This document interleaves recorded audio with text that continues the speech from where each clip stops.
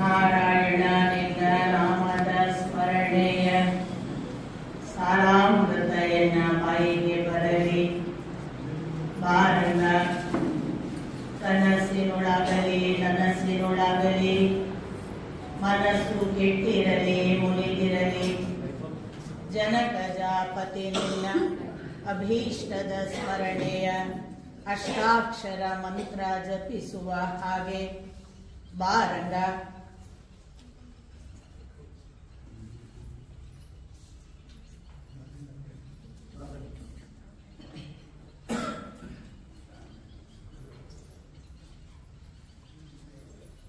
ನಾರಾಯಣಂ ನಮಸ್ಕೃತ್ಯ ನರಂ ಚೈವ ನರೋತ್ತಮಂ ದೇವೀಂ ಸರಸ್ವತೀಂ ವ್ಯಾಸಂ ತತೋ ಜಯಮುದೀರಯೇತ್.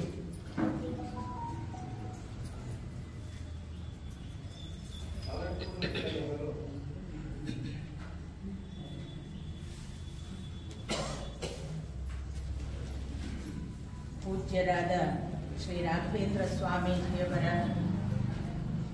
ಚರಣ ಕಮಲಗಳಲ್ಲಿ ಕೊಡಮಟ್ಟು ನೆರೆದಿರುವ ಎಲ್ಲ ಹಿರಿಯರ ಪದತಲಕ್ಕೆ ಹಣೆ ಹಚ್ಚಿ ನಮಸ್ಕಾರ.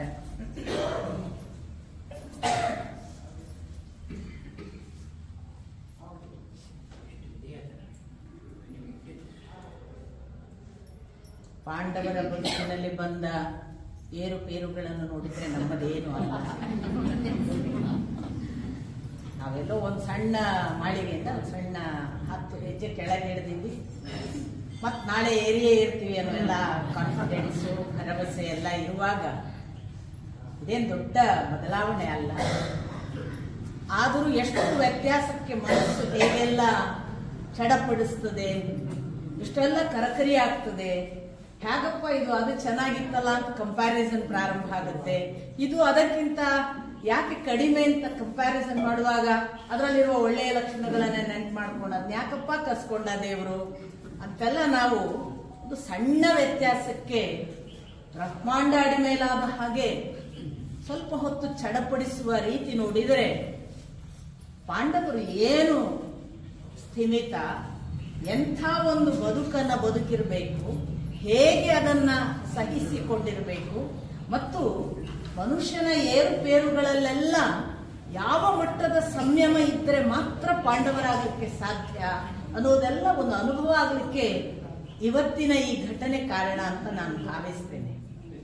ಬಹುಶಃ ಒಂದು ಮಳೆ, ಒಂದು ಸಣ್ಣ ಮೋಡ, ಒಂದು ಪೃಥ್ವಿಯ ಗಂಧದ ವಾಸನೆ ಬದುಕನ್ನ ನಮ್ಮನ್ನ ಎಷ್ಟು ಬದಲಾಯಿಸ್ತದೆ. ಇದು ಪ್ರಾಕೃತಿಕ ಬದಲಾವಣೆ. ಆದರೆ ಮನುಷ್ಯ ತನ್ನಷ್ಟಕ್ಕೆ ತಾನು ಎಷ್ಟು ಗದ್ದಲ ಮಾಡಿಕೊಂಡು ಒಳಗಿರುವ ಅರಿಷಡ್ವೈರಿಗಳಿಗೆ ಅನುಗುಣವಾಗಿ ಒಳಗೊಳಗೆ ಕತ್ತಿ ಮಸೀತ ಇನ್ನೊಬ್ಬ ಸುಖದಲ್ಲಿ ಇರಬಾರ್ದು ಅನ್ನುವುದಕ್ಕೆ ತಾನು ಪ್ರಯತ್ನ ಪಟ್ಟಾಗ ಅವನು ಪ್ರಕೃತಿಗಿಂತ ಎಷ್ಟು ಭಯಾನಕವಾಗಿ ಮತ್ತು ದುಷ್ಟ ರೀತಿಯಿಂದ ಇನ್ನೊಬ್ಬರ ಬದುಕನ್ನು ಹಾಳು ಮಾಡ್ತಾನೆ ಅಂತ ನೋಡಿದ್ರೆ ನಮಗೆ ಪ್ರಕೃತಿ ಕೊಟ್ಟ ಕಷ್ಟ ದೊಡ್ಡ ಕಷ್ಟವೇ ಅಲ್ಲ. ಮನುಷ್ಯ ಕೊಡುವ ಕಷ್ಟದ ಮುಂದೆ, ಮನುಷ್ಯ ಮಾಡುವ ದುಷ್ಟತನದ ಮುಂದೆ ಪ್ರಕೃತಿ ಎಲ್ಲೋ ಅಪರೂಪಕ್ಕೆ ಇಂಥ ಸಣ್ಣ ಪುಟ್ಟ ವ್ಯತ್ಯಾಸಗಳನ್ನ ಮಾಡುತ್ತೆ. ನೀವು ಇವತ್ತು ನಿನ್ನೆಯ ದಿನದ ಮುಂದುವರಿಕೆಯ ಭಾಗವಾಗಿ ಪಾಂಡವಾದಿಗಳ ಕಥನವನ್ನ ಅಥವಾ ಬದುಕನ್ನ ನೋಡುವುದಾದರೆ, ನಾನು ನಿನ್ನೆ ದಿನ ಹೇಳುವಾಗ ಅನೇಕ ಸಂದರ್ಭಗಳಲ್ಲಿ ವಸಿಷ್ಠರ ಒಂದು ಕಾಮ, ಅವರು ಹುಟ್ಟಿದಂತಹ ಒಂದು ಕ್ರಮ, ಅಥವಾ ಅಶ್ಮಕನನ್ನು ಹುಟ್ಟಿಸಬೇಕಾದ್ರೆ ಯಾವ ಕಾರಣಕ್ಕೆ ಅದು ಆ ಥರದ ಹುಟ್ಟು ಆಯಿತು, ಇಬ್ಬರು ಬ್ರಾಹ್ಮಣರನ್ನ ಕೊಂದದ್ದಕ್ಕೆ ಅಥವಾ ಬ್ರಾಹ್ಮಣರಲ್ಲಿ ಒಬ್ಬನನ್ನ ನರಭಕ್ಷಣೆ ಮಾಡಿದ್ದಕ್ಕೆ ಕಲ್ಮಾಶಪಾದನೆಗೆ ಆದಂತಹ ಒಂದು ಶಾಪ, ಅನೇಕ ಸಂದರ್ಭಗಳೆಲ್ಲ. ಆಮೇಲೆ ಅದರ ಪೂರ್ವದಲ್ಲಿ ನಾವು ನೋಡಿದ ಯಾವುದೋ ಒಂದು ಶರಸ್ತಂಭದಲ್ಲಿ ಬಿದ್ದಂತಹ ಮಕ್ಕಳು ಕೃಪೆಯಾಗಿ ಬಿಡ್ತಾರೆ, ಯಾವುದೋ ದ್ರೋಣದಲ್ಲಿ ಕಾಪಿಟ್ಟ ಒಂದು ರೇತಸ್ಸು ಮರು ಉದ್ಭವಿಸುವ ಮತ್ತಷ್ಟು ದಿನಗಳಲ್ಲೂ ದ್ರೋಣ ಅನ್ನುವ ಒಬ್ಬ ಪುತ್ರನಾಗ್ತಾನೆ. ಒಂದು ಕಾಮದ ಪರಿಚಯವೋ, ಕಾಮದ ಇನ್ನೊಂದು ಆಯಾಮವೋ, ಒಂದು ಮುಖವನ್ನು ನಾವು ನಿರಂತರ ನೋಡ್ತಿದ್ದೇವೆ. ಅದರ ಪರಿಣಾಮವಾಗಿ ಒಂದು ಭಾರತೀಯ ಪರಂಪರೆಯಲ್ಲಿ ಕಾಮಶಾಸ್ತ್ರಕ್ಕೆ ಹೊಸ ವ್ಯಾಖ್ಯಾನ ಬರೆದ ಹಾಗೆ ಚಂದ್ರವಂಶದ ವಿವರಣೆ ಇದೆ. ನಾನು ಮತ್ತೆ ಮತ್ತೆ ನಿಮಗೆ ಯಾಕೆ ಹೇಳ್ತೇನೆ ಅಂದ್ರೆ, ಅರ್ಥೇಚ ಕಾಮೇಚ ಮತ್ತೆ ಧರ್ಮೇಚ ಮೂರನ್ನು ಹೇಳ್ತೇನೆ ಅಂತ ಹೇಳುವ ಈ ಮಹಾಭಾರತದಲ್ಲಿ ಕೊನೆಗೊಂದು ಸಂದರ್ಭ ಇದೆ, ಅದು ಮೋಕ್ಷೇಚ ಕೂಡ. ಯಾವ ಮೋಕ್ಷ? ಜಗತ್ತಿನ ಎಲ್ಲಕ್ಕಿಂತ ಆ ಭಗವಂತನ ಕಡೆಗೆ ಹೋಗುವ ವೈರಾಗ್ಯವೇ ಬಹಳ ಸುಂದರವಾದದ್ದು ಅಂತ ಹೇಳುವುದು ಮಹಾಭಾರತದ ಕೆಲಸ. ಅದಕ್ಕೆ ಪೂರ್ವದಲ್ಲಿ ಧರ್ಮ ಏನು ಅಂತ ಹೇಳಬೇಕು, ಕಾಮ ಏನು ಅಂತ ಹೇಳಬೇಕು, ಅರ್ಥ ಏನು ಅಂತ ಹೇಳಬೇಕು ಒಂದು ಭಾಗ. ಆ ಧರ್ಮಕ್ಕಾಗಿ ಯಾವ ಯಾವ ತರ ಹೋರಾಟ ಆಗುತ್ತೆ, ಕಾಮಕ್ಕಾಗಿ ಎಂತೆಂಥ ಲಂಪಟರು ಹೇಗೆ ಇದ್ದವರನ್ನೆಲ್ಲ ಹಾದಿಗೆ ತರುವುದಕ್ಕೆ ಯಾವ ಯಾವ ನಿಯಮಗಳನ್ನು ಮಾಡಿದ್ದಾರೆ, ಜೊತೆಗೇನೆ ಅದರ ಆಚೆಗೆ ಇರುವಂತಹ ಅರ್ಥ ಸಂಪಾದನೆಗೆ ಬಂದಾಗ ಆ ಅರ್ಥ ಸಂಪಾದನೆ ತನಗೆ ಎಂಥ ಒಂದು ಮಹತ್ವವಾದ ಸಂಪತ್ತು ಅಂತ ಎಣಿಸಿದ ಒಬ್ಬ ಮನುಷ್ಯ ಅದರ ಹಿಂದೆ ಹೋದವನು ಯಾವ ಮಟ್ಟಕ್ಕೆ ನಾಶ ಆಗ್ತಾನೆ. ಅವನು ನಿರ್ಣಾಮ ಆಗಬೇಕು ಅನ್ನುವುದು ಉದ್ದೇಶ ಅಲ್ಲದಿದ್ರೂ ಕೂಡ ಅರ್ಥ ಸಂಪತ್ತಿನ ಹಿಂದೆ ಹೋದವನು ನಿರ್ಣಾಮ ಆಗಿ ಉಳಿಯುವ ಪಂಚಪಾಂಡವರಿಗೆ ಯಾವ ಮಟ್ಟದ ವಿರಕ್ತಿ, ವೈರಾಗ್ಯ, ಇಷ್ಟಕ್ಕಾಗಿ ಇಷ್ಟೆಲ್ಲ ಹೋರಾಟವ ಅನ್ನುವ ಒಂದು ಸಂದೇಶವನ್ನು ಕೊಡುವ ಹಾಗೆ ಇಡೀ ಮಹಾಭಾರತ ಇರೋದ್ರಿಂದ ನಮಗೆ ಮತ್ತೆ ಆ ಕಾಮದ ಕುರಿತ ಪುನರ್ ಅವಲೋಕನವೋ, ಪುನರ್ ವ್ಯಾಖ್ಯಾನವೋ, ಪುನರ್ ವಿಮರ್ಶೆಯೋ ವೇದವ್ಯಾಸರು ಮಹಾಭಾರತದಲ್ಲಿ ಮಾಡ್ತಾರೆ. ಒಂದು ಪ್ರಶ್ನೆ, ರೇತಸ್ಸು ಯಾರದ್ದೆಲ್ಲ ಒಂದು ಅನಿವಾರ್ಯ ಸಂದರ್ಭದಲ್ಲಿ ಸ್ಖಲನ ಆಗಿದೆಯೋ ಅವೆಲ್ಲ ಮಹಾ ತಪಸ್ವಿಗಳು, ಋಷಿಗಳು. ಅವರ ಹೆಸರೇ ಊರ್ಧ್ವರೇತಸ್ಕರು ಅಂತ. ಅಂದ್ರೆ ಅವರೆಂದು ಊರ್ಧ್ವಮುಖಿಯವರ ಶಕ್ತಿ ಸಂಚಲನ ಎಂದು ಅಧೋಮುಖ ಗೊತ್ತಿಲ್ಲ. ಮನುಷ್ಯನಿಗೆ ಗೊತ್ತಿರುವುದು ಅಧೋಮುಖ ಸಂಚಲನ, ಇವರಿಗೆಲ್ಲ ಊರ್ಧ್ವಮುಖಿ ಸಂಚಲನ. ಅಂತ ಊರ್ಧ್ವಮುಖಿ ಸಂಚಲನದ ಮಹಾಶಕ್ತಿ ಇರುವ ಅತ್ಯಂತ ಪ್ರಬಲ ತಪಸ್ಸಿನಿಂದ ತಮ್ಮನ್ನು ತಾವು ಗಟ್ಟಿಯಾಗಿ ಸಂಯಮಕ್ಕೆ ತಂದುಕೊಂಡ ಮಹಾ ಋಷಿಗಳೆಲ್ಲ ಯಾವುದೋ ಒಬ್ಬ ಘೃತಾಚಿಯನ್ನು, ಯಾವುದೋ ಒಬ್ಬ ಮೇನಕೆಯನ್ನು, ಮತ್ಯಾವುದೋ ಒಬ್ಬ ಅಪ್ಸರೆಯನ್ನು ನೋಡಿ ರೇತಸ್ಸು ಸ್ಖಲನ ಆಗ್ತದೆ. ಆ ರೇತಸ್ಸು ಸ್ಖಲನ ಆದರೆ ನೀವು ನೋಡಿ ವೇದವ್ಯಾಸರ ಅಷ್ಟು ಋಷಿ ಪರಂಪರೆಯ ಯಾವ ರೇತಸ್ಸು ಸ್ಖಲನ ಆದರೂ ಕೂಡ ವ್ಯರ್ಥ ಆಗುವುದಿಲ್ಲ. ಋಷಿ ಪರಂಪರೆಯ ರೇತಸ್ಸು ಅಂದ್ರೆ ಅದು ಸೃಷ್ಟಿ ಕಾರಣಕ್ಕಾಗಿ ಮಾತ್ರ ಅಧೋಮುಖವೇ ಹೊರತು ಅಲ್ಲದೆ ಇದ್ರೆ ಊರ್ಧ್ವಮುಖ, ಅದಕ್ಕೆ ಬೇರೆ ಕೆಲಸ ಇಲ್ಲ. ಕಾಮ ಸಂಚಲನ, ಕಾಮಕ್ಕಾಗಿ ದೈಹಿಕ ತೀಟೆಗಾಗಿ ಸೇರುವುದು ಅದು ಅವರ ಪರಿಕ್ರಮವೇ ಅಲ್ಲ. ಮತ್ತೆ ಅವರು ಯಾವಾಗೆಲ್ಲ ಈ ತರ ತಮಗೆ ಗೊತ್ತಿಲ್ಲದೆ ಯಾವುದೋ ಒಂದು ಅಚಾನಕ್ ಸಂದರ್ಭದಲ್ಲಿ ರೇತಸ್ಸು ಸ್ಖಲನ ಆದ್ರೆ ಅದು ಸೃಷ್ಟಿ ಕಾರಣಕ್ಕಾಗಿಯೇ ರೇತಸ್ಸು ಸ್ಖಲನ ಆಗಬೇಕು ಹೊರತು ಇನ್ನೊಂದು ಕಾರಣ ಇಲ್ಲ ಅನ್ನುವ ಹಾಗೆ ಒಂದು ಭಾಗದ ಪುರುಷ ಮುಖವನ್ನ ತೋರಿಸಿದ್ರು. ಇನ್ನೊಂದು ಬಹಳ ಇಂಟ್ರೆಸ್ಟಿಂಗ್, ಈಗ ದ್ರೌಪದಿಯ ವಿಷಯಕ್ಕೆ ಬಂದಾಗ ದ್ರೌಪದಿಗೆ ಮೊದಲು ಕುಂತಿ ಒಂದು ಶಾಸ್ತ್ರ ಹೇಳಿದ್ದು, 4 ಜನ ಪುರುಷನ ಜೊತೆಗೆ ಹೋಗುವುದು ಎಂದರೆ ಅವಳು ಸ್ವೈರಿಣಿ, 5ನೆಯ ಪುರುಷನ ಜೊತೆಗೆ ಇರುವುದು ಎಂದರೆ ಅವಳು ಕುಲಟೆ ಅಥವಾ ಬಂಧಕಿ ಅಥವಾ ವೇಶ್ಯೆ ಅಂತ ಅವರಿಗೆ ಹೆಸರು ಅಂತ ಈ ಮಾತು ಕೂಡ ಬಂದಿತ್ತು. 4 ಜನ ಪುರುಷರ ಜೊತೆಗೆ ಹೋಗುವುದು ಸ್ವೈರಿಣಿ ಅನ್ನುವಾಗ ಬಹಳ ಸ್ಪಷ್ಟವಾಗಿ ಒಂದು ನಿಯಮವನ್ನ ಅಲ್ಲಿ ವ್ಯಾಖ್ಯಾನಕಾರರು ಉಲ್ಲೇಖ ಮಾಡಿದ್ದನ್ನು ಕೂಡ ನಾನು ನಿಮಗೆ ಹೇಳಿದೆ. ವ್ಯಾಖ್ಯಾನಕಾರರು ಹೇಳ್ತಾರೆ, 4ನೆಯ ಪುರುಷನ ಜೊತೆಗೆ ಹೋಗುವುದು ಯಾರು ಸ್ವೈರಿಣಿ? ಗಂಡ ಇದ್ದಾಗ ಅವನನ್ನ ಬಲಿ ಕೊಟ್ಟು ಅವನಿಗೆ ಗೊತ್ತಿಲ್ಲದ ಹಾಗೆ 3 ಪುರುಷ ಅವಳಿಗೆ 4ನೆಯ ಪುರುಷನ ಹತ್ರ ಹೋದರೆ ಮುಂದೆ ಅವನನ್ನ ಸ್ವೈರಿಣಿ ಅಂತ ಹೇಳುವುದು. ಆಮೇಲೆ 5 ಪುರುಷ ಮತ್ತು ಅದಕ್ಕೂ ಹೆಚ್ಚಿನ ಪುರುಷ ಸಂಬಂಧ ಇದ್ದರೆ ವೇಶ್ಯೆ ಅಂತ. ದ್ರೌಪದಿಯನ್ನ ಹಾಗಾದ್ರೆ ಯಾವ ದೃಷ್ಟಿಯಲ್ಲಿ ವೇದವ್ಯಾಸರು ಅಥವಾ ನಾವೆಲ್ಲರೂ ಸ್ವೀಕಾರ ಮಾಡುವುದು? ಇದು ಪ್ರಶ್ನೆ ದೃಪದನದ್ದು ಮಾತ್ರ ಅಲ್ಲ, ಇವತ್ತಿಗೂ ಈ ಪ್ರಶ್ನೆಯನ್ನು ಕೇಳೋರಿದ್ದಾರೆ. ಬಹಳ ಜನ ಎಡಪಂಥೀಯರಿಗೆ ಇದೊಂದು ದೊಡ್ಡ ಅಸ್ತ್ರ. ಏನ್ರಿ ಅವ್ರ 5 ಜನ ಗಂಡಸನ್ನ ಇಟ್ಕೊಂಡ್ರೆ ನೀವು ಪತಿವ್ರತೆ ಆಗ್ತೀರಲ್ಲ ಅಂತ. ಪಾತಿವ್ರತ್ಯಕ್ಕೆ, ಬ್ರಹ್ಮಚರ್ಯಕ್ಕೆ ಬಹಳ ವಿಶೇಷವಾದ ವ್ಯಾಖ್ಯಾನ ಕೊಟ್ಟರು ವೇದವ್ಯಾಸ. ಸೃಷ್ಟಿಗಾಗಿ ರೇತಸ್ಸು ಸ್ಖಲನವಾದರೆ ಅದು ಬ್ರಹ್ಮಚರ್ಯ ನಷ್ಟವಲ್ಲ, ಇದು ವೇದವ್ಯಾಸರ ವ್ಯಾಖ್ಯಾನ. ಸೃಷ್ಟಿ ಕ್ರಿಯೆಗಾಗಿ ರೇತಸ್ಸು ಸ್ಖಲನವಾದರೆ ಅದು ಬ್ರಹ್ಮಚರ್ಯ ನಷ್ಟವಲ್ಲ. ಗೃಹಸ್ಥಾಶ್ರಮದಲ್ಲಿದ್ದು ಮಕ್ಕಳನ್ನು ಹಡೆಯುವುದಕ್ಕಾಗಿ ಕೂಡಿ ಮಕ್ಕಳಿಗಾಗಿ ಅಲ್ಲದೆ ಬೇರೆ ಕಾರಣಕ್ಕೆ ಕೂಡದೆ ಒಮ್ಮೆ 2-3 ಮಕ್ಕಳ ಸಂತಾನಕ್ಕಾಗಿ ಮಾತ್ರ ಸಂಸರ್ಗ ಮಾಡಿ ಆ ಬಳಿಕ ಮಕ್ಕಳ ಜೊತೆಗೆ ಗೃಹಸ್ಥ ಆಶ್ರಮದಲ್ಲಿ ಹೆಂಡತಿಯ ಜೊತೆಗೆ ಸಾಯುವವರೆಗೆ ಬದುಕಿದ ಋಷಿ ಪತ್ನಿಯರನ್ನು ವೇದವ್ಯಾಸರು ಅವರದ್ದು ಬ್ರಹ್ಮಚರ್ಯ ಆಶ್ರಮ ಅಂತಲೇ ಕರೀತಾರೆ. ಯಾವೆಲ್ಲ ಸಂದರ್ಭದಲ್ಲಿ ಒಬ್ಬ ಅತ್ಯಂತ ಬ್ರಹ್ಮಚರ್ಯ ನಿಷ್ಠನಾಗಿರುವಾಗ ಒಬ್ಬಳು ಹೆಣ್ಣು ತನಗೆ ಅಯಾಚಿತವಾಗಿ ಬಂದು ಇವನೇನು ಅವಳನ್ನು ಹುಡುಕಿಕೊಂಡು ಹೋಗುವುದಲ್ಲ, ಅವನಾಗಿ ಬಂದು ಬೇಡಿ ನನಗೊಂದು ಮಗು ಬೇಕು ಅಂತ ಕೇಳಿಕೊಂಡಾಗ ಅವಳಿಗೆ ಮಗುವನ್ನು ಕರುಣಿಸಿದರೆ ಅದು ಆ ಕಾಲದ ಧರ್ಮ ಮತ್ತು ಅವನ ಬ್ರಹ್ಮಚರ್ಯ ನಷ್ಟ ಅಲ್ಲ.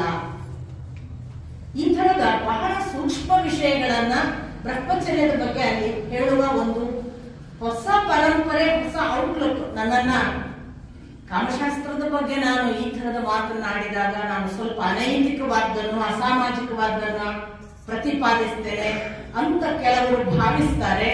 ನನ್ನ ವೈಯಕ್ತಿಕ ಅಭಿಪ್ರಾಯಗಳು ಇದಕ್ಕಿಂತ ಏನೂ ಭಿನ್ನವಾಗಿಲ್ಲ ಅನ್ನೋದು ಬೇರೆ ಮಾತು. ಮತ್ತು ವೈಯಕ್ತಿಕವಲ್ಲದೆ ಕೂಡ ಅದು ವೇದವ್ಯಾಸರ ಪರಂಪರೆ ಅನ್ನೋದು ಸ್ಪಷ್ಟವಾಗಿ ನಿಮಗೆ ಓದುವಾಗ ಗೊತ್ತಾಗುತ್ತೆ.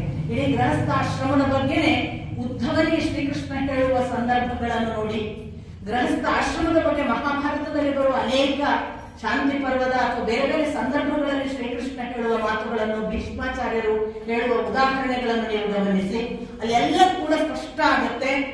ದೈಹಿಕವಾದ ರೇತಸ್ಸಿನ ಸ್ಖಲನಕ್ಕೂ ಬ್ರಹ್ಮಚರ್ಯದ ಸಂಯಮದ ನಿಷ್ಠೆ ಮತ್ತು ಭಗವಂತನ ಕಡೆಗೆ ನಡೆಯುವ ಆಧ್ಯಾತ್ಮಿಕ ಅಂತಃಶಕ್ತಿಗೂ ಯಾವ ಸಂಬಂಧ ಇಲ್ಲ. ಈಗ ಹೇಳಿದ್ರೆ ಅಂದರೆ ಲಂಪಟತನ ಮಾಡ್ಕೊಂಡು ಬ್ರಹ್ಮಚರ್ಯ ಆಗಿರ್ಬೋದಾ ಅಂತ ನೀವು ಕೇಳಬಹುದು. ಆ ಸಂಯಮದ ಒಳಗೆ, ಆತ್ಮ ಸಂಯಮದ ಒಳಗೆ ಸೃಷ್ಟಿ ಭಾಗ ಹೇಗಿರಬೇಕು ಅನ್ನೋದನ್ನ, ಅದು ಎಂಥ ಪವಿತ್ರ ಕ್ರಿಯೆ ಅನ್ನೋದನ್ನ ಆ ನಿಟ್ಟಿನಲ್ಲಿ ನೋಡಬಲ್ಲ, ಬದುಕಬಲ್ಲ, ಅನುಭವವನ್ನ ಪಾಠ ಮಾಡಿ ಅದನ್ನ ತಮ್ಮ ಬದುಕಿನ ಒಂದು ಶಸ್ತ್ರದ ಹಾಗೂ ಅಸ್ತ್ರದ ಹಾಗೂ ಬಳಸಬಲ್ಲ ಸಾಮರ್ಥ್ಯವುಳ್ಳವರು ಮಾತ್ರ ಈ ಮಾತನ್ನ ವೇದವ್ಯಾಸರ ಈ ವ್ಯಾಖ್ಯಾನವನ್ನು ಅರ್ಥ ಮಾಡ್ಕೊಳ್ಳಕ್ ಸಾಧ್ಯ. ಆದ್ರಿಂದ ಪ್ರಶ್ನೆ ಸಹಜವಾಗಿ, ದ್ರೌಪದಿಗೆ 5 ಗಂಡ ಹೇಗೆ ಒಪ್ಕೊಳ್ಳೋದು? ದ್ರುಪದ ಕೇಳ್ತಾನೆ, ಇದು ಅಧರ್ಮ, ಇದು ನೀತಿ ಅಲ್ಲ, ನನಗೆ ಇದನ್ನು ಒಪ್ಪಲಿಕ್ಕೆ ಸಾಧ್ಯವಿಲ್ಲ. ನಾನು ನಿನ್ನೆ ದಿನ ಹೇಳಿದೆ, ಇದಕ್ಕೆ ಯುಧಿಷ್ಠಿರ ಬಹಳ ವ್ಯಾಖ್ಯಾನ ಕೊಡ್ಲಿಲ್ಲ. ಬಹಳ ಹಿನ್ನೆಲೆ ಅಥವಾ ಯಾವುದೋ ಶಾಸ್ತ್ರೋದ್ಧಾರ ಮಾಡಿ ಅದರಲ್ಲಿ ಹೀಗೆ ಹೇಳಿದೆ, ಇದರಲ್ಲಿ ಹೀಗೆ ಹೇಳಿದೆ ಅಂತ ಅವನು ಯಾರನ್ನು ಕೋಟ್ ಮಾಡಲಿಲ್ಲ. ಅವನು ಕೋಟ್ ಮಾಡಿದ ನನ್ನ ಅಂತ ಸಾಕ್ಷಿ. ಇದು ಇನ್ನೊಂದು ಹೊಸ ಒಂದು, ಅಂದ್ರೆ ವೇದವ್ಯಾಸರು ಹೇಳುವ ಇನ್ನೊಂದು ಮುಖ ಏನು ಅಂತಂದ್ರೆ, ಪಾವಿತ್ರ್ಯ ಅನ್ನುವುದು ನಿಜದಲ್ಲಿ ನಡೀತಾ ಬಂದವನಿಗೆ ಶಾಸ್ತ್ರ ಕೂಡ ಕೈವಶ ಆಗ್ತದೆ ಅಂತ. ಅವನಿಗೆ ಮತ್ತೊಂದು ಪುಸ್ತಕವನ್ನು ನೋಡಿ ಉದ್ಧರಿಸಬೇಕಾದ ಅವಶ್ಯಕತೆ ಇಲ್ಲ. ಅವನ ಅಂತರಂಗದಲ್ಲಿ ಅಂಥದ್ದೊಂದು ಶಕ್ತಿ, ಅದು ಅವನಲ್ಲಿಯೇ ಒಂದು ಹೊಸ ಸಾಧ್ಯತೆಯನ್ನ, ಮತ್ತು ಅವನಿಗೆ ಅದಕ್ಕೆ ಇನ್ನೊಬ್ರು ಯಾರದ್ದೋ ಪ್ರಮಾಣ, ಅದಕ್ಕೆ ನೋಡಿ ಅನುಭವ, ಪ್ರಮಾಣ, ರೂಢಿ ಇವುಗಳನ್ನೆಲ್ಲ ಹೇಳಿದ್ರು. ಶಾಸ್ತ್ರ ವಿಹಿತವಾಗಿ ನಡೆಯುತ್ತ ಶ್ರೀಕೃಷ್ಣ ಭಗವದ್ಗೀತೆಯಲ್ಲಿ ಕೂಡ ಅರ್ಜುನನಿಗೆ ಹೇಳ್ತಾನೆ, ಶಾಸ್ತ್ರಕ್ಕನುಗುಣವಾಗಿ ನಡೆಯುತ್ತ. ಇದಕ್ಕೆ ಮುಂದಿನ ಪ್ರಶ್ನೆ ಅರ್ಜುನನದಿರುತ್ತೆ ಭಗವದ್ಗೀತೆಯಲ್ಲಿ ಶ್ರೀಕೃಷ್ಣನಿಗೆ ಕೇಳ್ತಾನೆ ಅವನು. ಶಾಸ್ತ್ರ ಬಿಟ್ಟು ನಡೆಯುವ ಅನೇಕ ಮಹಾನುಭಾವರಿದ್ದಾರಲ್ಲ, ಅವರನ್ನು ಹಾಗಾದ್ರೆ ಯಾವ ರೀತಿಯಿಂದ ನೋಡೋದು ಅಂತ ನೋಡಿ. ಇಮಿಡಿಯೇಟ್ ಕ್ವೆಶ್ಚನ್ ಕೃಷ್ಣನೇ. ಯಾಕೆ ಶಾಸ್ತ್ರವನ್ನೇ ಆಚರಿಸದ ಎಷ್ಟೋ ಮಂದಿ ಇದ್ದಾರೆ. ನೀವು ಅವಧೂತ ಪರಂಪರೆಯನ್ನು ನೋಡಿ, ನಾವು ಶಾಸ್ತ್ರ ಅಂದ್ರೆ ಏನು ಅಂತ ಕೆಲವೆಲ್ಲ ಶಾಸ್ತ್ರದ ಯಾವ್ಯಾವುದನ್ನು ಹೇಳಿದ್ರೆ ಅನ್ಕೊಳ್ಳಿ. ಬೆಳಿಗ್ಗೆ ಸ್ನಾನ ಮಾಡೋದು, ಪೂಜೆ ಮಾಡೋದು, ಪ್ರಾತರ್ ವಿಧಿಗಳು, ಸ್ನಾನದ ಜೊತೆಗಿನ ಆತ್ಮಿಕದ ಬೇರೆ ಬೇರೆ ಕ್ರಿಯೆಗಳು ಯಾವೆಲ್ಲವನ್ನ ನೀವು ಪಟ್ಟಿ ಮಾಡ್ತಾರೆ ಇಟ್ಕೊಳ್ಳಿ. ಅಧ್ಯಯನ, ಅಧ್ಯಾಪನ, ಯಾಜನ, ಯಜನ ಎಲ್ಲ ಹೇಳ್ತೀರಿ ಇಟ್ಕೊಳ್ಳಿ. ಯಾವ ಅವಧೂತರು ಮಾಡ್ತಾರೆ? ನಾನೇ ನೋಡಿದ ಅವಧೂತರು 5-6 ದಿನ ಸ್ನಾನ ಮಾಡಿದೆ, ನನ್ನ ಜೊತೆಗಿದ್ದ ನಾನು. ಅವ್ರು ಸ್ನಾನ ಮಾಡಲ್ಲ ಅಂತ ಅನ್ಸಲ್ಲ, ಭಯಂಕರ ಘಮಘಮನೇ ಇರ್ತಾರೆ. ಅವರ ಮೈಯಲ್ಲಿ ಕಾಂತಿನೂ ಹಾಗೆ ಇರುತ್ತೆ, ಅವರ ಫ್ರೆಶ್ನೆಸ್, ಅವರಿರುವಂತಹ ಒಂದು ಆ ತೇಜಸ್ಸು, ಅದು ಅವ್ರು ಸ್ನಾನ ಮಾಡಬೇಕು ಅನ್ನೋ ಅವಶ್ಯಕತೆಯನ್ನೇ ನಮಗೆ ಗಮನಕ್ಕೆ ತಾರದ ಹಾಗೆ, ಅವರಂಥ ಪಾವಿತ್ರ್ಯವನ್ನ ನಮಗೆ ಎಕ್ಸ್ಪೀರಿಯನ್ಸ್ ಮಾಡುವ ಹಾಗೆ ಅವರ ಒಳಗೊಂದು ತೇಜಸ್ಸು ಇರುತ್ತೆ, ಅವರ ಕಾಂತಿ. ಆಮೇಲೆ ಅವರೆಲ್ಲೂ ಕೂಡ ಕೆಟ್ಟ ಕೆಲಸ, ಕೆಟ್ಟ ನಡತೆ, ಕೆಟ್ಟ ನುಡಿ, ಕೆಟ್ಟ ಆಚಾರ ಅವ್ರಿಗೆ ಗೊತ್ತೇ ಇಲ್ಲ. ಆದ್ರೆ ಅವರ ನಡೆನುಡಿ ನಾವು ಹೇಳುವ ಮಣಿವಂತ ಪರಂಪರೆಯ ಸಾಂಪ್ರದಾಯಿಕ ವಿಧಿವಿಧಾನ ಇರಲಿಕ್ಕಿಲ್ಲ. ಆದ್ರೆ ಅವರ ನಡೆನುಡಿ ಇದೆಲ್ಲಕ್ಕಿಂತ ಭಿನ್ನವಾದ ಬಹಳ ವಿಶೇಷವಾದ ಒಂದು ಆಯಾಮದಲ್ಲಿ ಇರುತ್ತೆ. ಅವರು ಹಾಗಾದ್ರೆ ಶಾಸ್ತ್ರ ಪರಂಪರೆಯನ್ನು ನಡೀತಾರ? ಶಾಸ್ತ್ರ ಪರಂಪರೆಯ ಒಂದು ಮಾದರಿ ಅಲ್ಲ ಇನ್ನೊಂದು ಇದೆ ಅನ್ನುವುದೇ ಶ್ರೀಕೃಷ್ಣನ ಮಾರ್ಗ ವೇದವ್ಯಾಸರ ಬಿಡುವ ಮಾರ್ಗ. ಶಾಸ್ತ್ರವನ್ನು ಅಲ್ಲಗಳೆದಲ್ಲ, ಶಾಸ್ತ್ರದ ಬಗ್ಗೆ ಸಂಪೂರ್ಣ ಗೌರವವಿದ್ದು ಶಾಸ್ತ್ರವನ್ನು ಅದರ ಆಚಾರ ವಿಚಾರಗಳಲ್ಲಿ ಸಂಪೂರ್ಣವಾಗಿ ನಡೆಯಬಹುದಾದ ಸಾಧ್ಯತೆಗಳನ್ನು ಒಪ್ಪಿಕೊಂಡು ಅದೇ ಅಲ್ಲ ಅದರ ಆಚೆಗಿದೆ ಅದನ್ನು ವೇದವ್ಯಾಸರ ಮುಂದುವರೆದ ಭಾಗದ ಹಾಗೆ ಮಧ್ವಾಚಾರ್ಯರು ಅನುಭವ ಪ್ರಮಾಣ ಅಂತ ಹೊಸದೊಂದನ್ನು ಸೇರಿಸಿದರು. ಸಪೋಸ್ ಶಾಸ್ತ್ರ ರೂಢಿ ಮತ್ತು ನಾವು ನಡೆದ ಸಂಪ್ರದಾಯಗಳ ಆಚೆಗೆ ಮನುಷ್ಯನಿಗೆ ಒಂದು ವಿಶೇಷ ಅನುಭವ ಆಯ್ತಪ್ಪ. ಆ ಅನುಭವ ಇಷ್ಟವರೆಗೆ ಯಾರಿಗೂ ಆಗಿದ್ದಿಲ್ಲ ಅಂತ ಇಟ್ಕೊಳ್ಳೋಣ, ಅದು ಶಾಸ್ತ್ರದಲ್ಲಿ ಇರಲಿಲ್ಲ ಅಂತ ಇಟ್ಕೊಳ್ಳೋಣ, ಅದು ರೂಢಿಯಲ್ಲಿ ಯಾರಿಗೂ ಗೊತ್ತಿಲ್ಲ ಅಂತಿದ್ದಿರ್ಲಿಕ್ಕೆ ಸಾಕು. ಸಾಂಪ್ರದಾಯಿಕವಾಗಿ ಪ್ರಮಾಣದಲ್ಲಿ ಸಿಕ್ಕುವ ಇಷ್ಟರವರೆಗಿನ ಪ್ರಮಾಣಕ್ಕೆ ತೂಗಿ ನೋಡ್ಲಿಕ್ಕೆ ಸಿಗುವ ಆಧಾರ ಇಲ್ಲ ಅಂತ ಇಟ್ಕೊಳ್ಳೋಣ. ಆಗ ನಿನ್ನ ಅನುಭವವೇ ಪ್ರಮಾಣ ಅಂತ. ಇದು ಹೊಸ ಆಯಾಮ. ಮಧ್ವಾಚಾರ್ಯರು ಇದನ್ನ ಹೊಸ ಆಯಾಮವಾಗಿ ಕೊಟ್ಟರು. ಯಾಕೆ? ಇದರ ಹಿಂದೆಲ್ಲ ಕೃಷ್ಣ ಇದ್ದಾನೆ. ಅವರ ಈ ತರದ ಇನ್ಸೈಟ್ಗಳ ಹಿಂದೆ ಕೃಷ್ಣನ ನಡೆ ಇದೆ, ಕೃಷ್ಣನ ಯೋಚನಾ ಕ್ರಮಗಳಿವೆ. ಆದ್ರಿಂದ ಅವರು ಅನುಭವವೂ ಪ್ರಮಾಣ. ಯಾಕೆಂದ್ರೆ ಅಷ್ಟರವರೆಗೆ ನಡೆಯದ್ದನ್ನು ಕೃಷ್ಣ ನಡೆದ, ಅದು ಅವನ ಅನುಭವದ ಮೂಲಕ ಪ್ರಮಾಣ. ಹಾಗಾಗಿ ನೋಡಿ, ರಮಣ ಮಹರ್ಷಿಗಳ ಹಾಗೆ ಯಾರಿಗೂ ಗುರುಗಳಿಲ್ಲದೆ 10ನೇ ವರ್ಷದ ಹುಡುಗನಿಗೆ ಅಥವಾ 15ನೇ ವರ್ಷದ ಹುಡುಗನಿಗೆ ಯಾವ ಗುರುಗಳಿಲ್ಲದೆ ಸಮಾಧಿಸ್ಥ ಅವಸ್ಥೆಗೆ ಹೋಗಿ ಎಚ್ಚರಾಗುವಾಗ ಹೊಸಗೊಬ್ಬ ಹುಟ್ಟುತ್ತಾನಲ್ಲ, ಇದಕ್ಕೆ ಪರಂಪರೆಯಲ್ಲಿ ಶಾಸ್ತ್ರದಲ್ಲಿ ಆಧಾರ ಇಲ್ಲ. ನಿಗೊಬ್ಬ ಆದದ್ದಕ್ಕೆ ಅನುಭವ ಪ್ರಮಾಣ. ರಮಣರಾದ ಅನುಭವ ಸುಳ್ಳ. ಹೀಗೆ ಒಂದು ಶಾಸ್ತ್ರೀಯ ಮುಖ ಅಲ್ಲದ ಅನುಭವ ಇದೆ ಅನ್ನೋದು ಒಂದು ಭಾಗ. ಇನ್ನೊಂದು, ನಮಗೆ ಕಾಣಿಸುವುದೆಷ್ಟೋ ಅಷ್ಟೇ ಅಲ್ಲ, ಕಾಣಿಸೋದು ನಮ್ಮ ಒಳಗೆ ಇದೆ. ಈ ಉದಾಹರಣೆಗೆ ನಾನು ನಿನ್ನೆ ನಿಮಗೆ ಹೇಳಿದ್ದೆ, ದ್ರೌಪದಿಯಲ್ಲಿ ಒಬ್ಬಳೇ ಅಲ್ಲ, ಇನ್ನೂ 4 ಜನ ಇದ್ದರು ಅಂತ ನನ್ನ ಅಪ್ಪ ಹೇಳ್ತಾರೆ ಅಂತ. ನಮ್ಮ ಒಳಗೆ ನಾವು ಒಬ್ಬರೇ ಇಲ್ಲ ಅನ್ನೋದು ಎಷ್ಟೋ ಸಾರಿ ನಮಗೆ ಗಮನಕ್ಕೆ ಬರುತ್ತೆ. ಸಾಮಾನ್ಯವಾಗಿ ನಮ್ಮ ಒಳಗೆ 2 ತಾಕಲಾಟ ಎಲ್ಲರಲ್ಲೂ ಇಲ್ಲ. ಒಂದು ನಾನು ಯಾವಾಗಲೂ ಹೇಳಿದ್ದನ್ನು ಇನ್ನೊಂದು ಒಪೋಸ್ ಮಾಡುವ, ಇನ್ನೊಂದು ಖಂಡಿತ ನಮ್ಗೆ ಎಲ್ಲರಿಗೂ 2 ಗಮನಕ್ಕೆ ಬರುತ್ತೆ. ಬೈಸೆಕ್ಷುವಾಲಿಟಿ ಸೈನ್ಸ್ ಪ್ರಕಾರ ಕೂಡ ನಮ್ಮ ಎಲ್ಲರ ಕ್ವಾಲಿಟಿ. ಫಿಸಿಕಲಿ ಬಯೋಲಾಜಿಕಲಿ ನಮ್ಮ ಸೈನ್ಸ್ ಹೇಳುತ್ತೆ, ವಿಜ್ಞಾನ ನಮ್ಮಲ್ಲಿ ಇಬ್ಬರಿದ್ದಾರೆ, ಗಂಡು ಮತ್ತು ಹೆಣ್ಣು. ಹಾಗಾಗಿ 2 ದ್ವಿಲಿಂಗಿಗಳು ನಾವು. ಈ 2 ಇರುವ ನಾನು ಆಗುವುದು ಯಾವಾಗ? ಯಾವುದೋ ಒಂದು ದಿನ 2ರಲ್ಲಿ ಯಾವುದು ನಾನು ಪವರ್ಫುಲ್, ಅದಕ್ಕೆ ನನ್ನನ್ನು ನಾನು ಐಡೆಂಟಿಫೈ ಮಾಡ್ಕೊಂಡು ಅದರ ಜೊತೆಗೆ ನಾನಿದ್ದಾನೆ. ಸೊ ನಾನು ಹುಟ್ಟುತ್ತಾ ಗಂಡು ಅಲ್ಲ, ಹುಟ್ಟುತ್ತಾ ಹೆಣ್ಣು ಅಲ್ಲ. ಅದಕ್ಕೆ ಮುಲೆ ಮುಡಿ ಬಂದರೆ ಹೆಣ್ಣೆಂಬರು, ಗಡ್ಡ ಮೀಸೆ ಬಂದರೆ ಗಂಡೆಂಬರು, ನಡುವೆ ಸುಳಿವಾತ್ಮ ಗಂಡು ಅಲ್ಲ ಹೆಣ್ಣು ಅಲ್ಲ ಕಾಣ ರಾಮನಾಥ ಅನ್ನುವ ಮಾತು ಬಂತು. ಇಂಥ ಹಿನ್ನೆಲೆಯಲ್ಲಿ ಆ ಒಂದು ಮನುಷ್ಯ ತಾನು ಒಬ್ಬನೇ ಇರುವುದಿಲ್ಲ ಅನ್ನೋದು ನಮ್ಮೆಲ್ಲರ ಸಹಜವಾದ ಅನುಭವ. ಇದನ್ನು ಸ್ವಲ್ಪ ವಿಸ್ತರಿಸಿ ನೋಡಿದಾಗ ಪ್ರತಿಯೊಬ್ಬರಲ್ಲಿ ಸ್ಕಿಜೋಫ್ರೆನಿಕ್ ಅಂತ ಒಂದು ರೋಗವನ್ನ ಸೈನ್ಸಿನ ಸೈಕಾಲಜಿಕಲ್ ಡಿಪಾರ್ಟ್ಮೆಂಟ್ ಹೇಳುತ್ತೆ. 2 ಪರ್ಸನಾಲಿಟಿ ಅಥವಾ 2 ಡಿವೈನ್ ಪರ್ಸನಾಲಿಟಿ ಇದ್ದಾಗ ಬರುವಂತಹ ರೋಗ. 2 ವಿರುದ್ಧ ಪರ್ಸನಾಲಿಟಿಗಳು ಜೊತೆಗಿದ್ದಾಗ ಮನುಷ್ಯ ಸ್ಕಿಜೋಫ್ರೆನಿಕ್ ಆಗ್ತಾನೆ ಅಂತ. ಅವನು ಹುಚ್ಚರ ಹಾಗೆ ಅವನ ಮನಸ್ಸಿನ ಸ್ಥಿತಿ 2 ಕಡೆ ಇಬ್ಬಾಗ ಆಗಬಹುದು. ಅದಕ್ಕೆ ಉದಾಹರಣೆ, ಆ ತರದ ಹುಚ್ಚಿನ ಅನುಭವಗಳ ಉದಾಹರಣೆ ನಮ್ಮ ಮನೆಯ ಸುತ್ತಮುತ್ತಲಲ್ಲಿ ಯಾರು ಗೊತ್ತಿರುವುದರಲ್ಲಿ ನಿಮಗೆ ಅನುಭವಕ್ಕೆ ಬರಬಹುದು. ಹೀಗಲ್ಲದೆ 2 ಪರ್ಸನಾಲಿಟಿಯನ್ನ ನಾವು ನೋಡುವುದು ನಮ್ಮ ಭಾರತೀಯ ಪರಂಪರೆಯ ಅನೇಕ ಪಾತ್ರಗಳಲ್ಲಿ. ಈಗ ನೋಡಿ, ಹಿರಣ್ಯಕಶಿಪು ಹಿರಣ್ಯಾಕ್ಷ ಅಂತ 2 ರಾಕ್ಷಸರು. ಆದರೆ ಅವರು ಜಯ ವಿಜಯರು ಕೂಡ. ಅವರು ಕಾಣಿಸುವುದಕ್ಕೆ ಹಿರಣ್ಯಕಶಿಪು ಹಿರಣ್ಯಾಕ್ಷ. ಆದ್ರೆ ಹಿರಣ್ಯಾಕ್ಷ ಹಿರಣ್ಯಕಶಿಪು ಯಾಕೆ ಹೇಳಿದ್ರೆ ಅಲ್ಲ, ಅವರು ಒರಿಜಿನಲಿ ಜಯ ವಿಜಯರು. ಮತ್ತು ಅವರಿಗೆ ಅದು ನೆನಪಿರುತ್ತೆ. ಅವರಿಗೆ ಒಂದು ದಿನ ಅವರು ಹೋಗಿ ಭಗವಂತನನ್ನು ಸೇರುವಾಗ ಅವರು ಜಯ ವಿಜಯರೇ. ಹಾಗೆಯೇ ಮುಂದೆ ಅವರು ರಾವಣ ಕುಂಭಕರ್ಣ. ಆದ್ರೆ ಅವರು ರಾವಣ ಕುಂಭಕರ್ಣರಲ್ಲ, ಅವರ ಒಳಗೆ ಮತ್ತೆ ಇನ್ನಿಬ್ಬ ಜಯ ವಿಜಯರು ಹಾಗೆ ಇದ್ರು. ನಿಮಗೆ ಕಂಸನ ಉದಾಹರಣೆ ಬಂದ್ರೆ, ಕಂಸ ಒಬ್ಬನೇ ಅಲ್ಲ, ಅವನು ಪೂರ್ವದಲ್ಲಿ ಕಾಲನೇಮಿ, ಅವನ ಒಳಗೆ ಕಾಲನೇಮಿ ಕೆಲಸ ಮಾಡ್ತಲೇ ಇದ್ದ ಅನ್ನೋದು ಗೊತ್ತಾಗುತ್ತೆ. ಅರ್ಜುನ ಕೃಷ್ಣರಲ್ಲಿ ನರನಾರಾಯಣರು. ಅವರು ಕೃಷ್ಣಾರ್ಜುನರು ಮಾತ್ರರಲ್ಲ, ಅವರು ಆಗಾಗ್ಗೆ ತಾವು ನರನಾರಾಯಣರು ಅನ್ನೋದನ್ನ ಆ ಮಹಾಭಾರತದ ಬೇರೆ ಬೇರೆ ಕಡೆ ಹೇಳುವುದನ್ನ ನಾವು ಗಮನಿಸ್ತೇವೆ. ಹೀಗೆ 2 ಪರ್ಸನಾಲಿಟಿ ಇರುವುದಂತೂ ಖಚಿತವಾಗಿ ಗೊತ್ತಿದೆ. ಇನ್ನೊಂದು ಸಂಗತಿ ಇದೆ, ಅಗ್ನಿಯ ವಿಷಯಕ್ಕೆ ಬಂದಾಗ. ಅಗ್ನಿ ಒಬ್ಬ ಪುರುಷ ಅಂತ ನಾವು ಭಾವಿಸಿದ್ರೆ, ಅವನ ನಾಲಿಗೆಗಳನ್ನ ಹೇಳುವಾಗ ಉಪನಿಷತ್ ಹೇಳುತ್ತೆ, ಕಾಲಿ ಕರಾಲಿ ಚ ಮನೋಜವಾಚ ಸುರೋಹಿತಾಯ ಚ ಸುಧೂಮ್ರವರ್ಣ ಸ್ಫುಲಿಂಗಿನೇ ವಿಶ್ವರುಚಿ ಚ ದೇವಿ ಲೇಲಾಯಮಾನ ಇತಿ ಸಪ್ತಜಿಹ್ವಾ. 7 ನಾಲಿಗೆಗಳು ಹೆಣ್ಣು. ಈ ಪುರುಷನ ತಾಳೆ ಅಂತ ನಾಲಿಗೆಯ ರೂಪದಲ್ಲಿ ಅವಳು ಕೆಲಸ ಮಾಡ್ತಾಳೆ. ಈ ಹೆಣ್ಣೆ ಎಲ್ಲರನ್ನೂ ಎಲ್ಲ ಹಾಕಿದ್ದನ್ನು ತಿಂದು ಆ ಭಗವಂತನಿಗೆ ಮುಟ್ಟಿಸುವವಳು ಅನ್ನುವುದು ಅಗ್ನಿಯ ಕುರಿತ ವಿವರಣೆ. ಇದನ್ನ ಹೇಗೆ ಅರ್ಥ ಮಾಡಿದ್ರು ನಾನು?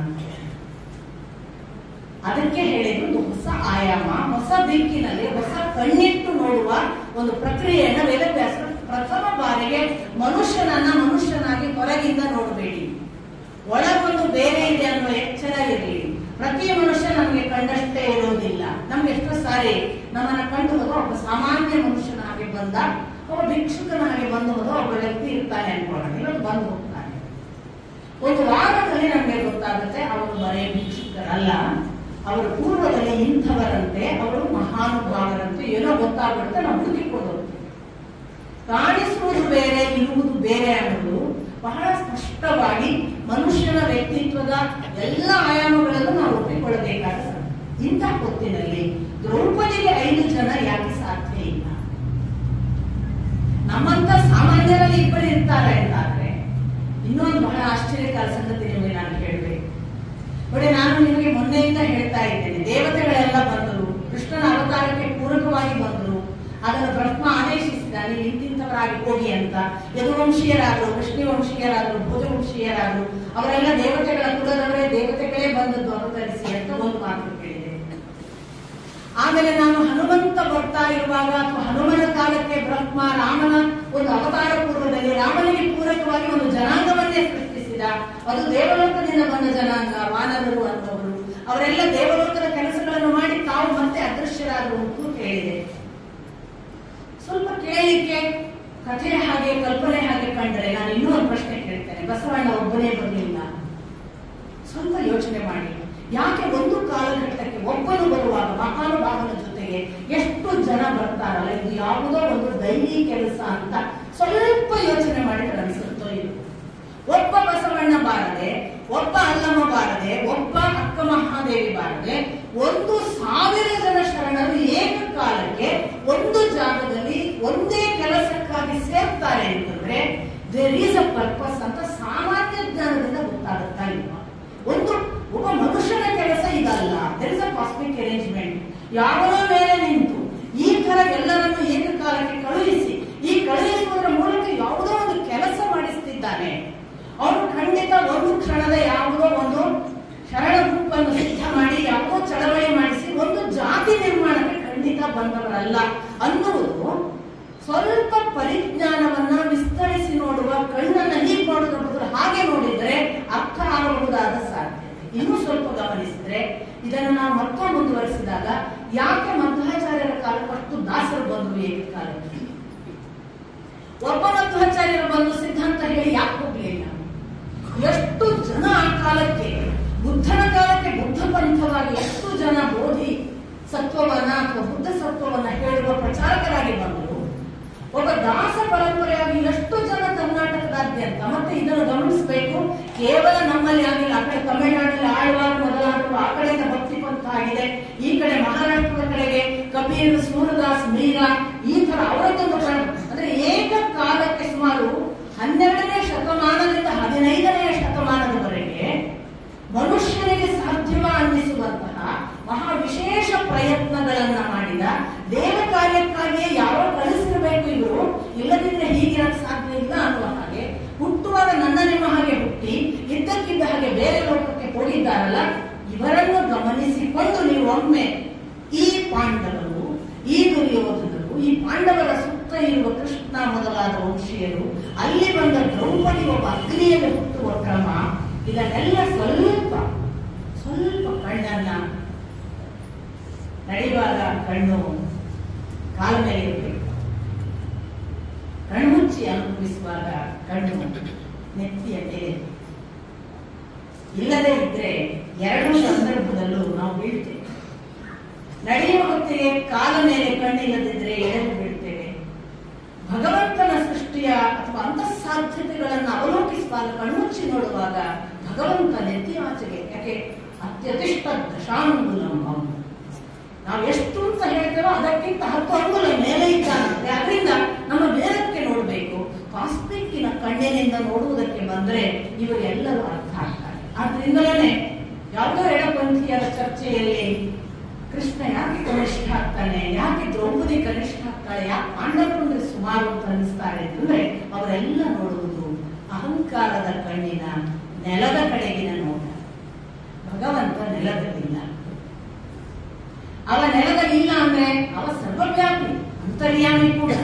ಆದ್ರೆ ಸರ್ವಶಕ್ತ, ಸರ್ವವ್ಯಾಪ್ತ, ಸರ್ವಜ್ಞ ಮತ್ತು ಅಂತರ್ಯಾಮಿ ಆಗಿರುವ ಭಗವಂತನನ್ನು ಅಂತರ್ಯಾಮಿಯಾಗಿ ನೋಡುವಾಗ ಅಂತರ್ಯಾಮಿಯಾಗಿ ಅನುಭವಿಸಬೇಕು. ಅವನನ್ನ ಸರ್ವವ್ಯಾಪ್ತ ಅಂತ ನೋಡುವಾಗ ಜಗತ್ತಿನ ಸಕಲ ಕಡೆಗಳಲ್ಲೇ ಅನುಭವಿಸಬೇಕು. ಅವನಷ್ಟು ತಿಳಿದ ಜ್ಞಾನ ಯಾರಿಗಿಲ್ಲ ಅನ್ನೋವಾಗ ನನ್ನ ಜ್ಞಾನವನ್ನು ಹೊರ ಹೆಚ್ಚಿ ನೋಡುವಾಗ ಅವನೊಟ್ಟಿಗೆ ಸರ್ವಜ್ಞತ್ವದ ಜೊತೆಗೆ ಕಂಪ್ಯಾರಿಸನ್ ಮಾಡಬೇಕು.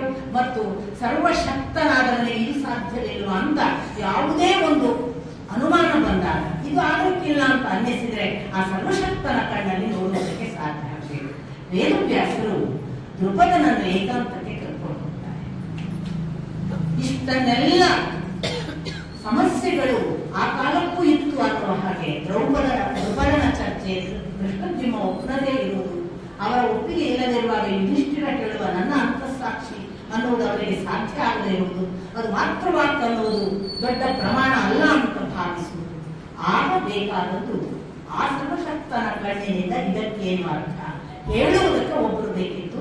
ಆ ಕಾಲಕ್ಕೆ ಮತ್ತು ಈ ಕಾಲಕ್ಕೆ ಜಗತ್ತಿನಲ್ಲಿ ನಮಗೆ ಯಾವುದಕ್ಕಾದರೂ ಒಬ್ಬ ಅರ್ಥ ಕೊಡುವವರು, ವ್ಯಾಖ್ಯಾನ ಕೊಡುವವರು ಸ್ಪಷ್ಟವಾಗಿ ಹೀಗೆ ಅಂತ ಇದಮಿತ್ತಂ ಹೇಳಬಲ್ಲವರಿದ್ದಂದು ವೇದವ್ಯಾಸರು ಮಾತ್ರ, ಈಗಲೂ ಆಗಲು. ಹಾಗಾಗಿ ನಿಮಗೆ ಯಾವ ಪ್ರಶ್ನೆ ಬಂದು ವೇದವ್ಯಾಸರಲ್ಲಿ ಉತ್ತರ ಇದೆ. ನಿಮ್ಮ ಯಾವುದೇ ಲೌಕಿಕ, ಅಲೌಕಿಕ, ತಾರ್ಕಿಕ ಯಾವ ಪ್ರಶ್ನೆಗೂ ವೇದವ್ಯಾಸರಲ್ಲಿ ಉತ್ತರ ಇದೆ. ಆದ್ರಿಂದ ಪ್ರಶ್ನೆಗಳೆಲ್ಲವೂ ಮುಕ್ತಾಯ ಆಗಬೇಕು ಅನ್ನೋರು ವೇದವ್ಯಾಸರನ್ನು ಸಮಗ್ರವಾಗಿ ಓದಬೇಕು. ಇಂಥ ದೃಷ್ಟಿಯಿಂದ ವೇದವ್ಯಾಸರು ಬಂದು ಅದರ ನಂತರ ಮಹಾನುಭಾವರುಗಳೆಲ್ಲ ಹೇಳಿಲ್ವಾ ಅಂತ ಕೇಳಬಹುದು. ಈಗಾಗಲೇ ಅದನ್ನ ನಾನು ಬಹಳ ಬಾರಿ ಹೇಳಿದ್ದೇನೆ. ದೊಡ್ಡವರು ಆಯಾ ಕಾಲಕ್ಕೆ ಆಗಾಗ್ಗೆ ಬರ್ತಾರೆ, ಒಮ್ಮೆಗೆ ಬಂದು ಹೋಗುದಂತಿಲ್ಲ. ಯಾಕೆ ಅವರೇ ಹೇಳಿದ್ದಾನಲ್ಲ, ಯುಗೆ ಯುಗೆ ನಾನು ಬರ್ತೇನೆ, ಸಂಭವಾಮಿ ಯುಗೆ ಯುಗೆ. ಹಾಗಾಗಿ ನನಗೆ ಕೇಳಿದ್ರೆ ಒಬ್ಬ ಯೇಸು ಕೂಡ, ಒಬ್ಬ ಬಸವಣ್ಣ ಕೂಡ, ಒಬ್ಬ ಬುದ್ಧ ಕೂಡ, ಅಥವಾ ಇನ್ನೂ ಬರಲಿಕ್ಕಿರುವ ಯಾರೇ ಮಹಾನುಭಾವರು ಅವರೆಲ್ಲ ಸಂಭವಾಮಿ ಯುಗೆ ಯುಗೆಯ ವಾಸ್ತೆ. ನಾನು ಯಾರನ್ನು ಹೊರಗಿಟ್ಟು ಮಾತಾಡುವುದು, ಜಗತ್ತಿನಲ್ಲಿ ಲೋಕ ಕಲ್ಯಾಣಕ್ಕೆ ಯಾರ್ಯಾರು ಯಾವ್ಯಾವುದೋ ಆಕಾರದಲ್ಲಿ ಬರ್ತಾರೆ, ನಮ್ಗೆ ಗೊತ್ತಾಗಲ್ಲ. ನಮ್ಮ ಕುಟುಂಬದಲ್ಲಿ ಒಬ್ಬ ದೊಡ್ಡವ ಹುಟ್ಟಿದ್ ನಮ್ಗೆ ಗೊತ್ತಾಗಲ್ಲ, ಇನ್ನು ಲೋಕದ ಕಥೆ ನಮ್ಮದೇ ನಡೆದಿಲ್ಲ. ಹಾಗಾಗಿ ನಮ್ಮ ಮನೆಯಲ್ಲಿ ಒಬ್ಬ ದೊಡ್ಡವ ಹುಟ್ಟಿದ್ದಾನೆ ಅನ್ನೋದು ಅವನು ಸತ್ತು ಅವನ ಶಿಷ್ಯ ಹೇಳುವಾಗ ಮನೆಯಲ್ಲಿ ಗೊತ್ತಾಗುತ್ತೆ. ಹೌದಾ, ನಮಗೆ ಗೊತ್ತೇ ಇಲ್ಲ, ನಾವು ಬರೇ ನಮ್ಮ ಅಪ್ಪ ಅಂತ ಹೇಳಿಸಿದ್ರು, ನಮ್ಮ ಅಕ್ಕ ಅಂತ ಹೇಳಿಸಿದ್ರು, ಹೌದಾ ಹಾಗೆಲ್ಲ ಇದ್ರ ಅಂತ.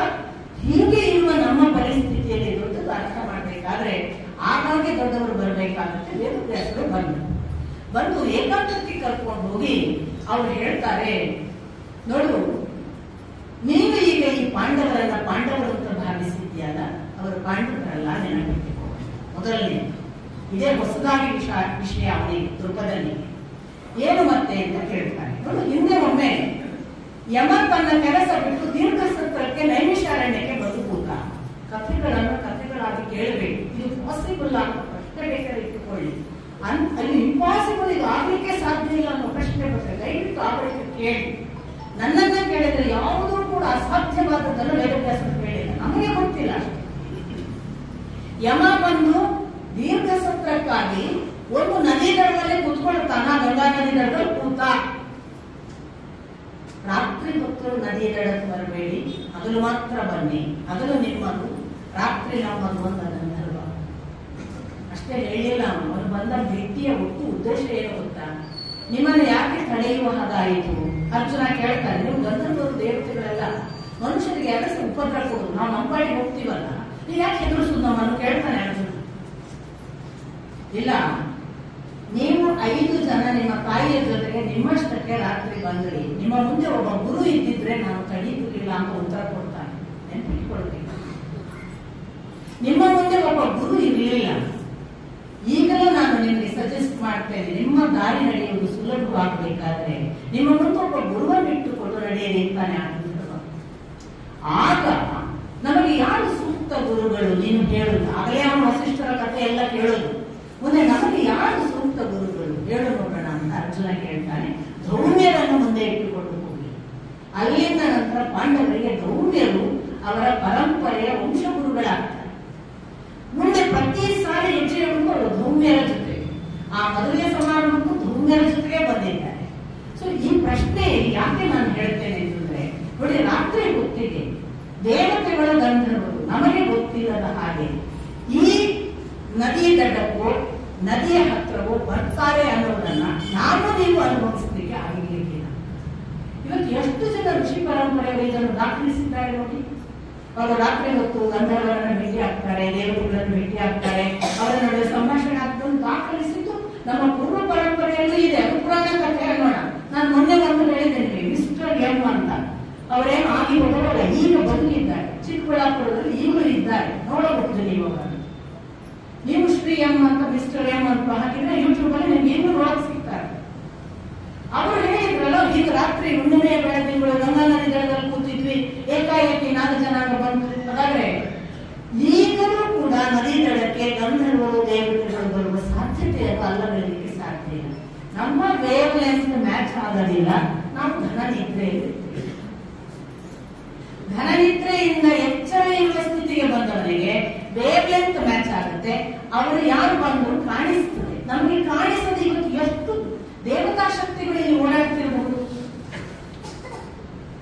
ಎಷ್ಟು ದೇವತಾ ಶಕ್ತಿಗಳು ಅನುಭವಿಸುವವರಿಗೆ ಕನೆಕ್ಟ್ ಆಗಬಹುದು. ಒಂದು ಕ್ಷಣ ಯೋಚನೆ ಮಾಡಿ. ನಾವೇ ಹೇಳ್ತೇವಲ್ಲ, ಅಲ್ಲಿ ಹೋದಂತೆ ಹೋದದು ಒಂದು ದುಷ್ಟಶಕ್ತಿ ಯಾವ ಉಪಚಾರ ಕೊಡ್ತಾರೆ, ನಾನು ಹುಚ್ಚ ಹೇಳಿದ್ದು. ದುಷ್ಟಶಕ್ತಿ ಹೋಗ್ತಿರಲ್ವಾ, ಹುಚ್ಚ ಹಿಡಿತು ಅಂತೀರಿ, ದೆವ್ವ ಹಿಡಿತು ಮೈಮೇಲೆ ಬಂತು ಅಂತೀರಿ. ದೆವ್ವ ಬರುತ್ತೆ ಅಂತ ಒಪ್ಕೊಂಡವರಿಗೆ ದೇವರು ಬರ್ತಾನೆ, ದೇವತೆ ಬರ್ತಾನೆ ಯಾಕೆ ಒಪ್ಕೊಳ್ಳಕ್ಕಾಗಲ್ಲ ಅಂದ್ರೆ ವೀಕ್ ಆಗಿದ್ದೇವೆ. ವೇವ್ಲೆಂತ್ ಬಹಳ ಪೂರ್ ಆಗಿದೆ. ಕನೆಕ್ಟಿವಿಟಿ ಬಹಳ ನೆಗೆಟಿವ್ ಅಥವಾ ಒಂದು ವರ್ಸ್ಟ್ ಪಾರ್ಟಿಗೆ ಮಾತ್ರ ಕನೆಕ್ಟ್ ಆಗ್ತಿದೆ. ಸೊ ಧ್ರುಪದರನ್ನ ಕರ್ಕೊಂಡೋಗಿ ವೇದವ್ಯಾಸರು ಹೇಳ್ತಾರೆ, ಯಮ ದೀರ್ಘ ಸತ್ರಕ್ಕೆ ಒಂದು ಗಂಗಾ ನದಿ ದಡಕ್ಕೆ ಬಂದು ಕೂತ. ಭೂಲೋಕದಲ್ಲಿ ಯಾರ ಪ್ರಾಣವು ಹೋಗದ ಹಾಗೆ ಸಾವಿಲ್ಲವಾಯಿತು. ನೋಡಿ ಚೆನ್ನಾಗಿದೆ. ಭೂಲೋಕಕ್ಕೆ ಯಮ ಬಂದು ಕೂತ ಗಂಗಾಗಳಕ್ಕೆ. ಅವನು ಅವನ ಧರ್ಮ ಏನು, ಸಾವು ಬಂದಾಗ ಕರ್ಕೊಂಡು ಹೋಗುದು. ಮನುಷ್ಯರನ್ನ ಕೊಲ್ಲುವ ಕೈಂಕರ್ಯ ಸ್ವಲ್ಪ ಕಾಲ ಅವನು ಪಾಸ್ ಕೊಟ್ಟ. ಮನುಷ್ಯರೆಲ್ಲ ಸಾವಿಲ್ಲದವರಾರು, ಇಂದ್ರನಿಗೆ ಭಯ ಬಂತು. ಇವರು ನಮ್ಮ ಹಾಗೆ ಅಮರರಾದ್ರೆ ಹೇಗೆ? ಈ ಕನೆಕ್ಟಿವಿಟಿ ಖಂಡಿತ ನಮ್ಮ ಜೊತೆಗೆ ಅವರಿಗಿದೆ. ಲೋಕವನ್ನ ನಾಶ ಮಾಡಬೇಕು ಎನಿಸಿದಾಗೆಲ್ಲ ಒಂದು ದೊಡ್ಡ ಸಾಂಕ್ರಾಮಿಕ ರೋಗವನ್ನು ಹರಡುತ್ತದೆ. ಆ ಕಾಸ್ಮಿಕ್ ಎಲಿಜಿಮೆಂಟ್ ಅನ್ನುವ ಮಾತುಗಳು ಕೂಡ ಇವೆ.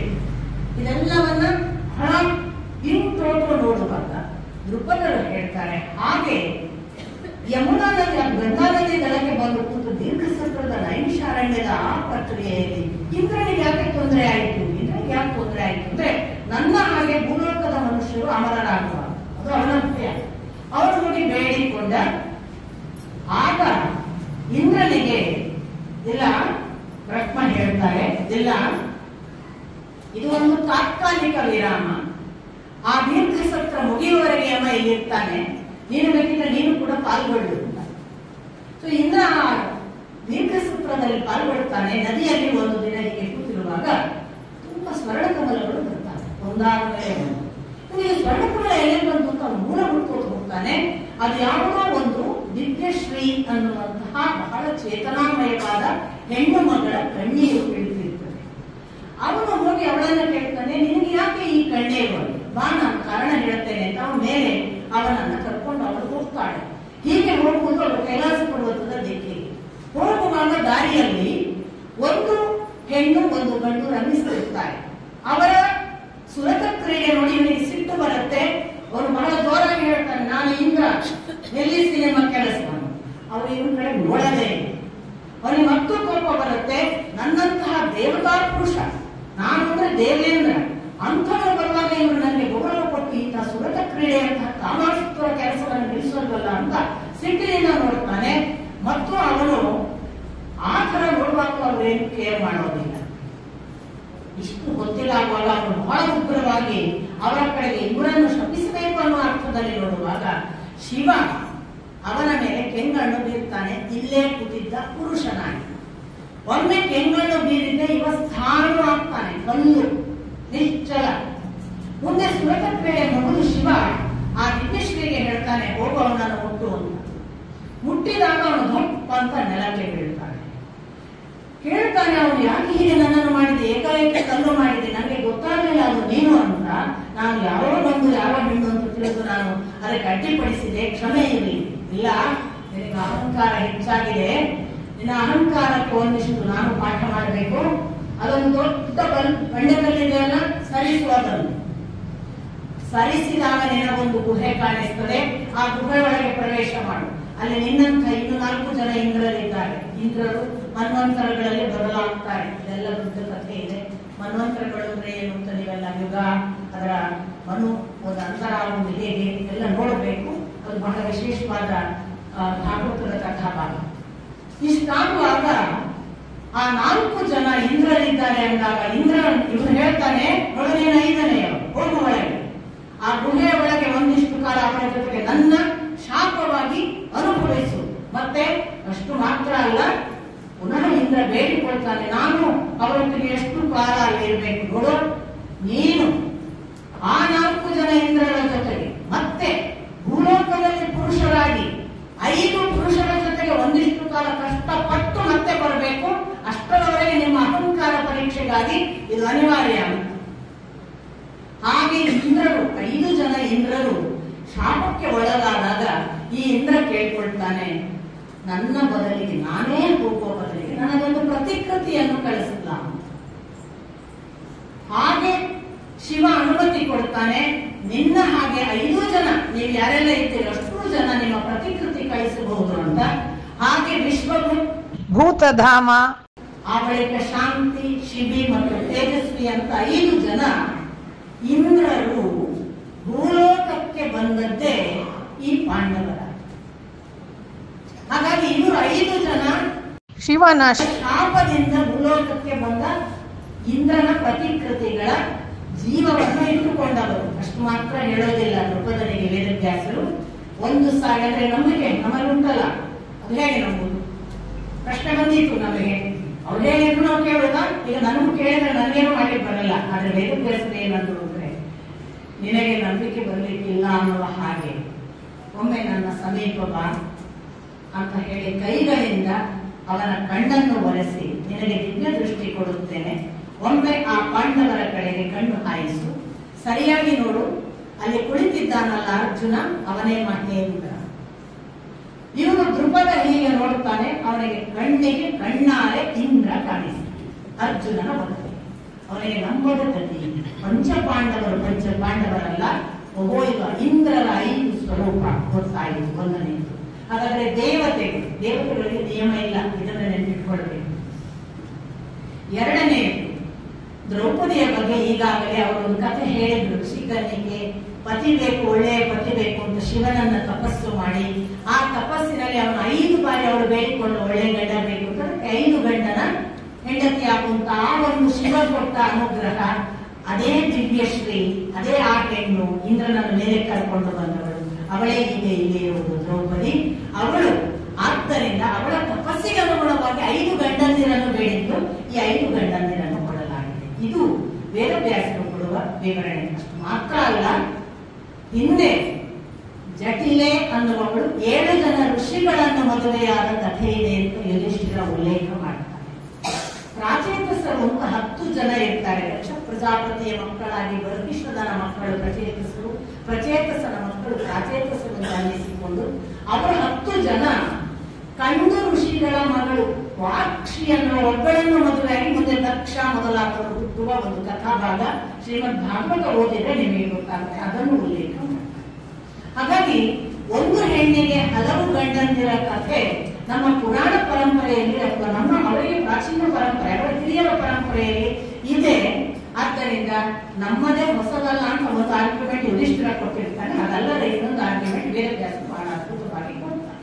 ಇಷ್ಟಾದ ಮೇಲೆ ದ್ರುಪದ ಬಹಳ ಮನಪೂರ್ವಕವಾಗಿ ನಾನು ಈ ವಿವಾಹವನ್ನು 5 ಜನರ ಜೊತೆಗೆ ಮಾಡಿಕೊಡುವುದಕ್ಕೆ ಒಪ್ಪಿದ್ದೇನೆ ಅಂತಾನೆ. ವೇದವ್ಯಾಸರು ದಾಖಲಿಸ್ತಾರೆ, ಗೌಮ್ಯರ ಪೌರೋಹಿತ್ಯದಲ್ಲಿ ದಿನಕ್ಕೆ ಒಬ್ಬರಿಗೆ ಲಗ್ನ ಆಗುತ್ತೆ, ಒಟ್ಟಿಗೆ 5 ಜನರಿಗಲ್ಲ.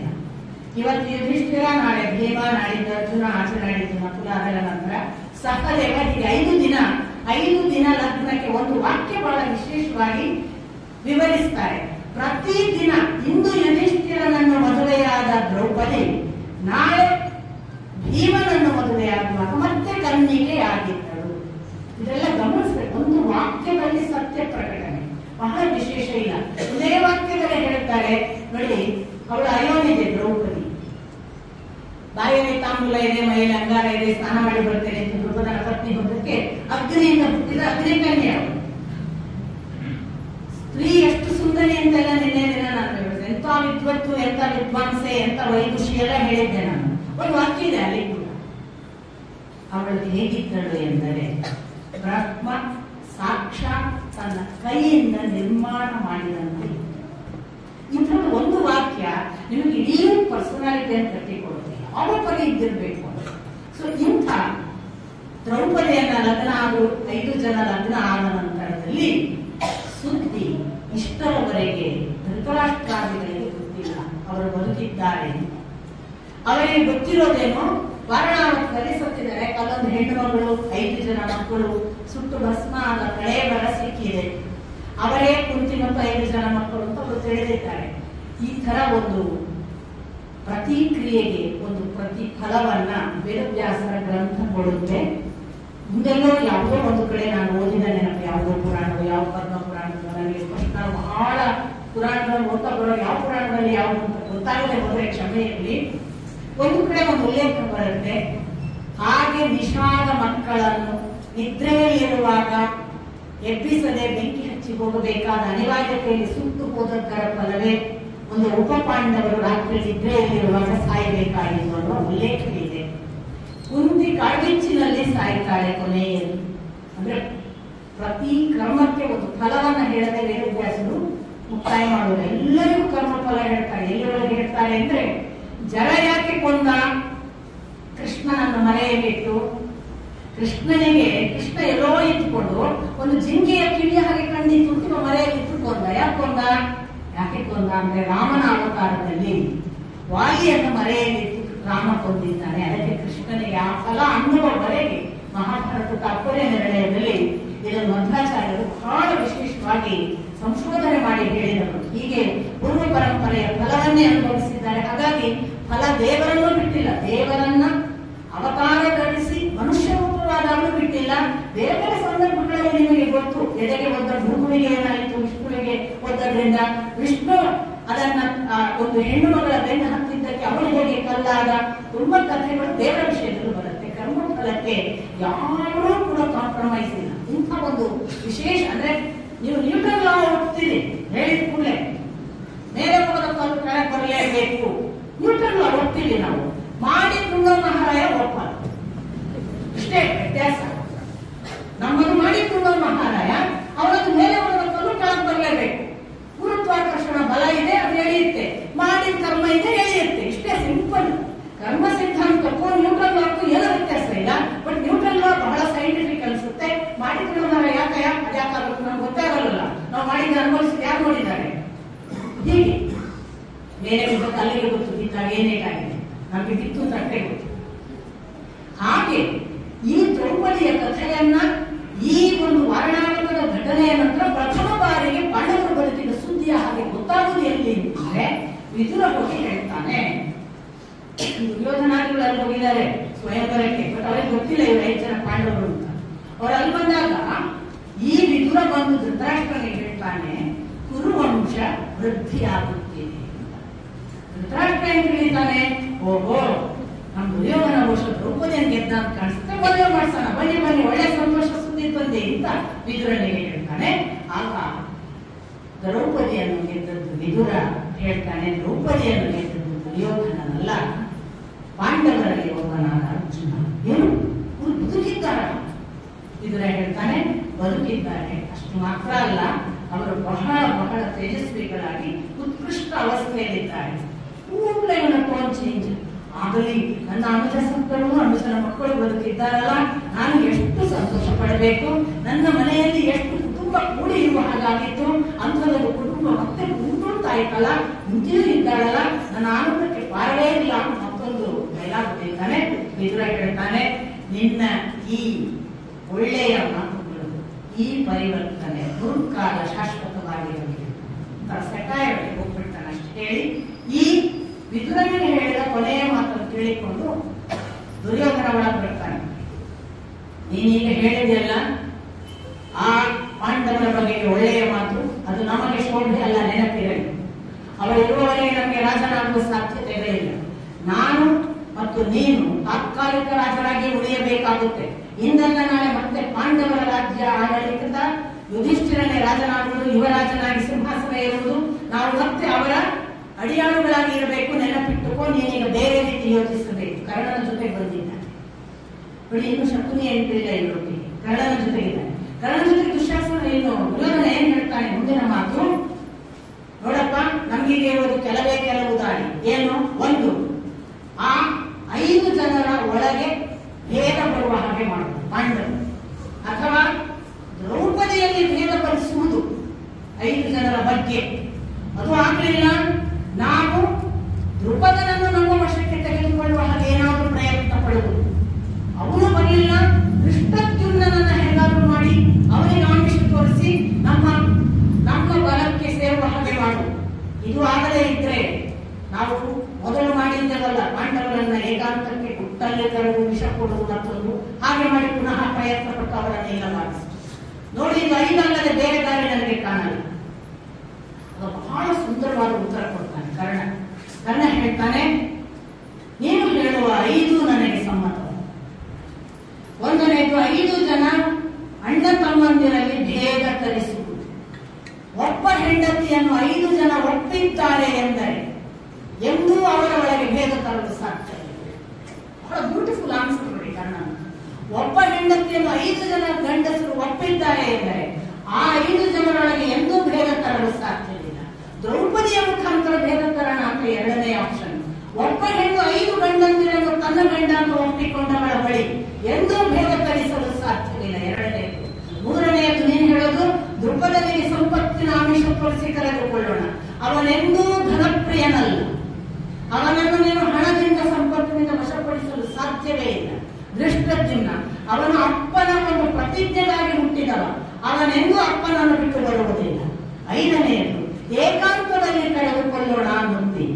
ಆಗ ಏಕಾಂತದಲ್ಲಿದ್ದಾಗ ಅವರಿಗೆ ಬಲವೇ ಇರಲಿಲ್ಲ, 5 ಹುಡುಗರು ಮಾತ್ರ ಇದ್ರು, ಆಗಲೇ ನಿನಗೆ ಕೊಲ್ಲಲಾಗಲಿಲ್ಲ. ಈಗ ದ್ರುಪದನ ಸಾಮ್ರಾಜ್ಯದ ಬಲ ಇದೆ, ಜೊತೆಗೆ ಶ್ರೀಕೃಷ್ಣನ ಬಲವಿದೆ.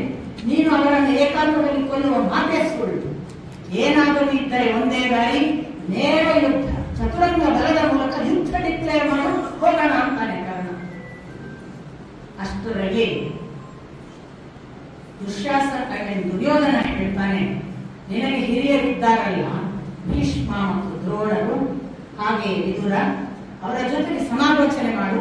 ಈಗ ಕರ್ಣ ಹೇಳಿದ ಒಂದು ಆಯ್ಕೆ ಮತ್ತು ನಾನು ಹೇಳಿದ ಆಯ್ಕೆಗಳಲ್ಲಿ ಯಾವುದಾಗಬಹುದು ಯೋಚನೆ ಮಾಡು.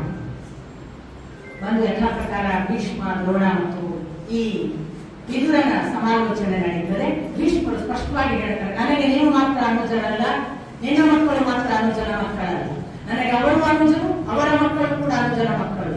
ಇಷ್ಟರವರೆಗೆ ಆ ಒಂದು ಅಕೀರ್ತಿ, ನೀನು ಅವರನ್ನು ವಾರಣಾವತದಲ್ಲಿ ಕೊಟ್ಟಿದ್ಯಲ್ಲ, ಆ ಅಕೀರ್ತಿಯ ಅಪಮಾನ ನನ್ನನ್ನು ತಲೆ ತಗ್ಗಿಸುವಂತೆ ಮಾಡಿತ್ತು. ಇನ್ನಾದರೂ ನಾವು ಕೀರ್ತಿಕರವಾಗಿ ಬದುಕೋಣ, ಅಪಕೀರ್ತಿ ನಮಗೆ ಬೇಡ. ನಾವಿನ್ನು ಸಂಭಾವಿತರಾಗಲೇಬೇಕು. ಒಂದು ತಪ್ಪು ಇನ್ನೊಮ್ಮೆ ಪುನರಾವರ್ತನೆ ಆಗಬಾರದು.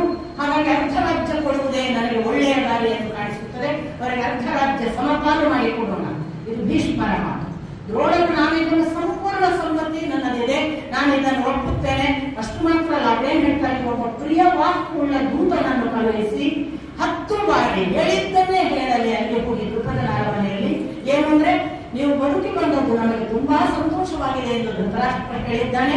ನೀನು ಬದುಕಿ ಬಂದದ್ದೇ ನನ್ನ ಬದುಕಿನ ಭಾಗ್ಯ ಅಂತ ಹೇಳಿದಂತ 10 ಬಾರಿ ಧೃತರಾಷ್ಟ್ರನ ಮಾತಿನ ಹಾಗೆ ಅಲ್ಲಿ ನೋಡಿ ಪಾಂಡವರನ್ನು ಒಲಿಸಿ ಸಕಲ ರಾಜಮರ್ಯಾದೆಗಳ ಜೊತೆಗೆ ಅವರನ್ನು ಕರ್ಕೊಂಡು ಬನ್ನಿ ಅಂತ ಅದೊಂದು ಆಪ್ಷನ್ ಅನ್ನ ದ್ರೋಣಾಚಾರ್ಯರು ಹೇಳ್ತಾರೆ. ಮತ್ತು ಹಾಗೆ ಕರ್ಕೊಂಡು ಬಂದ್ಮೇಲೆ ಅರ್ಧ ರಾಜ್ಯ ಕೊಡಿ ಅಂತ.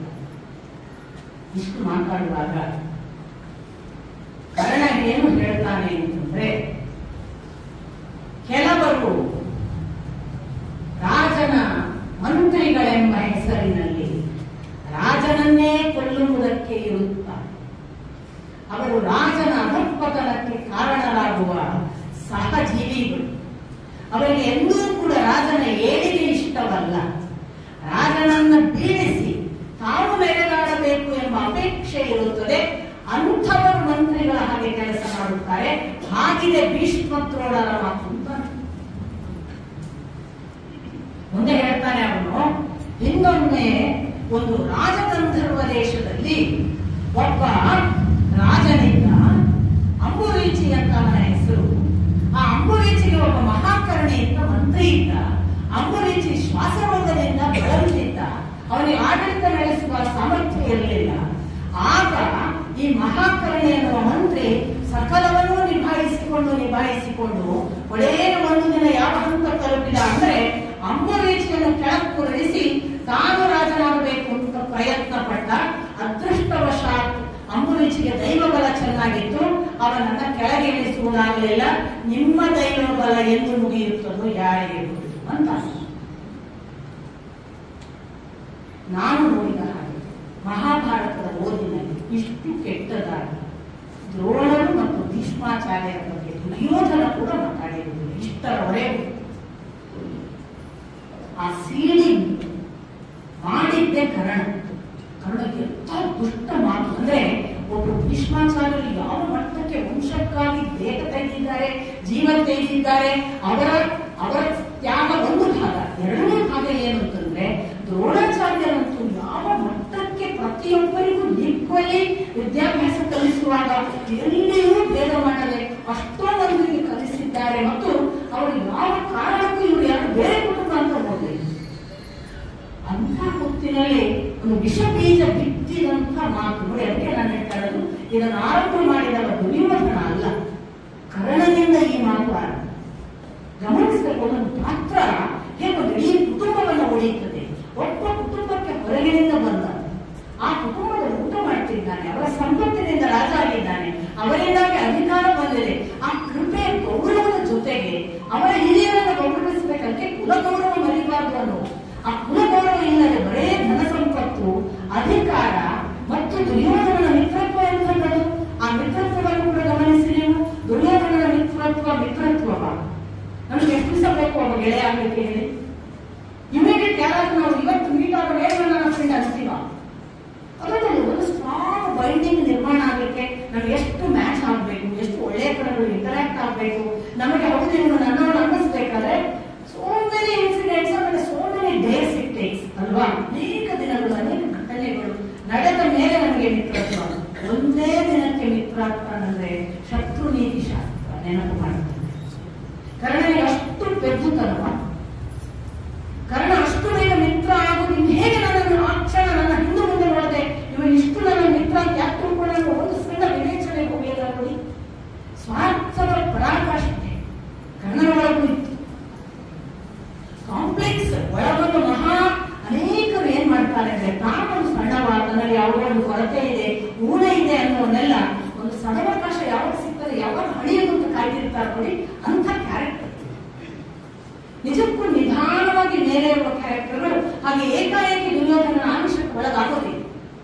ಇಲ್ಲ, ನನಗೆ ನನ್ನಷ್ಟಕ್ಕೆ ನಾನು ಮೇಲೆ ಇರುವ ಒಂದು ಸಾಧ್ಯತೆ ಬಂದಿತ್ತು, ಇನ್ನಲ್ಲ ನಾಳೆ ನಾನು ಬೆಳೆದೆ ಅನ್ನೋ ಸ್ಥಿತಿ ಬರಬೇಕಲ್ಲ, ಅದು ಬರಲಿಲ್ಲ. ಆದ್ದರಿಂದ ಕರ್ಣನ ಒಂದು ಆ ಪ್ರತಿಕ್ರಿಯೆಯ ಪ್ರಥಮ ಪ್ರತಿಕ್ರಿಯೆ ಬಹಳ ಮನುಷ್ಯನ ಸ್ವಾರ್ಥಪರ ಪ್ರತಿಕ್ರಿಯೆ. ಒಬ್ಬನ ಅಷ್ಟು ಬೇಗ ಮಿತ್ರ ಅಂತ ಹೇಳಿದ್ರು, ಇವತ್ತು ಹ್ಯಾಂಡ್ ಶೇಕ್ ಮಾಡಿದ್ರೆ ನಾಳೆ ಹಾಕ್ತದೆ. ಇದು ಸಾಧ್ಯವೇ ಇಲ್ಲ ಅಂತ ಮನುಷ್ಯ ಸಾಧ್ಯತೆಯ ಸಂವೇದನೆ ಇರುವವರಿಗೆ ಸಾಧ್ಯ, ಅದರ ಕರ್ಣನಿಗಾಗಿ. ಆದ್ದರಿಂದಲೇ ಅಷ್ಟು ಬೇಗ ಗುರುಕುಲದ ಬಗ್ಗೆ, ಗುರುವಂಶದ ಬಗ್ಗೆ, ಹಿರಿಯರ ಬಗ್ಗೆ ಎಂಥ ಕೆಟ್ಟ ಮಾತನಾಡಿಲ್ಲ. ನೀವು ಗಮನಿಸಬೇಕು, ದ್ರೋಣಾಚಾರ್ಯರು ಪ್ರಥಮ ಬಾರಿಗೆ ಬಹಳ ಕೆಟ್ಟ ಭಾಷೆಯಲ್ಲಿ ಬಹು ದುಷ್ಟನೇನು ಕೃತ್ರಿಮ, ಇದೇ ಶಬ್ದಗಳನ್ನು ಬಹು ದುಷ್ಟನೇನು ಕೃತ್ರಿಮ, ಪಾಂಡವರ ಬಗ್ಗೆ ಒಳ್ಳೆಯ ಅಭಿಪ್ರಾಯ ನಿನ್ನ ಮನಸ್ಸಿನಲ್ಲಿ ಇಲ್ಲವಾದ್ದರಿಂದ ನೀನು ನಮ್ಮ ಬಗ್ಗೆ ನಮ್ಮ ಒಳಗೆ ಒಳಗು ಹುಟ್ಟಿಸುವ ಇಂಥ ಮಾತುಗಳನ್ನು ಆಡುತ್ತಿದ್ದಿ. ನಿನಗೇನಾದರೂ ಪಾಂಡವರು ಕೌರವರು ಬೇರೆ ಎನ್ನುವ ಭಾವ ಇಲ್ಲದಿದ್ದರೆ ಇಂಥ ಮಾತುಗಳು ಬರಲಿಕ್ಕೆ ಸಾಧ್ಯವೇ ಇಲ್ಲ. ಆದರೆ ದುರದೃಷ್ಟವಶ ಒಂದು ವೇಳೆ ನೀವೆಲ್ಲರೂ ಕರ್ಣನ ಮಾತನ್ನೇ ಕೇಳುವ ಮತ್ತು ಪಾಂಡವರನ್ನ ಕೌರವರನ್ನ ಒಡೆಯುವ ಕೆಲಸವನ್ನೇ ಮಾಡುವುದಕ್ಕೆ ಅವರ ಸಲಹೆ ತೆಗೆದುಕೊಂಡು ನೀವು ಮುಂದುವರಿಸುತ್ತೀರಿ ಎಂದಾದರೆ ಕೌರವ ವಂಶ ಬೇಗನೆ ಮುಗಿಯುವುದು ನನಗೆ ಕಾಣಿಸುತ್ತಿದೆ ಅನ್ನುತ್ತಾರೆ. ಕೌರವ ವಂಶ ಬೇಗನೆ ಮುಗಿಯುವುದು ನನಗೆ ಕಾಣಿಸುತ್ತದೆ. ಇಷ್ಟು ಹೇಳಿ ಬಂದಿದೆ. ವಿದುರ ಮಾತಾಡ್ತಾರೆ. ಭೀಷ್ಮಾಚಾರ್ಯ ನೋಡಿ, ಮತ್ತು ಯಾಕೆ ಭೀಷ್ಮಾಚಾರ್ಯ ಮಾತಾಡ್ತಾರೆ? ನಾನು ಮೊನ್ನೆ ದಿನ ಹೇಳಿದೆ, ಬಹಳ ವೃತ್ತಿ, ಅತೀ ತಪಸ್ವಿ, ಮಹಾ ಋಷಿತ್ವವುಳ್ಳವರು, ಒಬ್ಬ ದುಷ್ಟನ ಮಾತಿಗೆ, ಕೋಪಿಷ್ಟನ ಮಾತಿಗೆ ಎಂದೂ ಪ್ರತಿಕ್ರಿಯಿಸುವುದು. ಭೀಷ್ಮಾಚಾರ್ಯರು ಮಾತಾಡುವುದೇ ಅಂದ್ರೆ ಇದು ಉತ್ತರಿಸಲಿಕ್ಕೆ ಲಾಯಕ ಮಾತೇ ಅಲ್ಲ ಅನ್ನುವ ಒಂದು ಅವಜ್ಞೆಯೇ ಉತ್ತರ ಇವಳಿಗೆ ಅಂತ. ಇನ್ನೊಂದು, ಮೌನದಿಂದ ಕೊಲ್ಲಬೇಕು ಇಂಥವರನ್ನು. ಭೀಷ್ಮಾಚಾರ್ಯರು ಮಾತಾಡೋದು ಕೊನೆಗೆ ಸೇನಾಧಿಪತ್ಯದ ಹೊತ್ತಿಗೆ ನೀವು ಗಮನಿಸಬೇಕು, ಏನು ಅದ್ಭುತೋತ್ತರಗಳೆಲ್ಲ ಇದೆ. ಸೊ ಭೀಷ್ಮಾಚಾರ್ಯರ ಮೌನ ಬಹಳ ದೊಡ್ಡ ಪಾಠ ಕರ್ಣನಿಗೆ ದೊರೆಯುತ್ತದೆ. ಅರ್ಥ ಆದ್ರೂ ಇಲ್ಲಾಂದ್ರೆ ನಾನು ಹೇಳಿದ್ನಲ್ಲ, ಅವ್ರಿಗೆ ನಾನು ಅಷ್ಟು ಉತ್ತರ ಕೊಡಕ್ಕೆ ಆಗಲ್ಲ, ಸುಮ್ಮನೆ ಇಟ್ಬಿಟ್ರು ಅಂತ ಬಾಲಿಷ್ಠವಾಗಿ ತಿಳಿಯುವ ಸಾಧ್ಯತೆ. ಆದರೆ ಭೀಷ್ಮರು ಮಾತಾಡದೇ ಇರುವುದರಿಂದ ಇಂಥದೊಂದು ಬಹಳ ಅದ್ಭುತ ಅಂತಃಸತ್ವದ ಗಟ್ಟಿತನ ಇದೆ. ಜೊತೆಗೆ ಇರುವವರು ಬಹಳ ಒಳ್ಳೆಯ ಒಬ್ಬ ಸಮಾಲೋಚಕ ವಿದುರ. ನೀವು ಗಮನಿಸಿದ್ರೆ ದ್ರೋಣರು ಧೃತರಾಷ್ಟ್ರ ಯಾರ ಮಾತು ಕೇಳಿದ್ರು, ವಿದುರನ ಕಲ್ತು ಕೇಳ್ತಾರೆ. ನನಗೇನೋ ಪ್ರೀತಿ, ಸ್ವಂತ ತಮ್ಮ ಅಂದ್ಕೊಂಡಿರ್ಬೋದು. ಜೊತೆಗೆ ವಿದುರ ಅಂದ್ರೆ ಏನು ಸಂಭಾವಿತ, ಯಾರಿಗೂ ಕೇಳಿ ಮಾಡ್ಕೊಂಡಲ್ಲ, ಕಾಶಿಯಲ್ಲ ಅಂತೆಲ್ಲ ನಂಬಿಕೆ ಇತ್ತು. ವಿದುರನನ್ನ ಕೇಳ್ತಾನೆ. ವಿದುರ ಬಹಳ ಸ್ಪಷ್ಟವಾಗಿ ಹೇಳ್ತಾನೆ, ನಿನ್ನ ವಂಶಕ್ಕೆ ನಿಜವಾದ ಬಂಧುಗಳು ಮತ್ತು ಹಿತಚಿಂತಕರು ಇದ್ದರೆ, ನೋಡಿ ಇದೆಲ್ಲ ಕರ್ಣನಿಗೆ ಪಡೆದ ಹಾಗೆ ಇದೆ ಮಾತು. ನಿನ್ನ ವಂಶಕ್ಕೆ ನಿಜವಾದ ಹಿತಚಿಂತಕರು ಮತ್ತು ಬಂಧುಗಳು ಇದ್ದರೆ ಅದು ಭೀಷ್ಮ ಮತ್ತು ದ್ರೋಣರು ಮಾತ್ರ. ನೆನಪಿಟ್ಟುಕೋ, ಅವರ ಮಾತುಗಳನ್ನು ನೀನು ಮೀರಿದ ದಿನ ನಿನ್ನ ವಂಶಕ್ಕೆ ಹಾನಿ. ಕೂಡಲೇ ಆಗಲೇ ಆಗಲಿ ನಾವು ಅರ್ಧರಾಜ್ಯ ಕೊಡುವುದನ್ನೇ ಮಾಡೋಣ ಅಂತ ಹೇಳಿ ವಿದುರನನ್ನೇ ದೂತನನ್ನಾಗಿ ಕಳಿಸ್ತಾನೆ. ವಿದುರ ಅಲ್ಲಿ ಹೋಗಿ ಸುಂದರವಾದ ವಾಕ್ಯಗಳಿಂದ ಧೃತರಾಷ್ಟ್ರನನ್ನು ಅಡ್ಡಕ್ಕಿಟ್ಟು ಅವನು ನಿಮ್ಮನ್ನು ಬಹಳ ಕೊಂಡಾಡ್ತಾನೆ, ನಿಮ್ಮನ್ನು ಕಾಯ್ತಾನೆ ಅಂತೆಲ್ಲ ಬಹಳ ಹೇಳಿ ಅವರನ್ನು ಕರ್ಕೊಂಡು ಬರಲಾಗ್ತದೆ. ಗಮನಿಸಬೇಕು, ಇಷ್ಟೂ ಸಂದರ್ಭ, ಇಡೀ ಮದುವೆಗೆ ಉಡುಗೊರೆಯ ವೈಭವ ಎಲ್ಲ ಗಮನಿಸಿದ್ರೆ ಶ್ರೀಕೃಷ್ಣ ಸಿಕ್ಕಾಪಟ್ಟೆ ಉಡುಗೊರೆ ತಗೊಂಡ್ಬಂದಿರ್ತಾನೆ. ಅಂದ್ರೆ ಆ ಕಾಲಕ್ಕಾಗಲೇ ಕೃಷ್ಣ ಬಹಳ ಶ್ರೀಮಂತನಾಗಿ ದ್ವಾರಾವತಿಯಲ್ಲಿ ಇದ್ದ ಅಂತ ಕಾಣಿಸುತ್ತೆ, ದ್ವಾರಕೆಯಲ್ಲಿ. ಮತ್ತು ಕೃಷ್ಣನ ಎರಡನೆಯ ಸಮಾಗಮ ಅಲ್ಲಿ ಮದುವೆಗೆ ಬಂದು ಅದು ಎಷ್ಟು ಬಂಡಿಗಟ್ಟಲೆ ಸ್ವರ್ಣ, ರತ್ನ, ಆಭರಣ, ಬಂಡಿಗಟ್ಟಲೆ ಧನಧಾನ್ಯ, ಬಂಡಿಗಟ್ಟಲೆ ಸಂಪತ್ತು, ಕುದುರೆಗಳು ಸಾವಿರ ಸಂಖ್ಯೆಯಲ್ಲೋ ನೂರಾರು ಸಂಖ್ಯೆಯಲ್ಲೋ ಆನೆಗಳು, ಅದರ ಜೊತೆಗೆ ಹೆಸರುಗಟ್ಟೆಗಳು, ಅವ್ರಿಗೆ ಏನ್ ಬೇಕು, ರಥಗಳು ಎಲ್ಲ ತಗೊಂಡು ಉಡುಗೊರೆ ಸಹಿತ ಬಂದಿರ್ತಾರೆ. ಹಾಗೆ ಕೃಷ್ಣ ತಗೊಂಡಿರ್ತಾನೆ. ಈ ವಾಪಸ್ ಕರ್ಕೊಂಡು ಬರುವಾಗ ಕೃಷ್ಣನ ಸಹಿತವೇ ಇವರು ಬರ್ತಾರೆ ಹಸ್ತಿನಾಪುರಕ್ಕೆ. ಹಸ್ತಿನಾಪುರಕ್ಕೆ ಬಂದ ನಂತರ ನಿಮಗೆ ಗೊತ್ತು, ಅಲ್ಲೊಂದಿಷ್ಟು ಕಾಲ ಅವರು ಇದ್ದ ಹಾಗೆ, ಜೊತೆಗಿದ್ದ ಹಾಗೆ ಏಕಕಾಲಕ್ಕೆ ಇವರದ್ದು ಸ್ಟ್ರಾಟಜಿಕಲಿ ಮೊದಲೇ ಪ್ಲಾನ್ ಇತ್ತು, ಅವರನ್ನು ಅರ್ಧ ರಾಜ್ಯ ಕೊಟ್ಟು ಬೇರೆ ಮಾಡುವುದು. ಹಾಗಾಗಿ ಖಾಂಡವ ಪ್ರಸ್ಥದಲ್ಲಿ ನೀವು ಪ್ರತ್ಯೇಕ ಇರಿ, ನೀವು ಅಲ್ಲಿ ಬದುಕೊಂಡು ಬಂದಾಗ ಅವರು ಖಾಂಡವ ಪ್ರಸ್ಥದಲ್ಲಿ ಒಂದಿಷ್ಟು ಕಾಲ ಇಲ್ಲೇ ಇಟ್ಟು ನನ್ನೊಂದು ದೊಡ್ಡ ಭವನ ನಿರ್ಮಾಣ ಮಾಡ್ತಾರೆ. ತುಂಬಾ ಸುಂದರವಾದ ಖಾಂಡವ ಪ್ರಸ್ಥದಲ್ಲಿ ನಡೆದಂತಹ ಭವನ ನಿರ್ಮಾಣದ ಬಗ್ಗೆ ಚಂದ ವಿವರಣೆಗಳನ್ನೆಲ್ಲ ಓದಿ, ಹೇಗೆ ಒಂದು ಭವನ ಕಟ್ಟಿದ್ದು, ಯಾವ ಕಾನ್ಸೆಪ್ಟ್ ಹೇಗಿತ್ತು, ಬೃಂದಾವನಗಳು ಹೇಗಿತ್ತು, ಸರೋವರಗಳು ಹೇಗಿದ್ದು, ಇವೆಲ್ಲ ತುಂಬಾ ಲತಾ ಮಂಟಪಗಳು ಹೇಗಿದ್ರು, ಆಕರ್ಷಕವಾದ ಒಂದು ಭವನ ಕಟ್ಟುವನ್ನು ಹೇಗೆಲ್ಲ ಕಟ್ಟಿದ್ದ, ಆ ಥರದ ಒಂದು ಲೋಕ ನೋಡ್ಬೇಕಂದ್ರೆ ಓದಿ. ಅಂಥದ್ದೊಂದು ಖಾಂಡವ ಪ್ರಸ್ಥದಲ್ಲಿ ತುಂಬಾ ಒಳ್ಳೆಯ ಇಂದ್ರಪ್ರಸ್ಥ ಅಂತ ಮುಂದೆ ಕರೆಸಿಕೊಳ್ಳುವಂತಹ ದೊಡ್ಡ ಅರಮನೆಯನ್ನ ಕಟ್ಟಿಕೊಂಡು ಅವರಲ್ಲಿರ್ತಾರೆ. ಆಗ ಸುಮಾರು ಇವರ ದಾಂಪತ್ಯದ ಎಷ್ಟು ಸಮಯದ ನಂತರದಲ್ಲಿ ಒಂದು ದಿನ ಖಾಂಡವ ಪ್ರಸ್ಥಕ್ಕೆ ನಾರದರು ಬಂದು ಒಂದಿಷ್ಟು ಎಲ್ಲರ ಜೊತೆಗೆ ಕುಶಲೋಪರಿ ಆಶೀರ್ವಾದ ಇಲ್ಲ ಅಂತೆ ಒಂದು ಕ್ಷಣ ಯುಧಿಷ್ಠಿರಾದಿ ಪಾಂಡವರನ್ನ ಏಕಾಂತಕ್ಕೆ ಕರೀತಾರೆ. ಕರೆದು ಅವರು ಒಂದು ಮಾತು ಹೇಳ್ತಾರೆ, ನೀವು 5 ಜನ ಗಂಡಂದರು ದ್ರೌಪದಿ ಜೊತೆಗೆ ಇರುವುದಕ್ಕೆ ಒಂದು ನಿಯಮ ಮಾಡಿಕೊಳ್ಳಬೇಕು. ಇದನ್ನೇ ಏನು, ಯಾಕೆ ಅಂತ ಕೇಳ್ತಾರೆ. ಇಲ್ಲ, ಹಿಂದೆ ಹಿರಣ್ಯಕಶಿಪುವಿನ ವಂಶದಲ್ಲಿ ಒಬ್ಬ ನಿಕುಂಭ ಅಂತಿದ್ದ, ಅವನ ಮಕ್ಕಳಿಬ್ಬರಿದ್ರು ಸುಂದರದಿಂದ, ಜೀವಕ್ಕೆ ಜೀವ ಕೊಡುವ ಅಣ್ಣ ತಮ್ಮರು. ಅವ್ರಿಗೆ ಎಲ್ಲಿ ಹೋದ್ರು ಅವರನ್ನು ಬೇರ್ಪಡಿಸಕ್ ಸಾಧ್ಯ ಇಲ್ಲ ಅಂತ ಬಳಸ್ಯ ಕಂಠಸ್ಯ ಅನ್ನೋ ಮಿತ್ರರ ಹಾಗೆ ಇದ್ರು. ಆ ಸುಂದರಿಗೆ ತಾವು ಒಂದು ದಿವಸ ತ್ರಿಲೋಕಕ್ಕೆ ಸಾಮ್ರಾಜ್ಯಾಧಿಪತಿಗಳಾಗಬೇಕು ಅನ್ನುವ ಒಂದು ಹುಚ್ಚು ಬಂತು. ಅವರು ತಪಸ್ಸು ಮಾಡಿದ್ರು. ಅಲ್ಲಿ ಬ್ರಹ್ಮ ಪ್ರತ್ಯಕ್ಷ ಆದ. ಅವರು ಮಾಯಾವಿದ್ಯೆಯನ್ನು ಕೇಳಿದ್ರು, ಮಾಯಾವೂಪವನ್ನು ಕೇಳಿದ್ರು, ಸಕಲ ಶಸ್ತ್ರಾಸ್ತ್ರಗಳ ಅನುಗ್ರಹ ಕೇಳಿದ್ರು, 4ನೇದು ಅಮರತ್ವವನ್ನ ಕೇಳಿದ್ರು. ಬ್ರಹ್ಮ ಹೇಳಿದ, ನೀವು ಕೇಳಿದ್ದು ತ್ರಿಲೋಕ ಅಧಿಪತಿ ಆಗ್ಬೇಕು ಅಂತ ನೀವು ತಪಸ್ಸು ಮಾಡಿದ್ರು, ಅದು ಸಾಧ್ಯವಾಗಿದೆ. ತ್ರಿಲೋಕ ಅಧಿಪತ್ಯದ ಜೊತೆಗೆ ನೀವು ಉಳಿದ ಮಾಯಾವಿದ್ಯೆ ಅದೆಲ್ಲ ನಾನು ಕೊಡ್ತೀನಿ, ಆದ್ರೆ ಅಮರತ್ವ ನಾನು ಕೊಡಕ್ಕಾಗಲ್ಲ, ನೀವು ಸಾಯಲೇಬೇಕು. ಅದಕ್ಕೆ ಹೇಗೆ ಹಾಗಾದ್ರೆ, ನೀವು ಇಚ್ಛೆಗೆ ಯಾವ ಪ್ರಕಾರ ಸಾಯ್ಬೇಕು ಅಂತಿದೆ ಅದನ್ನು ಕೇಳಿ ಅನುಗ್ರಹಿಸ್ತೇನೆ. ಇವರಿಗೆ ಗ್ಯಾರಂಟಿ, ಅಣ್ಣ ತಮ್ಮ ನಾವು ಬಹಳ ಬೆಸ್ಟ್ ಇದ್ದೇವೆ, ನಮ್ಗೆ ಯಾವತ್ತೂ ಕೂಡ ವೈರ ಬರಲ್ಲ, ಆದ್ರಿಂದ ನಾವಿಬ್ರು ಒಬ್ಬರಿಗೊಬ್ರು ಹೊಡೆದಾಡಿಕೊಂಡಾಗ ಸಾಯ್ಬೇಕು, ಇಲ್ಲಾಂದ್ರೆ ಸಾಯ್ಬಾರ್ದು ಅಂತ ಬರ ಕೇಳ್ತಾರೆ. ಹಾಗೆ ಬ್ರಹ್ಮ ಅವರಿಗೆ ತಥಾಸ್ತು ಅಂತ ಅವರ ಮುಂದೆ ಭಯಂಕರ ಅಂದ್ರೆ ಪವರ್ಫುಲ್ ಆಗ್ತಾರೆ, ಲೋಕಗಳನ್ನು ಆಡುವಷ್ಟು ಬಹಳ ಉಗ್ರ ಅಂದ್ರೆ ಉಗ್ರತ್ವದ ತುತ್ತುದಿ, ದೇವತೆಗಳಿಗೆ ಕೂಡ ಅಸ್ತಿತ್ವ ಇಲ್ಲ ಅನ್ನುವಷ್ಟು ಅವರ ಬೆರೆದಾಟ. ಆಗ ದೇವತೆಗಳೆಲ್ಲ ಹೋಗಿ ಇದು ಹೇಗಾದ್ರೂ ಪರಿಹಾರ ಆಗ್ಬೇಕು ಅನ್ನೋ ಆಗುತ್ತೆ, ಅದೊಂದು ಸಮಯ ಬರುತ್ತೆ ಅಂತ ಬ್ರಹ್ಮ ಮುಂದೆ ಇಲ್ಲ ಇವರನ್ನ ನಾವೇ ನಾಶ ಮಾಡಲಿಕ್ಕೆ ಇಂದ್ರನ ಮೂಲಕ ತಿಲೋತ್ತಮೆಯನ್ನು ಕಳಿಸೋಣ. ತಿಲೋತ್ತಮೆ ಅಂತ ಯಾಕೆ ಅವಳ ಹೆಸರು ಅಂದ್ರೆ ಸಕಲ ನವರತ್ನಗಳ ಅಂಶವನ್ನೆಲ್ಲವನ್ನೂ ತೆಗೆದುಕೊಂಡು ರಚಿಸಿದ ಉತ್ತಮ ಸ್ತ್ರೀ ರೂಪ ಅಂತ ತಿಲೋತ್ತಮೆಯನ್ನ. ತಿಲ ಅಂದ್ರೆ ಎಳ್ಳು, ಎಲ್ಲ ದೇವತೆಗಳಿಂದ ಎಳ್ಳಿನ ಅಂಶ ತಗೊಂಡು ಅಷ್ಟು ಆ ದೇವತೆಗಳ ಅಂಶಗಳನ್ನು ಉಳ್ಳವರು ತಿಲೋತ್ತಮೆ. ತಿಲೋತ್ತಮೆಯನ್ನು ಕಳಿಸಲಾಗ್ತದೆ. ತಿಲೋತ್ತಮೆಗೆ ಮೊದಲೇ ಹೇಳಲಾಗ್ತದೆ ಅವರಿಬ್ಬರ ಮಧ್ಯೆ ಹೇಗಾದ್ರೂ ವೈಮನಸ್ಸು ಬರುವ ಹಾಗೆ ಮಾಡುವುದು. ತಿಲೋತ್ತಮೆ ಹೋದ ಕೂಡಲೇ ಅವನು ಹೋಗಿ ಇವಳ ಬಲಗೈ ಹಿಡಿತಾನೆ, ಇನ್ನೊಬ್ಬ ಹೋಗಿ ಇವಳ ಎಡಗೈ ಹಿಡಿತಾನೆ, ನಂಗೆ ಬೇಕು ಅಂತ ಇಬ್ಬರಿಗೂ ಆ ಹೆಣ್ಣಿನ ಮೇಲೆ ಮೋಹ. ನಾನು ಮೊದಲು ಹಿಡಿದಿದ್ದು ನೀನಲ್ಲ, ನಾನಲ್ಲ ನೀನು ಜಗಳ. ಆಗ ನಮ್ಮ ಯಕ್ಷಗಾನ ಪರಂಪರೆಯಲ್ಲಿ ಅವರ ಕಥೆ ಮುಂದುವರೆದ ಏನಾಗುತ್ತೆ ಅಂದ್ರೆ ನಿಮ್ಮಿಬ್ಬರಲ್ಲಿ ಯಾರು ಗೆಲ್ತಾರೋ ಅವರನ್ನು ನಾನು ಮದುವೆ ಆಗ್ತೇನೆ ಎನ್ನುವ ಒಂದು ಕಥೆ ಭಾಗ ಇದೆ. ಇಲ್ಲಿ ಹಾಗಿಲ್ಲ. ಮೂಲ ಅಂದ್ರೆ ಕಥಾಭಾಗದ ಪ್ರಕಾರ ಅವಳೇ ನನ್ನನ್ನು ಬಿಟ್ಟು ಅವಳ ನೀನೇ ಮುಟ್ಟಿ, ನಾನು ಮೊದಲು ಮುಟ್ಟಿತ್ತು, ಅವಳವಳೇ ಜಗಳಕ್ಕೆ ತಾವೇ ಬೀಳ್ತಾರೆ.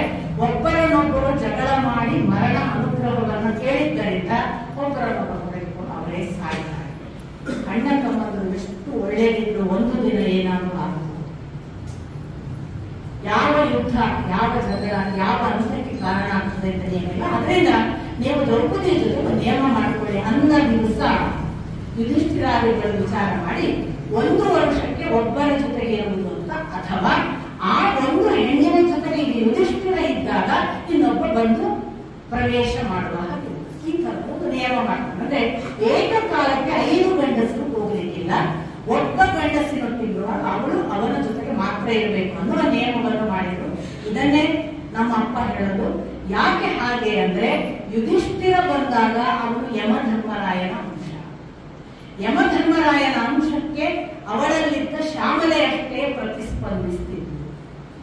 ಒಂದು ದಿವಸ ಭೀಮ ಬಂದಾಗ ಭೀಮ ವಾಯುವಿನ ಅಂಶ. ವಾಯುವಿಗೆ ಸಂಬಂಧಪಟ್ಟ ಭಾರತೀಯವಳ ಅಂತರ್ಗತಳಾದದ್ರಿಂದ ಅವಳು ಭೀಮ ಬಂದಾಗ ಅವಳ ಒಳಗಿನ ಭಾರತಿ ಮಾತ್ರ ಅವಳನ್ನು ಸೇರ್ತಿದ್ರು.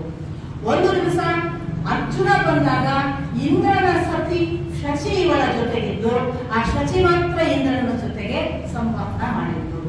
ಒಂದು ದಿನ ಅಶ್ವಿನಿ ದೇವತೆಗಳು ಬಂದಾಗ ಅವರಿಬ್ಬರಿಗೆ ಉಷೆ ಹೆಂಡತಿ, ಉಷೆ ಇವಳೊಳಗಿದ್ದು ಅವಳು ಅವರನ್ನು ಸೇರಿದ್ರು. ಇದು ನಮ್ಮ ಅಪ್ಪ ಕೊಡುವ ವಿವರಣೆ.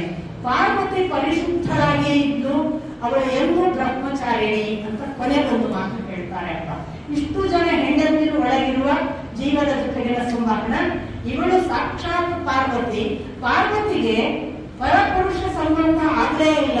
ಯಾಕೆ ಅಂದ್ರೆ ಅವರು ಮತ್ತು ಹೇಳ್ತಾರೆ, ಭೂಲೋಕದಲ್ಲಿ ಇದ್ದ ಶಿವನ ಅಂಶ ಅಶ್ವತ್ಥಾಮ. ಆ ಶಿವ ಬ್ರಹ್ಮಚಾರಿಯಾಗಿದ್ದ, ಹಾಗಾಗಿ ಪಾರ್ವತಿ ಬ್ರಹ್ಮಚಾರಿಣಿ ಅಂತ. ಇದೆಲ್ಲ ಅಪ್ಪನ ಲೆಕ್ಕಾಚಾರ, ಮಧ್ವಾಚಾರ್ಯರ ಮಹಾಭಾರತ ತಾತ್ಪರ್ಯ ನಿರ್ಣಯದ ಹಿನ್ನೆಲೆ. ಸೊ ಇದು ಅಪ್ಪನ ಮತ್ತು ಮಧ್ವಾಚಾರ್ಯರ ಸಂಶೋಧನಾತ್ಮಕ ಮನಸ್ಸಿನ ಗೌರವವನ್ನ ನಾನು ಸಲ್ಲಿಸಿಕೊಂಡು ನಿಮ್ಮ ಮುಂದೆ ನಿವೇದಿಸಿಕೊಳ್ಳುವ ವಿಷಯ. ತುಂಬಾ ಲಾಜಿಕಲಿ ಸೈಂಟಿಫಿಕಲಿ ಸಂಶೋಧನೆ ಇರೋದ್ರಿಂದ ನನಗೆ ಆ ಬಗ್ಗೆ ಬಹಳ ಅದ್ಭುತವಾಗಿ ಅಶ್ವತ್ಥಾಮ ಅವನು ರುದ್ರಾಂಶ ಅಂತ ಮೊದಲೇ ದೇವತೆಗಳ ಅಂಶದಲ್ಲಿ ವೇದವ್ಯಾಸರು ಕೇಳ್ತಾರೆ. ಆದ್ರೆ ರುದ್ರಾಂಶನಾದ್ರೆ ಅವನ ಮದುವೆ ಆಗಿಲ್ಲ. ನೋಡಿ, ಅದಕ್ಕಾಗಿಯೇ ಕೊನೆಗೊಂದು ಸಂದರ್ಭ ಬರುತ್ತೆ. ಅಶ್ವತ್ಥಾಮನ ತಲೆ ಕತ್ತರಿಸಿಕೊಂಡು ಬನ್ನಿ ಅಂತ ಪಾರ್ವತಿ ಕಳಿಸ್ತಾಳೆ ಅರ್ಜುನನನ್ನು, ಕೃಷ್ಣನನ್ನು. ಆದರೆ ಅರ್ಜುನ ಮುಡಿ ಹಿಡ್ಕೊಂಡು ಬಂದು ಹೇಳು, ನಾನೀಗ ಅವನನ್ನು ಮುಗಿಸ್ತೇನೆ, ನಿನ್ನ ಆದೇಶಕ್ಕೆ ಕಾಯ್ತಿದ್ದೇನೆ ತಂದಿಡುವಾಗ ಬೇಡ, ಅವನು ಕೊಲೆ ಮಾಡಬೇಕು. ಎಲ್ಲೋ ಪಾರ್ವತಿ ರುದ್ರಾಂಶ ಅಲ್ಲೂ ಕೆಲಸ ಮಾಡಿದ್ದೇನೋ ಅಂತ ಅನ್ಸುತ್ತೆ. ಸೊ ಅಲ್ಲದೆಯಕ್ಕಾಗಲಿಲ್ಲ. ಈ ತರ ಅವರ ಸಂಸಾರ ನಡೆಯಿತು. ಒಂದು ದಿನ ಬ್ರಾಹ್ಮಣನ ದನಗಳನ್ನು ಅಪಹರಿಸಿದ್ರು, ಕಳ್ಳರು ಬಂದು ಒಬ್ಬ ಹೊಡೆದ. ನನ್ನ ಗೋವುಗಳನ್ನು ಅಪಹರಿಸಿದ ಕಳ್ಳನ ರಕ್ಷಣೆ ಮಾಡುವ ರಾಜರಿಲ್ಲ, ಇದೆಂತ ಅರಾಜಕತೆ, ಈ ರಾಜರಿದ್ದೇನು ಉಪಯೋಗ ಅಂತ ಅವನು ಬಟ ಬಂದು ಮನೆ ಮುಂದೆ, ಅರಮನೆಯ ಮುಂದೆ ಮುಗ್ಬಿಡ್ತಾನೆ. ಆಗ ಅರ್ಜುನನಿಗೆ ಅದು ಕೇಳಿಸ್ತದೆ. ಹೆದರಬೇಡ, ನಾನಿದ್ದೇನೆ ಅಂತ ಹೇಳ್ತಾನೆ. ತಕ್ಷಣ ನೆನಪಾಗುತ್ತೆ, ಅಂತಃಪುರ ಕೆಲವೊಂದು ಆಗ್ತದೆ ಅನ್ಸುತ್ತೆ, ಇಷ್ಟು ದೊಡ್ಡ ಅರಮನೆ ಇಲ್ಲ ಅಂತಃಪುರದಲ್ಲಿ ಏನಾಗುತ್ತೆ ಹೇಳೋದು, ಬೇರೆ ಜಾಗ ಇಲ್ಲ ಇವರಿಗೆ. ಕೋಪದ ಮನೆ ಅಂತ ಇತ್ತು ಅಂತ ರಾಮನ ಅರಮನೆ ಕಡೆ ಬರುತ್ತೆ. ಒಂದು ಹೆಣ್ಮಕ್ಳಿಗೆ ಕೋಪ ಬಂದ್ರೆ ಕೋಪಕ್ಕಾಗಿ ಒಂದು ಮನೆ ಇತ್ತು. ಕೋಪ ಬಂದ ಹೆಣ್ಮಕ್ಳು ಅಲ್ಲಿ ಆಡುತ್ತಿದ್ರು. ಅವಾಗ ರಾಜನಿಗೆ ಗೊತ್ತಾಗ್ತಿತ್ತು ದಶರಥನಿಗೆ, ಒಬ್ಬ ನನ್ನ ಹೆಂಡತಿ ಕೋಪ ಬಂದಿದ್ದಾರೆ, ಆ ಕೋಪ ಮನೆಗೆ ಹೋಗ್ತಿದ್ದ ಅಂತ. ಇಷ್ಟೆಲ್ಲ ಡಿಟೇಲ್ಸ್ ಇರುವಂತಹ ಅರಮನೆಯಲ್ಲಿ ಅಂತಃಪುರದ ಆಯ್ದೆ ಹಾಕಿಕೊಳ್ಳೋ ಪ್ರಶ್ನೆ ಬರುತ್ತೆ. ಬಟ್ ಕೆಲವೊಮ್ಮೆ ನೋಡಿ ವಿಧಿಚಿತ್ತ ಅನ್ನೋ ಲೆಕ್ಕಕ್ಕೆ ಬಂದ್ರೆ ನಾವು ಎಷ್ಟೋ ಸಾರಿ ಮಾಡ್ತೇವೆ, ಎಲ್ಲೋ ಇಡಬೇಕಾದನ್ನ ಆ ಜಾಗಕ್ಕೆ ಇಡದೆ ತಪ್ಪುತ್ತೇವೆ. ನಮ್ಮ ವಿಧಿಯನ್ನ ಬದಲಾಯಿಸ್ಲಿಕ್ಕೆ ಅದು ಯಾವುದೋ ಮಾಡಿಸ್ತದೆ, ನಿಜವಾಗಿ ನಿತ್ಯವೂ ಒಂದೇ ಜಾಗದಲ್ಲಿ ಇಡ್ತೀವಿ. ಅದು ಯಾವುದೋ ಕಾರಣಕ್ಕೆ ಆ ರಾತ್ರಿ ಕಳ್ಳ ಬಂದ ಕೋಣೆಯಲ್ಲಿ ಗಂಧಿರೋದಿಲ್ಲ ಅಲ್ವಾ? ನಮ್ಮಲ್ಲಿ ನಮ್ಮ ಬದುಕಿನಲ್ಲೂ ಕೂಡ ಇದು ನಡೆಯುತ್ತೆ. ಅದಕ್ಕೆ ನಾನು ಬಹಳ ಬಾರಿ ಹೇಳೋದು, ಹನುಮಂತ ತಗೊಂಡು ಬಂದ ನೋಡಿ ಸಂಜೀವಿನಿಗಾಗಿ ಒಂದು ಪರ್ವತವನ್ನ, ಇಡೀ ಸಂಜೀವಿನಿ ಪರ್ವತವನ್ನು ತಗೊಂಡು ಬಂದ ಅಂತ ಅಷ್ಟೇ ಬಂದಿಲ್ಲ ವಾಲ್ಮೀಕಿ. ಆ ಸಂಜೀವಿನಿಯಲ್ಲಿ ಔಷಧಿಯ ಗಿಡವನ್ನು ತೆಗೆದ ಬಳಿಕ ಲಕ್ಷ್ಮಣ ರಾಮನಿಗೆ ಪ್ರಜ್ಞೆ ಬಂದ ನಂತರ ಹನುಮಂತ ಮತ್ತದನ್ನು ತಗೊಳ್ಳೋದು ಜಾಗಕ್ಕಿಟ್ಟ ಅಂತ ಹೇಳ್ತಾರೆ. ಈ ಜಾಗಕ್ಕಿಡೋದಿದೆಯಲ್ಲ ಮನುಷ್ಯ ಕಲಿಯಬೇಕು, ಬಹಳ ದೊಡ್ಡ ಪಾಠ. ಯಾರೆಲ್ಲ ಜಾಗಕ್ಕಿಟ್ಟಿಲ್ಲ ನೋಡಿ ಅವ್ರು ಒಂದಲ್ಲ ಒಂದು ದಿವಸ ಅನುಭವಿಸ್ತಾರೆ.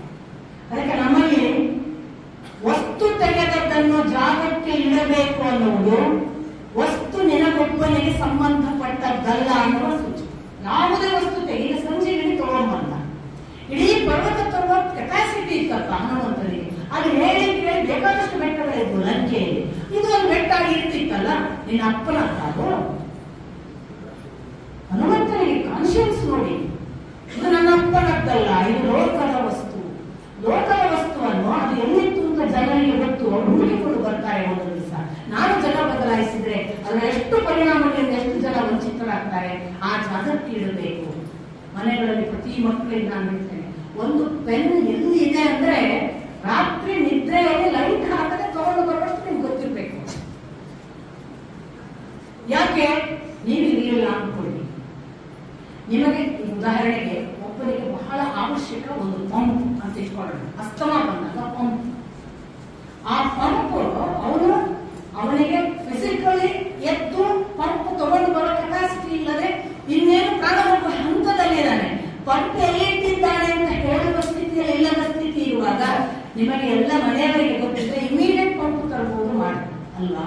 ಸಪೋಸ್ ಅವನು ದಿನಕ್ಕೊಂದು ಬಡಿ ಇಟ್ಟರೆ ಆ ದಿವಸ ಅವನು ಎಲ್ಲಿಟ್ಟಿದ್ದಾನೆ ಅಂತ ಹುಡುಕುವಾಗಿ ಪ್ರಾಣ ಹೋಗಿದ್ದು. ನಾನು ಸೂಕ್ಷ್ಮಗಳನ್ನು ಹೇಳಿದೆ, ಮನುಷ್ಯ ಸೂಕ್ಷ್ಮ ಸಂವೇದನೆಗಳನ್ನು ಎಲ್ಲೆಲ್ಲಿ ಕಳ್ಕೊತಾನಲ್ಲ. ಸೋಪ್ ಇಡುವಲ್ಲಿಯೇ ಸೋಪ್, ಬ್ರಷ್ ಇಡುವಲ್ಲಿಯೇ ಬ್ರಷ್. ನಾನು ಇಡುವ ಚಪ್ಪಲಿಯ ಜಾಗ ಯಾವಾಗಲೂ ಇದೇ ಜಾಗ. ನಾನು ಎಲ್ಲೋ ತೋಟದಲ್ಲಿ 10 ಎಕರೆ ಆಚೆಗೆ ಇಟ್ಕೊಂಡು ನಮ್ಮ ಮನೆಯ ಯಾರಿಗೂ ನನ್ನ ಚಪ್ಪಲಿ ತಾನೆ ಅಂದ್ರೆ ಎಲ್ಲಿಟ್ಟು ಅಂತ ಅವ್ರು ಕೇಳಬಾರ್ದು.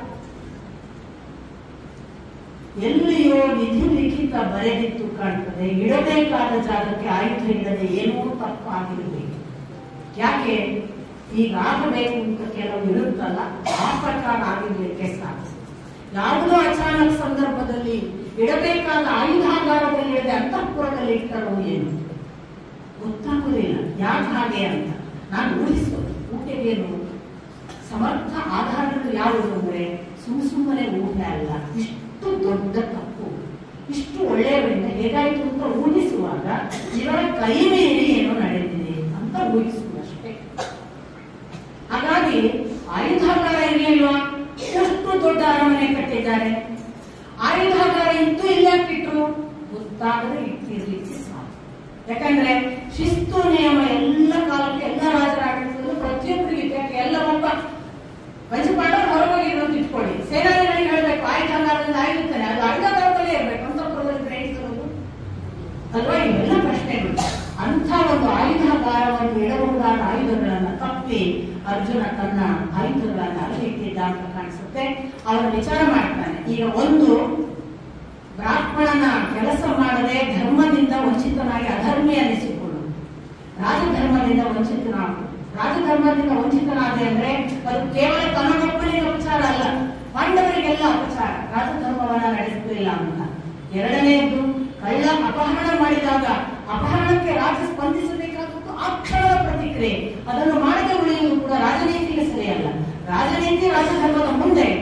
ಎರಡನೆಯದಿತ್ತು ಅವರದೊಂದು ಕಂಡೀಷನ್, ಸಪೋಸ್ ಒಬ್ಬ ಗಂಡನ ಜೊತೆಗೆ ಲಿಂಗಮ್ಮ ಬಂದರೆ ಅವನು 12 ವರ್ಷ ತೀರ್ಥಯಾತ್ರೆಗೆ ಹೋಗಬೇಕು.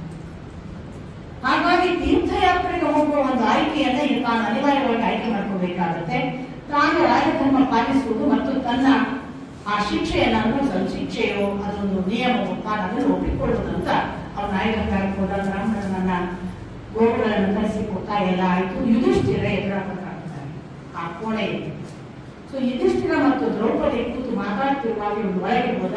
ಮುಂದೆ ಆಯ್ನಾಗಾರದ ನಂತರದ ಕೆಲಸಗಳನ್ನು ಮುಗಿಸಿ ಬಂದ ನಂತರ ಯುಧಿಷ್ಠಿರನಿಗೆ ಹೋಗಿ ಸಾಷ್ಟಾಂಗ ನಮಸ್ಕರಿಸಿರುತ್ತಾನೆ.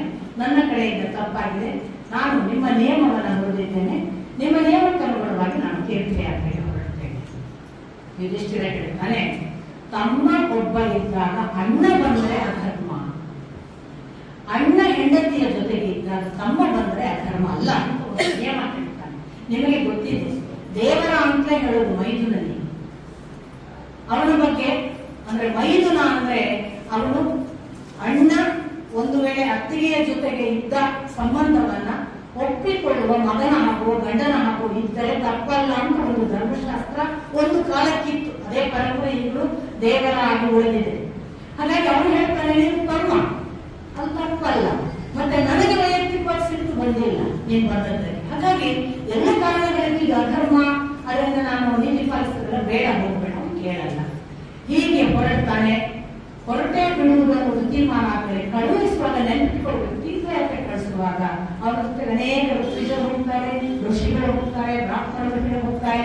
ಕಥೆಗಳನ್ನು ಹೇಳುವ ಕಥಾಶ್ರವಣ ಮಾಡುವುದಕ್ಕೆ ಇವರಿಗೆ ಅನುಕೂಲ ಆಗುವ ಹಾಗೆ ಕಥೆ ಹೇಳುವವರು ಹೋಗ್ತಾರೆ.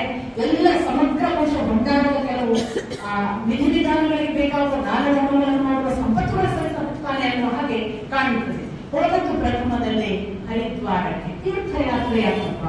12 ವರ್ಷದ ತೀರ್ಥಯಾತ್ರೆ ಅಂದ್ರೆ ನಮ್ಮಲ್ಲಿ ಏನು ಅಂದ್ರೆ, ನಾವು ವಿಮಾನದಲ್ಲಿ ಹೋಗೋದು, ಇಳಿಯೋದು ಅಷ್ಟೇ. ನಾವು ಸ್ನಾನ ಮಾಡಿ ಬಂದ್ವಿ, ಕುಂಭಮೇಳ ಸ್ನಾನ ಮಾಡಿ ಬಂದ್ವಿ, ಅದು ತೀರ್ಥಯಾತ್ರೆ ಅಂತ.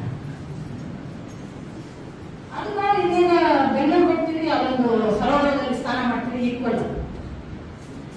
ನದಿಯನ್ನು ಒಂದು ಪಾರ್ಟ್ ಬಿಟ್ರೆ ತೀರ್ಥಯಾತ್ರೆ, ತೀರ್ಥ ಆಗುವುದು ಯಾವಾಗ? ಒಂದು ಸಂಗತಿ ಸಾಮಾನ್ಯ ಇದ್ದದ್ದು, ತೀರ್ಥ ಆಗುವುದು ಯಾವಾಗ? ಯಾವುದು ತೀರ್ಥದಲ್ಲ ಆ ಎಲ್ಲ ಲೌಕಿಕದ ವಾಂಛೆಗಳು ತೀರಿ ನಾನೊಂದು ಒಳಿತಿನಲ್ಲಿ ಆಗುವುದು, ಸ್ಥಾಪಿತ ನಾನು. ಆಗ ನಾನು ತೀರ್ಥ ಸ್ಥಿತಿಗೆ ತರುತ್ತೇನೆ. ಯಾವಾಗ ನೋಡಿ, ಪ್ರಕೃತಿಯ ಜೊತೆಗೆ ನಡ್ಕೊಂಡು ಹೋಗೋದು, ಗಿಡಮರಗಳ ಬುಡದಲ್ಲಿ ಮಲಗೋದು, ದೇವಸ್ಥಾನಗಳಲ್ಲಿ ಇರೋದು, ಯಾರೋ ಕೊಟ್ಟ ಊಟ ಮಾಡೋದು, ಒಂದು ವೇಳೆ ಯಾರು ಕೊಡದಿದ್ರೆ ಗಿಡಮರದ ಬುಡದಲ್ಲಿ ಬಿದ್ದ ಹಣ್ಣುಗಳನ್ನು ಹೂವುಗಳನ್ನು ಆರಿಸಿಕೊಂಡು ತಿನ್ನೋದು, ಯಾವುದೋ ಬೆಡ್ಡ ಗೆಣಸುಗಳನ್ನಾಗಿರುವ ಅಲ್ಲಿಯೇ ಅದನ್ನು ಭಕ್ಷಿಸಿ ಅಲ್ಲೇ ನಂತು ಹೋಗೋದು, ಅಲ್ಲಲ್ಲಿ ನದಿ ಸ್ನಾನ ಮಾಡೋದು, ಹಾಗೆ ಮಾಡ್ಕೊತ ನೀವು ಹೋದ್ರೆ ಅದು ತೀರ್ಥಯಾತ್ರೆ. ಯಾಕೆ? ಪ್ರಕೃತಿಯ ಜೊತೆಗೆ ನಿರಂತರ ಬದುಕುವವರಿಗೆ ಪ್ರಕೃತಿಯ ಗುಣಗಳು ಬರಲಿಕ್ಕೆ ಶುರುವಾಗ್ತದೆ. ಅದು ನಿರಂತರವಾಗಿ ನಮ್ಮನ್ನು ಪ್ರಕೃತಿಯಂತೆ ಪರಿಶುದ್ಧ ಮಾಡ್ತದೆ, ಸಹಜ ಮಾಡ್ತದೆ, ಸ್ವಭಾವದಿಂದ ಎಲ್ಲ ಗುಣಗಳಿಂದ. ಅಂತ ಪರಿಶುದ್ಧತೆ ಬಂದರೆ ಅದು ತೀರ್ಥಯಾತ್ರೆ. ಈಗಂತೂ ಮತ್ತೆ ನೋಡಿ, ದೇವರ ಹತ್ರ ಹೋಗುವಾಗ ನಾವು ಏರಿ ಏರಿ ಏರಿ ಏರಿ ಏರಿ ಟಾಪಿಗೆ ಹೋಗಿ ಆ ತುದಿ ಹೋಗಲ್ವಾ, ಏನ್ ಸುಂದರವಾಗಿದೆ ಅನ್ನೋದು ದೈವತ್ವ. ಹಿಂದೆ ದಕ್ಷಿಣಗಳಲ್ಲಿ ಬಹಳ ಸುಂದರವಾದ ದೇವಾಲಯಗಳಿತ್ತು. ಉತ್ತರ ಭಾರತದಲ್ಲಿ ನೋಡಿ ದೇವಾಲಯಗಳಿಲ್ಲ. ಏನು ದೇವಾಲಯ ಅಂತ ಜಾಗ ತೋರಿಸ್ತಾರೆ, ಅವೆಲ್ಲ ಬ್ಯೂಟಿಫುಲ್ ಪಾಯಿಂಟ್ಸ್, ವ್ಯೂ, ನಮ್ಮ ಪ್ರಕಾರ ವ್ಯೂ ಪಾಯಿಂಟ್ಸ್, ಒಳ್ಳೊಳ್ಳೆ ವ್ಯೂ. ಒಬ್ಬ ಅಂಶ ನಡ್ಕೊತ ಒಂದು ತುತ್ತು ಟಾಪ್ ತಲುಪಿದಾಗ ಅವರು ಇಲ್ಲೇ ದೇವರಿದ್ದಾನೆ ಅನ್ನುವಂತಹ ಸೌಂದರ್ಯ ಅನುಭವ ಬಂತಲ್ಲ, ಆಗ ಸೌಂದರ್ಯವೇ ದೇವರು ಅಂತ ಅವನು ಅಲ್ಲಿ ದೇವಾಲಯ ಅಂತ. ಅದು ದೇವಾಲಯ ಸ್ಥಾಪನೆ ಉದ್ದೇಶ ಅಲ್ಲ. Height itself is God. ಆ ಹೈಟಿನ beauty itself is beauty of God. ಆ ತರದ ಒಂದು ಕಾನ್ಸೆಪ್ಟ್. ಇದು ಎಲ್ಲ ನಾವು ಏರಿ ಏರಿ ಏರಿ ಹೋದವನಿಗೆ ಗೊತ್ತು ಆ ಖುಷಿ. ಟಾಪಿಗೆ ಹೋದಾಗ ಆಗುವ ಆನಂದ. ಒಂದು ಹೆಲಿಕಾಪ್ಟರ್ ಹೋಗಿ ಕೆಲವನ್ನ ಹೇಳಿದ್ರೆ ದೇವರ ಅಧರ್ಪತ. ನಾನು ಬಹಳ ಬಾರಿ ಹೇಳೋದು, ಬದುಕಿನಲ್ಲಿ ಏರುವುದಕ್ಕೆ ಅನುಗ್ರಹ ಬೇಕು, ಇಳಿಯುವುದಕ್ಕೆ ಪ್ರಾರಬ್ಧ ಸಾಕು. ಸೊ ನಾವು ಎಷ್ಟೋ ಜನ ಬಿದ್ದಿದ್ದೇವೆ ನೋಡಿ, ಎಷ್ಟೋ ಜನ ಎದ್ದು ಕಥೆ ಮೊನ್ನೆ ಎಲ್ಲ ಕೇಳಿದ್ವಿ ನೋಡಿ. ವಸ್ತುಗಳು ಬಿದ್ದರು, ಯಯಾತಿ ಬಿದ್ದ, ಎಲ್ಲ ಕಥೆಗಳು ಏನ್ ಹೇಳಿದ್ರು, ಅವರ ಪ್ರಾರಬ್ಧ ಬೀಳಿಸಿದ್ರು, ಏರ್ಲಿಕ್ಕೆ ಎಷ್ಟು ಕಷ್ಟಪಟ್ಟರು, ಅನುಗ್ರಹ ಬೇಕು. ಹಾಗೆ ತೀರ್ಥಯಾತ್ರೆ ಅಂದ್ರೆ ಅದೊಂದು ತರದ ನಿರಂತರ ನಡೆ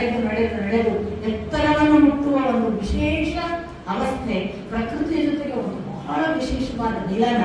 ಲೋಕವೆಲ್ಲ ಲೌಕಿಕ ಸಂಪರ್ಕ ಕಳಚಿಕೊಂಡು ಪ್ರಕೃತಿಯ ಭಾಗವಾಗಿ ಬಿಟ್ರೆ ಋಷ್ಯಶೃಂಗನ ಹಾಗೆ ಆಗ್ತೇವೆ ನಾವು ಪ್ರಕೃತಿಯೇ. ಅಂಥ ಸ್ಥಿತಿ ತೀರ್ಥಯಾತ್ರೆ ಅಂಥದೊಂದು ಬ್ರಹ್ಮಚರ್ಯದಲ್ಲಿ ಮಾಡಬೇಕು. ಹಾಗೆ ಬ್ರಹ್ಮಚರ್ಯಕ್ಕೆ ಮತ್ತೆ ಹೊಸ ವ್ಯಾಖ್ಯಾನ ನೀವು ನೆನಪಿಟ್ಕೊಳ್ಳಿ. ಹೊರಟ ಫಸ್ಟ್ ಹೋದದ್ದು ಹರಿದ್ವಾರ ಅಂತ ಹೇಳ್ತಾರೆ.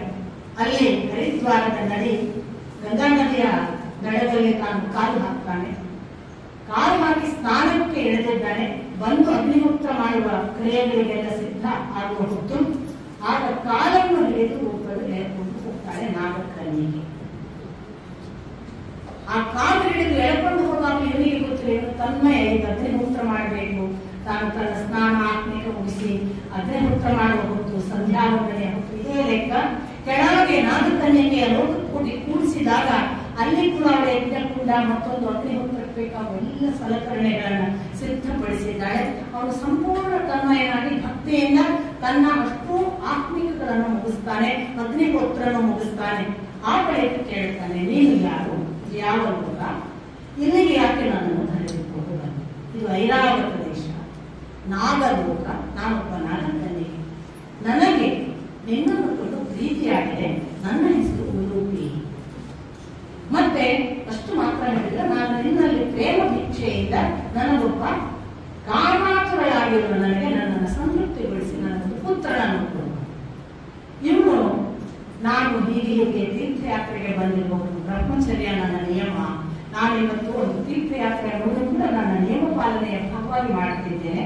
ನನಗೆ ಇದನ್ನು ಮಾಡುವುದರಿಂದ ಅಷ್ಟು ಉಚಿತವಲ್ಲ ಎಂಬ ಭಾವ ಇದೆ. ನೀನು ನಿನ್ನ ಧರ್ಮವನ್ನು ವಿವೇಚಿಸಿ ನನಗೆ ಉತ್ತರ ಕೊಡುವಂತ. ಅವಳ ಧರ್ಮ ಯಾವುದು? ನನಗೆ ಪುತ್ರ ಬೇಕು, ನಾನು ಕಾಮಾತುರಳಾಗಿ ಬಂದಿದ್ದೇನೆ. ಅಯಾಚಿತ ಬೇಡುವುದಿದೆಯಲ್ಲ, ಇವನು ಅಪೇಕ್ಷೆ ಪಡದೆ ಅವಳು ಬೇಡುವಾಗ ಇವನು ಇಲ್ಲ ಹೇಳಿಕ್ಕಿಲ್ಲ. ಅದೊಂದು ಧರ್ಮ ಪಾಲನೆ. ಆ ಕಾಲಕ್ಕೆ ಧರ್ಮ ಪಾಲನೆಗಳು ಕಾಲ ಕಾಲಕ್ಕೆ ಬದಲಾಗ್ತವೆ ಅನ್ನೋದನ್ನು ನಾನು ಅನೇಕ ಉದಾಹರಣೆಗಳನ್ನು ನಿಮಗೆ ಕೊಟ್ಟಿದ್ದೇನೆ. ಇವತ್ತಿನ ಧರ್ಮ ಬೇರೆ ಇತ್ತು, ನಾಳೆ ಬೇರೆ ಧರ್ಮ ಆಗುತ್ತೆ. ಸೊ ಧರ್ಮ ಪಾಲನೆ ಅನ್ನೋದು ಒಂದೊಂದು ಶಾಸನಕ್ಕೆ ಅನುಗುಣವಾಗಿ 14 ವರ್ಷದ ಬಾಲ ಅಪರಾಧವನ್ನು ತಿದ್ದಬೇಕು ಅಂತ ಈಗ ಆಗ್ತಿದೆ. ಯಾಕೆ 14 ವರ್ಷದ ಮೊದಲೇ ಈಗ ಕ್ರೂಯಲ್ ಆಗಿದ್ದಾರೆ, ಕ್ರಿಮಿನಲ್ ಆಗಿದ್ದಾರೆ. ಬಾಲಾಪರಾಧವನ್ನು ಇನ್ನೂ ಸಣ್ಣ ವಯಸ್ಸಿಗೆ ಮಾಡ್ತಾ ಇದ್ದಾರೆ ಹುಡುಗರು. ಅದನ್ನು 14 ವರ್ಷಕ್ಕಿಂತ ತಿದ್ದುಪಡಿ ಮಾಡಬೇಕು ಅನ್ನೋ ತಿದ್ದುಪಡಿಗಳೆಲ್ಲ ಮಾತಿನಲ್ಲಿ ನಡೆದಿದೆ. ಆದ್ರಿಂದ ಅವನು ಹೇಳ್ತಾನೆ, ನನಗೆ ಅನುಮತಿ ಇಲ್ಲ, ನೋಡು ನೀನು ನಿನ್ನ ಧರ್ಮಶಾಸ್ತ್ರ. ಆಗ ಅವಳು ಹೊತ್ತು ಕೇಳಲ್ಲ. ನನಗೆ ಮಕ್ಕಳನ್ನು ಕೊಡುವುದರಿಂದ ನಿನ್ನ ಬ್ರಹ್ಮಚರ್ಯ ನಷ್ಟವಾಗುವುದಿಲ್ಲ, ನಿನ್ನ ತೀರ್ಥಯಾತ್ರೆಗೂ ತೊಂದರೆ ಆಗುವುದಿಲ್ಲ, ನಿನ್ನ ನೇಮ ಪಾಲನೆಯೂ ಏನೂ ಅಡ್ಡಿಯಾಗುವುದಿಲ್ಲ.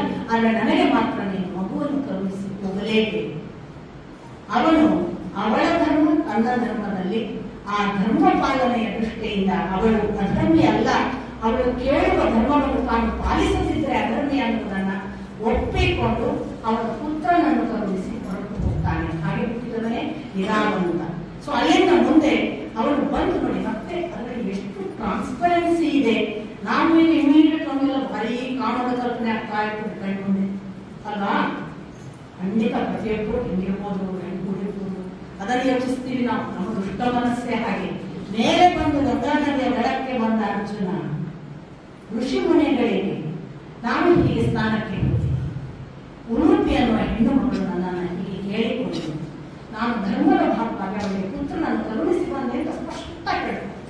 ಇದು ಕ್ಲಾರಿಟಿ, ಇದು ಟ್ರಾನ್ಸ್ಪರೆನ್ಸಿ, ಇದು ಗುಟ್ಟಾಗಿ ನಡೆಯುವ ಅನೈತಿಕ ವ್ಯವಹಾರದ ಮೋಸ ವಂಚನೆಯ ನನ್ನ ನಿಮ್ಮ ಭಾಗವಲ್ಲ. ಈ ಎಚ್ಚರ ನಮಗೆ ಬೇಕು. ಅವರಿಂದ ಟ್ರಾನ್ಸ್ಪರೆನ್ಸಿ ಅವರೆಷ್ಟು ಕ್ಲೀನ್ ಅಂತ, ಎಷ್ಟು ಪರ್ಫೆಕ್ಟ್ ಅಂತ, ಎಷ್ಟು ಟುವರ್ಡ್ಸ್ ಧರ್ಮ ಮತ್ತು ಆ ನಿಷ್ಠೆ ಅಂತ. ಇದನ್ನ ಗಮನಿಸದೆ ನಾವು ಯೋಚನೆ ಮಾಡೋದ್ರಿಂದ ಇದು ನಮಗೆ ಅಪಾರ್ಥಗಳಿಗೆ ಕಾರಣ ಆಗ್ಬೋದು. ಮುಂದಿನ ಭಾಗಕ್ಕೆ ಬಂದ್ರೆ ಅವನು ಹಾಗೆ ತಾನು ಅಲ್ಲಿಂದ ಮುಂದಕ್ಕೆ ಹೊರಡ್ತಾನೆ. ಮುಂದೆ ಹೋಗ್ತಾ ಹೋಗ್ತಾ ಅವನ ಪ್ರಯಾಣ ಆ ಹಿಮವತ್ ಪರ್ವತದ ಕಡೆಗೆ ಹೋದ ಅಂತ ಹೇಳ್ತಾರೆ. ಆ ಹಿಮವತ್ ಪರ್ವತದ ಕಡೆಯ ಬೇರೆ ಬೇರೆ ಅಂಗ, ಕಳಿಂಗ, ರುಂಗ ಈ ಎಲ್ಲ ದೇಶಗಳನ್ನೆಲ್ಲ ನಡ್ಕೊಂಡು ಅದರ ನಂತರ ಅವನು ಬರುವುದು ಮಣಿಪುರ ರಾಜ್ಯಕ್ಕೆ. ಆ ಮಣಿಪುರ ರಾಜ್ಯಕ್ಕೆ ಬರುವವರೆಗೆ ಈ ಋಷಿ ಸಮೂಹ, ಮತ್ತಿತರರು, ಕಥೆ ಹೇಳುವವರು, ಜೊತೆಗೆ ಬಂದ ಸಲಹೆಗಾರರು, ಬೇರೆ ಬೇರೆ ರೀತಿಯ ಸೇನೆ ಮಿತ್ರರು ಅವರೆಲ್ಲ ಇದ್ದಾರೆ. ಇನ್ನೇನು ಅವರು ಮಣಿಪುರಕ್ಕೆ ಬರಬೇಕು, ಅವರು ಸಮುದ್ರ ಬರುತ್ತೆ. ಅಲ್ಲಿ ಅವರು ಉಳಿದವರೆಲ್ಲ ನಾವು ವಾಪಸ್ ಮರಳ್ತೇವೆ. ಇವನಿಗೊಂದು ಸಿದ್ಧತೆಗಾಗಿ ಇವನ ಜೊತೆ ಏಕಾಏಕಿ ಬಿಟ್ಬಿಡಬಾರ್ದು. ಇವನು ಮೆಂಟಲಿ ಪ್ರಿಪೇರ್ ಆಗುವವರೆಗೆ ಜೊತೆಗಿತ್ತು. ಆ ಬಳಿಕ ಇನ್ನು ನೀನು ಮುಂದುವರಿ, ನಿನ್ನ ತೀರ್ಥಯಾತ್ರೆ ಯಶಸ್ವಿಯಾಗಲಿ ಅಂತ ಹೇಳಿ ಅವರು ಹೊರಡ್ತಾರೆ. ಆಗ ಅವರು ಹೊರಡುವುದು 4 ಜನ ಸ್ನೇಹಿತರ ಜೊತೆಗೆ ಅಥವಾ ಅವಳ ಜೊತೆಗೆ ಬಂದ ಬಂಧುಗಳ ಜೊತೆಗೆ ಸಮುದ್ರ ದಾಟಿ ಈಚೆಗೆ ಬರ್ತಾನೆ. ಆಗ ಬರುವುದು ಮಣಿಪುರ ರಾಜ್ಯ. ಆ ಮಣಿಪುರ ರಾಜ್ಯಕ್ಕೆ ಬಂದಾಗ ಅವನಿಗೆ ಸಿಕ್ಕುವುದು ಚಿತ್ರವಾಹನ ಅನ್ನುವ ರಾಜ. ಚಿತ್ರವಾಹನನ ರಾಜ್ಯಕ್ಕೆ ಬಂದು ಚಿತ್ರವಾಹನನ ಆದರಾತಿಥ್ಯಗಳನ್ನು ಸ್ವೀಕರಿಸುವಾಗ ತೀರ್ಥಯಾತ್ರೆಯಲ್ಲಿ ದೊಡ್ಡವರು ಕರೆಯಬಹುದು. ನಿಮಗೆ ಗೊತ್ತು, ಈಗಲೂ ಕೂಡ ತೀರ್ಥಯಾತ್ರೆಗೆ ಹೊರಟ ಮಹಾನುಭಾವರನ್ನು ಶ್ರೀಮಂತರು ತಮ್ಮನೆ ಕೊಂಡು ಪಾದ ಪೂಜೆ ಭಿಕ್ಷೆ ಕೊಡ್ತಾರೆ. ಸೊ ಇವನು ತೀರ್ಥಯಾತ್ರೆಯ ಒಂದು ಭಾಗವಾಗಿ ಆ ರಾಜನ ಅರಮನೆಗೂ ಹೋಗ್ತಾನೆ. ಚಿತ್ರವಾಹನನ ಅರಮನೆಯಲ್ಲಿ ಚಿತ್ರಾಂಗದೆ ಸುಂದರಿಯನ್ನ ನೋಡ್ತಾನೆ ಅರ್ಜುನ. ನೋಡಿ, ಇಲ್ಲಿ ಅವರ ಮನಸ್ಥಿತಿಗಳ ವ್ಯತ್ಯಾಸಗಳನ್ನು ಗಮನಿಸಿ. ಇಲ್ಲಿ ಅವನು ನೇರವಾಗಿ ನಾನು ಚಿತ್ರಾಂಗದೆಗೆ ಮನಸ್ಸೋತಿದ್ದೇನೆ, ನನಗೆ ಅವರನ್ನು ಮದುವೆ ಮಾಡಿಕೊಡಿಲ್ಲ. ಇಲ್ಲಿ ಬೇರೆನೆ, ಅಲ್ಲಿ ಬೇರೆನೆ, ಇಲ್ಲಿ ಬೇರೆನೆ ಮನಸ್ಥಿತಿ. ತಕ್ಷಣ ಚಿತ್ರವಾಹನ ಹೇಳ್ತಾನೆ, ನನ್ನುಗೆ ಪೂರ್ವಜರು ಪ್ರಭಂಜನರು ಅಂತ. ಆ ಪ್ರಭಂಜನರಿಗೆ ಪುತ್ರ ಸಂತಾನ ಆದರೆ ಅವರನ್ನು ತಪಸ್ಸು ಮಾಡಿದರು. ಆಗ ಪುತ್ರ ಸಂತಾನ ನಿಮ್ಮ ಕುಟುಂಬದಲ್ಲಿ ಇನ್ನು ಮುಂದೆ ವಂಶದಲ್ಲೆಲ್ಲ ಪ್ರತಿ ಒಬ್ಬನಿಗೂ ಒಂದು ಗಂಡು ಮಗು ಆಗ್ತದೆ ಅಂತ ಆಗ ಆಶೀರ್ವಾದ ಆಗಿತ್ತು. ಅದು ಏನೋ ನನ್ನ ವಂಶದಲ್ಲಿ ನನಗೆ ಪುತ್ರಿಕಾ ಅಥವಾ ಪುತ್ರಿ ಹುಟ್ಟಿದ್ದಾಳೆ, ಪುತ್ರ ಹುಟ್ಟಿಲ್ಲ.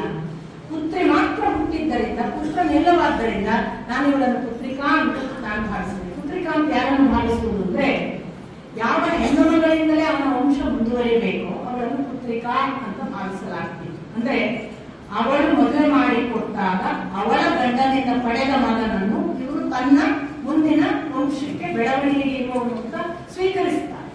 ಅವನನ್ನು ದೌಹಿತ್ರ ಅಂತ ಕರೆಯಲಾಗುತ್ತದೆ. ಸೊ ನನಗೆ ದೌಹಿತ್ರನ ಅಪೇಕ್ಷೆ ಇದೆ. ನೀನೊಂದು ವೇಳೆ ಮದುವೆ ಆಗುವುದಿದ್ರೆ, ಈ ಒಪ್ಪಿಗೆ ಇದ್ರೆ ಮದುವೆ ಆಗುದು. ನಿನಗೆ ಕೊಟ್ಟ ಈ ಹೆಣ್ಣಿನಿಂದ ಹುಟ್ಟುವ ಮಗನನ್ನು ನನಗೆ ಮರಳಿ ಕೊಡುತ್ತೀಯಾದ್ರೆ ನನ್ನ ಒಪ್ಪಿಗೆ ಇದೆ. ಅವನು ಒಪ್ಪುತ್ತಾನೆ. ಅವಳ ಮಗನನ್ನು ನಾನು ನಿನಗೆ ಒಪ್ಪಿಸ್ತೇನೆ ಅಂತ ಹೇಳಿ ಚಿತ್ರಾಂಗದೆಯ ಜೊತೆಗೆ ಇದ್ದು ಅವಳಿಗೆ ಪುತ್ರನನ್ನು ಕರೆಸಿ ಅವನೇ ಬಬ್ರುವಾಹನ. ಹೀಗೆ ಮುಂದುವರೆದು ಮುಂದೆ ಅವನು ದ್ವಾರಕೆಯ ಪಶ್ಚಿಮದ ದಿಕ್ಕು ನಮಗೆ ಹಾಗೆ ಹೊರಟ ಅವನು ದ್ವಾರಾವತಿಯ ರೈವತ ಪರ್ವತಕ್ಕೆ ಬರ್ತಾನೆ, ಪ್ರಭಾಸದ ಹತ್ತಿರ. ಪ್ರಭಾಸಕ್ಕೆ ಬಂದಾಗ ಕೃಷ್ಣ ಮತ್ತೆ ಅಲ್ಲಿ ಸಿಗ್ತಾನೆ. ಕೃಷ್ಣನ ಜೊತೆಗೆ ಎಷ್ಟೋ ಕಾಲವನ್ನು ಕಳೆದ ರೈವತ ಪರ್ವತದಲ್ಲಿ ಸುಮಾರು ಕೂತು ಆ ಏಕಾಂತದ ವಿಹಾರದ ಹಾಗೆ ಅದನ್ನೆಲ್ಲ ಸುಮಾರು ಅನುಭವಿಸಿ ಅವರು ಮರು ದಿವಸ ದ್ವಾರಕೆ ಅರಮನೆಗೆ ಹೋಗ್ತಾರೆ. ದ್ವಾರಕೆ ಅರಮನೆಗೆ ಹೋದಾಗ ಅಲ್ಲಿ ಸುಭದ್ರೆಯನ್ನು, ಸುಭದ್ರೆ ರೋಹಿಣಿಯ ಮಗಳು, ಬಲರಾಮನ ತಂಗಿ, ಕೃಷ್ಣನ ನೇರ ತಂಗಿ ಅಲ್ಲ. ರೋಹಿಣಿ ನಿಮಗೆ ಗೊತ್ತು, ವಸುದೇವನ ದೇವಕಿ ಅಲ್ಲದ ಇನ್ನೊಬ್ಬ ಹೆಂಡತಿ. 8 ಜನ ಹೆಂಡತಿಯರನ್ನ ಹೇಳ್ತಾರೆ ಅವರಿಲ್ಲ. ಆ ಒಬ್ಬ ಹೆಂಡತಿ ರೋಹಿಣಿಯಿಂದ ಹುಟ್ಟಿದ ಒಬ್ಬಳು ಪುತ್ರಿ ಸುಭದ್ರೆ. ಕೃಷ್ಣನಿಗೆ ಬಹಳ ಪ್ರೀತ್ಯಾಸ್ಪದ ತಂಗಿ. ಸುಭದ್ರೆಯನ್ನ ನೋಡಿದಾಗ ಕೃಷ್ಣನ ಕಣ್ಣಲ್ಲಿ ಪ್ರೀತಿ, ಸುಭದ್ರೆಯ ಕಣ್ಣಲ್ಲಿ ಪ್ರೀತಿಯನ್ನು ಕೃಷ್ಣ ಗಮನಿಸ್ತಾನೆ. ಮೆತ್ತಗೆ ಏಕಾಂತದಲ್ಲಿ ಕೇಳುತ್ತಾನೆ ಅರ್ಜುನನ ಹತ್ರ, ಏನು ನನ್ನ ತಂಗಿ ಪ್ರಿಯಳಾಗ? ಹೌದು, ತುಂಬಾ ಪರಸ್ಪರ ಇಷ್ಟಪಡ್ತಾರೆ ಅನ್ನೋದನ್ನು ಗೊತ್ತುಪಡಿಸಿಕೊಂಡ ಕೃಷ್ಣ ಒಂದು ಏಕಾಂತದಲ್ಲಿ ಅವಳನ್ನು ಅಪಹರಿಸಿಕೊಂಡು ಹೋಗುವುದು ಇವನೇ ಐಡಿಯಾ ಕೊಟ್ಟು, ನಾಳೆ ರೈವತ ಪರ್ವತದ ಉತ್ಸವ ಇದೆ, ನೀನೊಂದು ಕೆಲಸ ಮಾಡು, ಆ ರೈವತ ಪರ್ವತದ ಉತ್ಸವಕ್ಕೆ ಇವಳು ತನ್ನ ಸಖಿಯರ ಜೊತೆಗೆ ಇಡೀ ಅರಮನೆಯ ಅವಳ ಯಾವ ಸಹಚರವಿದ್ದಾರೆ ಅವ್ರ ಜೊತೆಗೆಲ್ಲ ಬರ್ತಾಳೆ. ಅವಳೆಲ್ಲ ಪ್ರದಕ್ಷಿಣೆ ಮುಗಿದವಳು ಇನ್ನೇನು ರಥ ಹತ್ತಾಳ ಆಗ ಅಪಹರಿಸಿಕೊಂಡು ರಥ ಯಾರದ್ದು ನಾನೇ ಕೊಡ್ತೇನೆ, ಕುದುರೆ ಯಾರದ್ದು ಅನ್ನಂತೂರೇನೆ ತಗೊಂಡು. ಇಷ್ಟು ಸಾಕಿತ್ತು. ಅರ್ಜುನ ಕಾಯ್ತಿದ್ದ ಸುಭದ್ರೆಯನ್ನ ಮದುವೆ ಆಗಬೇಕು ಅಂತ. ಹೀಗಾಗಿ ಮರುದಿವಸ ಉತ್ಸವ ಆಯಿತು. ಎಲ್ಲ ಯದುವಂಶದ ಅಷ್ಟು ಜನ, ಭೋಜ, ವೃಷ್ಣಿ ಅಂತ ಎಲ್ಲಾ ವಂಶದವರು ಬಂದಿದ್ದಾರೆ. ಸಕಲ ರಾಜಮರ್ಯಾದೆಯ ವೈಭವದ ಉತ್ಸವ, ಅಂತಿಂತ ಉತ್ಸವ ಅಲ್ಲ, ಸಾವಿರಾರು ಜನ ಸೇರಿದ್ದಾರೆ, ಲಕ್ಷಗಟ್ಟಲೆ ಜನ ಆಗುವ ಹಾಗೆ ಇಡೀ ಯದುವಂಶದ ಮರ್ಯಾದೆಯ ಪ್ರಶ್ನೆ. ಅಂತ ಹೊತ್ತಿನಲ್ಲಿ ಇದ್ದಕ್ಕಿದ್ದ ಹಾಗೆ ಮೊದಲೇ ಹೋಗಿ ರಥದಲ್ಲಿ ಸನ್ನದ್ಧನಾಗಿ ದೂರ ಏಕಾಂತದಲ್ಲಿ ನಿಂತಿದ್ದ ಅರ್ಜುನ ಏಕಾಏಕಿ ಇವಳೇನಿನ ಉತ್ಸವ ಮುಗಿಸಿ ಅವಳ ರಥ ಏರ್ಬಿಟ್ಟು ಛಕ್ ಅಂತ ಅಪಹರಿಸಿ ರಥ ಏರ್ತಾನೆ, ಹೊರಟೇ ಬಿಟ್ಟು. ಇನ್ನಿಲ್ಲದ ಕೋಪ ಬರುತ್ತೆ ಇಡೀ ಯದುವಂಶೀಯರಿಗೆ. ಮನೆಗೆ ಬರ್ತಾರೆ. ಅದರ ಗಂಡಾಮಂಡಲ ಪ್ರತಿಕ್ರಿಯೆಗಳು, ನಾವಿನ್ನು ಇದನ್ನು ಸಹಿಸಿ ಮಾಡಿಸಿಕೊಳ್ಳುವುದಲ್ಲ. ಇದು ಸುಭದ್ರೆಗೆ ಆದ ಅಪಚಾರ ಅಲ್ಲ, ನಮ್ಮ ವಂಶಕ್ಕಾದ ಅಪಚಾರ. ನಾವು ಅವಳನ್ನ ಹೇಗಾದ್ರೂ ಮಾಡಿ ಹೊರಗೆ ತರಬೇಕು. ಬಲರಾಮ ಸುಮ್ಮನೆ ಇರುವುದಲ್ಲ, ಹೊಗೆ ಬರೋಣ ಅಂತ ದೊಡ್ಡ ಗದ್ದಲ. ಬಲರಾಮ ಹೇಳ್ತಾನೆ, ಹೌದು ಇದು ನನಗೆ ಮಾಡಿದ ಅವಮಾನ, ನನ್ನ ತಲೆಯನ್ನ ನೆಟ್ಟಿದ್ದಾನೆ, ನಾನು ಇದಕ್ಕೆ ಯಾವ ರೀತಿಯಿಂದಲೂ ಕೂಡ ಕ್ಷಮಿಸುವ ಮಾತೇ ಇಲ್ಲ. ಆದರೆ ಕೃಷ್ಣ ಯಾಕೋ ಸುಮ್ಮನಿದ್ದಾನಲ್ಲ, ಅವನ ಮಾತು ಕೇಳು. ಎಲ್ಲರೂ ಕೂಡಿ, ಕೃಷ್ಣ ನಿನ್ನ ಮಾತು, ನಿನ್ನ ಅಭಿಪ್ರಾಯ. ಕೃಷ್ಣ ಹೇಳ್ತಾನೆ, ಮದುವೆ ಆಗ್ಬೇಕಾದ್ರೆ ಒಂದು ಸಾಧ್ಯತೆ ಹೇಗೆ, ಕನ್ಯೆಯನ್ನು ಶುಲ್ಕ ಕೊಟ್ಟು ತಗೊಂಡು ಹೋಗು. ಆರ್ಷಲ್ವ ಕನ್ಯೆಗೆ ಶುಲ್ಕ ಕೊಟ್ಟು ತಗೊಂಡು ಹೋಗ್ತೀನಿ ಅಂತ ಅವನೇನಾದ್ರೂ ಹೇಳಿದ್ರೆ ನಾವು ದುಡ್ಡು ಕೊಟ್ಟು ಹೆಣ್ಣನ್ನು ಮಾಡ್ತಿರ್ಲಿಲ್ಲ, ಅವನಿಗೆ ಗೊತ್ತಿತ್ತು. ಆಯ್ತು. ಎರಡನೆಯದು, ತಾನು ದಕ್ಷಿಣೆಯನ್ನು ಕೊಟ್ಟು ವರದಕ್ಷಿಣೆ ಕೊಟ್ಟು ಮದುವೆ ಮಾಡಿಸಿಕೊಳ್ಳು. ನಾವು ಅಷ್ಟು ಬಡವರಲ್ಲ, ನಾವೊಂದು ಗಂಡನ ಕಡೆ ದುಡ್ಡು ತಗೊಂಡು ನಮ್ಮ ಹೆಣ್ಣನ್ನು ಮಾರಲ್ಲ ಅಂತ ಅವನಿಗೆ. ಇನ್ನೊಂದು ಸಾಧ್ಯತೆ ಏನು, ಹೆಣ್ಣಿಗೆ ಸ್ವಯಂವರ, ಗಾಂಧರ್ವ ವಿವಾಹ. ಅವನಿಗೆ ಮನಸ್ಸಾಗಿದೆ, ಅವಳಿಗೂ ಆಗಿದೆಯೇ ಎಂದು ಯಾರಿಗೆ ಗೊತ್ತು. ಒಂದು ವೇಳೆ ಅವನಿಗೆ ನೀವು ಸ್ವಯಂವರ ಘೋಷಿಸಿದ್ರಿ, ಆ ಸುಭದ್ರೆ ಯಾವುದೋ ಕಾರಣಕ್ಕೆ ಹಾರ ಹಾಕದೇ ಇದ್ರೆ ಅಂತ ಅವನಿಗೆ ಅನುಮಾನ. ಇದು ಎಲ್ಲ ಆಯ್ತು, ನಾವೇ ಮದುವೆ ಮಾಡಿಸಿಕೊಡಬೇಕು ಅನ್ನುವುದು, ಅದು ಕೂಡ ನಮಗೆ ಅಂಥ ನಿಯಮಕ್ಕನುಗುಣವಾಗಿ ನಾವು ಮದುವೆ ಮಾಡಿಸಿಕೊಡ್ತೇವೆ ಇಲ್ವಾ ಅಂತ ಅವರಿಗೆ ಕಾಲದ ದೃಷ್ಟಿಯಿಂದ ಕಾಯುವುದು ಆಗ್ತಿರ್ಲಿಲ್ಲ. ಇನ್ನು ಯಾವುದು, ವೀರನಿಗೆ ಎಲ್ಲ ಬಂಧುಗಳು ನೋಡ್ತಿದ್ದ ಹಾಗೆ ವೀರ ತನಗೆ ಬೇಕಾದ ಹೆಣ್ಣನ್ನು ಅಪಹರಿಸಿಕೊಂಡು ಹೋಗುವುದು. ಆ ಒಂದು ವೀರನ ಕೆಲಸವನ್ನು ನಾವು ಮಾಡಿಲ್ಲ. ಏನು ಒಂದನೆಯ ಪ್ರಶ್ನೆ. ಎರಡನೆಯ ಪ್ರಶ್ನೆ ಕೇಳ್ತಾನೆ, ಇಷ್ಟೆಲ್ಲ ಆಗಿ ಕರ್ಕೊಂಡು ಹೋದವರು ಯಾರು? ನಮ್ಮದೇ ಬಂಧು, ನಮ್ಮ ಸೋದರತ್ತೆಯ ಮಗ, ಒಳ್ಳೆಯ ಪಾರ್ಟಿ. ಯೋಚನೆ ಯಾಕಪ್ಪ ನಿಮಗೆ? ಆಯ್ತು, ಒಂದು ವೇಳೆ ನಿಮಗೆ ಇಷ್ಟ ಇರಲಿಲ್ಲ, ನಮ್ಮ ಬಂಧುತ್ವದ ಒಳಗೆ ಮದುವೆ ಬೇಡ, ಸಿಟ್ಟಿದೆ ಅಂತ ಇಟ್ಕೊಳ್ಳೋಣ. ಈಗ ಏನ್ ಮಾಡೋದು? ಹೋಗಿ ಅವನನ್ನ ಹೋರಾಟ ಮಾಡಿ ತಗೊಂಡು ಬರಬೇಕು. ಸ್ವಲ್ಪ ಯೋಚನೆ ಮಾಡಿ, ಹೋರಾಡಕ್ ಸಾಧ್ಯವಾ? ಅವನ ಬೆನ್ನಟ್ಟಕ್ ಸಾಧ್ಯವಾ? ಅವನು ಎಂಥ ಕುದುರೆ ಹೋಗಿದ್ದಾರೆ ಗೊತ್ತಾ? ನಾನು ಕುದುರೆ ತಗೊಂಡು ನಾವು ಬೆನ್ನಟ್ಟಕ್ ಸಾಧ್ಯನಾ ಅನ್ನೋದನ್ನ. ಹಾಗಾಗಿ ಹೋಗುವುದರ ಬಗ್ಗೆ ಸ್ವಲ್ಪ ಅನುಮಾನ, ಅವನ ವಾಯುವೇಗವನ್ನು ನಾವು ಆಮೇಲೆ ಇಷ್ಟೆಲ್ಲ ಮಾಡಿ ಅವನನ್ನ ಸೋಲಿಸಿ ತಂದೆ ಮುಂದಿಟ್ಕೊಳ್ಳೋಣ. ನೋಡಕ್ಕೆಲ್ಲ ಕೆಟ್ಟ ಹೆಸರು, ಅದಕ್ಕಿಂತ ಪರಾಕ್ರಮದಿಂದ ಕರ್ಕೊಂಡು ಹೋದವನನ್ನು, ಭಲೆ ನಮಗೂ ಇಷ್ಟ ಕಣಪ್ಪ, ನಾವು ಮದುವೆ ಮಾಡಿಸ್ಕೊಡ್ತೇವೆ, ಹೋಗಿ ಕರ್ಕೊಂಡು ಬರೋದು ಒಳ್ಳೆಯದು ಅಂತ ನಮ್ಮ ಕರ್ಕೊಂಡು ಬಂದು ವೈಭವಯುತವಾಗಿ ಮದುವೆ ಮಾಡಿಸ್ಬಿಟ್ರೆ ನಾವೇ ಪ್ರೆಸ್ಟೀಜಿಯಸ್ ಆಗ್ತೇವೆ. ಅವ್ನು ಕರ್ಕೊಂಡು ಹೋದ, ನಮ್ಮ ಅವಮಾನ ಆಯ್ತು ಅಂತ ಹೇಳಿ ಮದುವೆ ಮಾಡಿಸಿದ್ರೆ ನಮ್ಗೆ ಕಡಿಮೆ. ಅವ್ನು ಕರ್ಕೊಂಡು ಭಾರಿ ಖುಷಿಯಾಗಿದೆ, ನಿಜ ವೀರಪ್ಪನ ನೀನು ಅಂತ ನಾವು ನೆಚ್ಚಿ ಅಳಿಯನ್ನ ಆಯ್ಕೆ ಮಾಡಿದ್ದೇವೆ ಅಂದ್ರೆ ನಮ್ಮ ಕುಟುಂಬಕ್ಕೆ ಭಾರಿ ಘನಸ್ಥಿತಿಯ ವಿಷಯ. ಹಂಗೆ ಮಾಡೋಣ ಅಂತ ನನ್ನ ಅಭಿಪ್ರಾಯ ಅಂತ. ಭಾಗವತರು ಇನ್ನೂ ಚೆನ್ನಾಗಿದೆ. ಭಾಗವತ ಏನ್ ಹೇಳುತ್ತೆ ಅಂದ್ರೆ, ಇವನು ಬರೋದು ಒಬ್ಬ ಸನ್ಯಾಸಿಯ ತೀರ್ಥ ಯಾತ್ರೆಗೆ ಹೊರಟಾಳ. ಕರ್ಕೊಂಡು ಒಳಗೆ ಬಂದಾಗ್ಲೇ ದ್ವಾರಕೆಗೆ ಬಂದ ತಕ್ಷಣ ಕೃಷ್ಣ ಏನು ಸಂಬಂಧ ಇದ್ದಾಗಲೇ ಒಂದು ದೂರ ಇರ್ತಾನೆ. ಬಲರಾಮ ಹೇಳ್ತಾನೆ, ಒಳ್ಳೆ ಸನ್ಯಾಸಿ, ತೇಜಸ್ವಿ, ಎಂಥ ಬ್ರಹ್ಮಚರ್ಯ ಪಾಲನೆ ಮಾಡ್ತಿರ್ಬೇಕು, ಇವನನ್ನು ತುಂಬಾ ಚೆನ್ನಾಗಿ ಮನೆಯಲ್ಲಿ ಇಟ್ಕೊಂಡು ಆದರಾತ್ರಿಯಿಂದ ನೋಡ್ಕೊಳ್ಳಿಪ್ಪ ಅಂದಿರ್ತಾನೆ. ಅಲ್ಲಿಂದ ಶುರು ಮಾಡ್ತಾನೆ. ಅಲ್ಲಿ ಭಾಗವತದಲ್ಲಿ ಆವತ್ತೇ ಹೇಳಿದೆ, ಬ್ರಹ್ಮಚಾರಿಗಳು ಡೇಂಜರಸ್ ಅಂತ. ನೀನ್ ಕೇಳಿದ್ಯಾ? ತೇಜಸ್ವಿ ಇಟ್ಕೋ, ಅವರನ್ನ ಮನೆಯಲ್ಲಿ ಇಟ್ಕೊಂಡು ಆದರಾತ್ರಿ ಮಾಡು, ನೀನೇ ಅಲ್ವಾ, ನಾನು ಅವತ್ತೇ ಕಳಿಸುವನಿದ್ದೆ. ಅಲ್ಲಿಂದ ಶುರು ಮಾಡ್ತಾನೆ. ಆಮೇಲೆ ಎರಡನೇದೇನು ಅಂದ್ರೆ, ಈ ತರ ನನ್ನ ಕುದುರೆ ತಗೊಂಡು ಹೋಗು, ನನ್ನ ರಥ ತಗೊಂಡು ಹೋಗೋದನ್ನೆಲ್ಲ ಹೇಳದೆ ಅವ್ರು ಹೋದದ್ದು ನನ್ನ ಕುದುರೆ, ನನ್ನ ರಥ ತಗೊಂಡು ಒಂದು ವೇಳೆ ಹಿಂಬಾಲಿಸಿದ್ರೆ ತಿಳ್ಕೊಳ್ಳೋಣ. ಅವ್ರು ನಮ್ಮಲ್ಲಿ ಸಾಮರ್ಥ್ಯ ಇದೆ, ನಾವು ಹೋದ್ವಿ, ಹೋರಾಟನೇ ಮಾಡಿದ್ವಿ, ಅವನನ್ನು ಸೋಲಿಸಿದ್ವಿ ಅಂತ ತಿಳ್ಕೊಳ್ಳೋಣ. ಸೋಲಿಸಿದ್ರೆ ನಾಳೆ ಊರಿಗೆಲ್ಲ ಗೊತ್ತಾಗುತ್ತೆ ಸುಭದ್ರೆಯನ್ನು ಒಬ್ಬ ಅಪಹರಿಸಿಕೊಂಡು ಹೋಗಿ ಬಿಟ್ಟ ಹೆಣ್ಣಂತೆ ಅಂತ. ಯಾರು ಮೊದಲನೇ ಹೇಳಿದೆ? ಅಪಹರಿಸಿಕೊಂಡು ಹೋಗಿ ಬಿಟ್ಟ ಹೆಣ್ಣು ಅನ್ನೋ ಅಪಚಾರಕ್ಕೆ ಅವಳ ಬಗ್ಗೆ ಲೋಕ ಕಡಿಮೆ ನೋಡಿದ್ರೆ ನಾಳೆ ಅವಳ ಮದುವೆ ಆಗೋದಿಲ್ಲ. ಒಂದು ವೇಳೆ ನಾವು ಗೆದ್ದೆವು ಅಂದಾಗ ನಮಗೆ ಆ ಅಪಾಯ. ನಾವು ಸೋತೆವು ತಿಳ್ಕೊಳ್ಳೋಣ, ಅವನೊಟ್ಟಿಗೆ ಸೋತು ಅಳಿಯನ ಹತ್ರ ಹೆಣ್ಣನ್ನು ಕೊಟ್ಟಿದ್ದಾರಂತೆ, ಅದು ಕೆಟ್ಟ ಹೆಸರಲ್ವಾ? ಸೋಲೋದು ಗೆಲುವು ಯಾವುದು ನಮ್ಗೆ ಒಳ್ಳೆ ಹೆಸರು ತಾರಲ್ಲಪ್ಪ, ಮದುವೆ ಮಾಡಿಸಿಬಿಡೋಣ ಅಂತ ಅಲ್ಲಿ ಬಹಳ ಚಿತ್ರವಾಗಿ ಕೃಷ್ಣ ಅಲ್ಲೂ ಕಟ್ತಾನೆ. ಮತ್ತು ಬಹಳ ಸುಂದರವಾದ ಒಂದು ಸುಭದ್ರ ಅಪಹರಣವನ್ನ ತಾನೇ ಯಾಕೆ ಪ್ಲಾನ್ ಮಾಡ್ತಾನೆ ಅನ್ನೋದನ್ನ ನಮಗೆ ಇಲ್ಲಿ ಗೊತ್ತಾಗಲ್ಲ. ನೀವು ಬೇರೆ ಹರಿವಂಶ ಪುರಾಣ, ವಿಷ್ಣು ಪುರಾಣ, ಮಹಾಭಾರತ ಓದಿದ್ರೆ ಗೊತ್ತಾಗುತ್ತೆ. ದುರ್ಯೋಧನನಿಗೆ ಮದುವೆ ಮಾಡಿಸಿಕೊಡಬೇಕು ಅಂತ ಬಲರಾಮನಿಗೆ, ದುರ್ಯೋಧನನಿಗೆ ಮದುವೆ ಮಾಡಿಸಿ ಕೊಡಬೇಡ ಅಂತ ಹೇಳಿದ್ರೆ ಅಣ್ಣ ತಮ್ಮನ ಮಧ್ಯೆ ಜಗಳ ಆಗ್ತಿತ್ತು. ಅದನ್ನು ಚಂದ ಮಾಡಿ ನಿವಾರಿಸಬೇಕಿತ್ತು ಕೃಷ್ಣನಿಗೆ. ಮತ್ತು ಅವರಿಗೆ ಗೊತ್ತಿತ್ತು ಸುಭದ್ರೆ ಅದು ಬಲರಾಮ ತಿಳಿದ ಹಾಗೆ ದುರ್ಯೋಧನನಿಗೆ ಹೆಂಡತಿ ಅಲ್ಲ, ಅವಳ ಅರ್ಜುನನಿಗೆ ಮದುವೆ ಆಗ್ಲಿಕ್ಕೆ ಇರುವವಳು.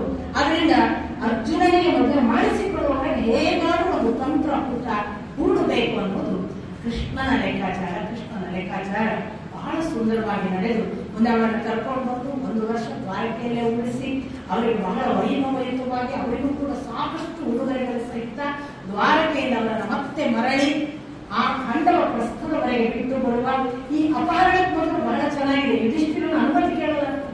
ಬೇಗ ಅವ್ರ ಫೋನ್ ಇತ್ತ, ಬಹಳ ಚೆನ್ನಾಗಿದೆ. ಆ ಥರದ ವಿವರಗಳಿವೆ. ಯುಧಿಷ್ಠಿರನ ಅನುಮತಿಯನ್ನು ಕೇಳಲಾಗ್ತದೆ. ನಾಳೆ ನಾವು ಹೀಗೆ ಸುಭದ್ರೆಯನ್ನು ಅಪಹರಿಸಬೇಕು ಅಂತ ತೀರ್ಮಾನ ಮಾಡಿದ್ದೇವೆ, ನೀನು ಅಣ್ಣನಾಗಿ ಒಪ್ಪುತ್ತೀಯಾದ್ರೆ ನಾವು ಮುಂದುವರಿತೇವೆ ಅಂತ ಕೃಷ್ಣ ಕೇಳ್ತಾನೆ. ಯುಧಿಷ್ಠಿರ ಸಮ್ಮತಿಸ್ತಾನೆ. ಯಾವ ಕಾಂಟ್ಯಾಕ್ಟ್ ಹೇಗೆ ಕಮ್ಯುನಿಕೇಟ್ ಮಾಡ್ತಿದ್ರು ನಮ್ಗೆ ಉಲ್ಲೇಖ ಇಲ್ಲ. ಯುಧಿಷ್ಠಿರನ ಸಮ್ಮತಿ ಇತ್ತು, ಆ ಬಳಿಕ ಮುಂದುವರಿದ ಅನ್ನೋ ವಾಕ್ಯ ಕೂಡ ಬೇರೆ ಹೆಸರು ಬರೀತಾರೆ. ಹೀಗೆ ಅವರು ಅಲ್ಲಿಗೆ ಬರುವಾಗ ಈಗಾಗಲೇ ದ್ರೌಪದಿಗೆ ಮದುವೆ ಆದವರು ಮನೆಗೆ ಬರುವಾಗ ದ್ರೌಪದಿಯ ಪ್ರತಿಕ್ರಿಯೆ ಹೇಗೆ ಅಂತ ಒಂದು ತರದ ಒಳಗೆ ಕುದಿ ಇರ್ತದೆ. ಬಂದ ಮನೆ ತಕ್ಷಣ ಸುಭದ್ರೆಗೆ ಸಾಮಾನ್ಯ ಗೋಪಾಲರ ವಂಶದ ವಸ್ತ್ರ ಉಡುವನ್ನು ಹಬ್ಬರದ ವೈಭವದ ವೇಷ ತೊಟ್ಕೊಂಡು ಬಂದಿದ್ದು ಏನೋ ಸಾಮಾನ್ಯ ಸೀರೆ ಉಡ್ತಾಳೆ, ಮುಂದಿನ ನಮಸ್ಕರಿಸಿ ಆಶೀರ್ವಾದ ತಗೊಳ್ತಾಳೆ. ದ್ರೌಪದಿಯ ಹತ್ರ ಹೋಗುವಾಗ ದ್ರೌಪದಿ ಹೇಳ್ತಾಳೆ, ಈಗ ಯಾಕೆ ಅಲ್ಲಿದ್ದಾಳಲ್ಲ ಸಾತ್ವತ ವಂಶದ ಆ ಕನ್ಯೆ, ಅವಳನ್ನು ಬಿಟ್ಟು ಇಲ್ಲಿ ಬರುವ ಕಾರಣವೇನಿತ್ತು?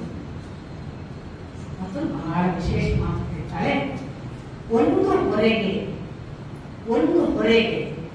ಮೊದಲೊಮ್ಮೆ ಹಾಕಿದ ಕಟ್ಟು ಎಷ್ಟು ಬಿಗಿಯಾಗಿದ್ದರೂ ಎರಡನೆಯ ಕಟ್ಟು ಕಟ್ಟಿದಾಗ ಅದು ಸಡಿಲಾಗುತ್ತದೆ ಅಲ್ಲವಾ?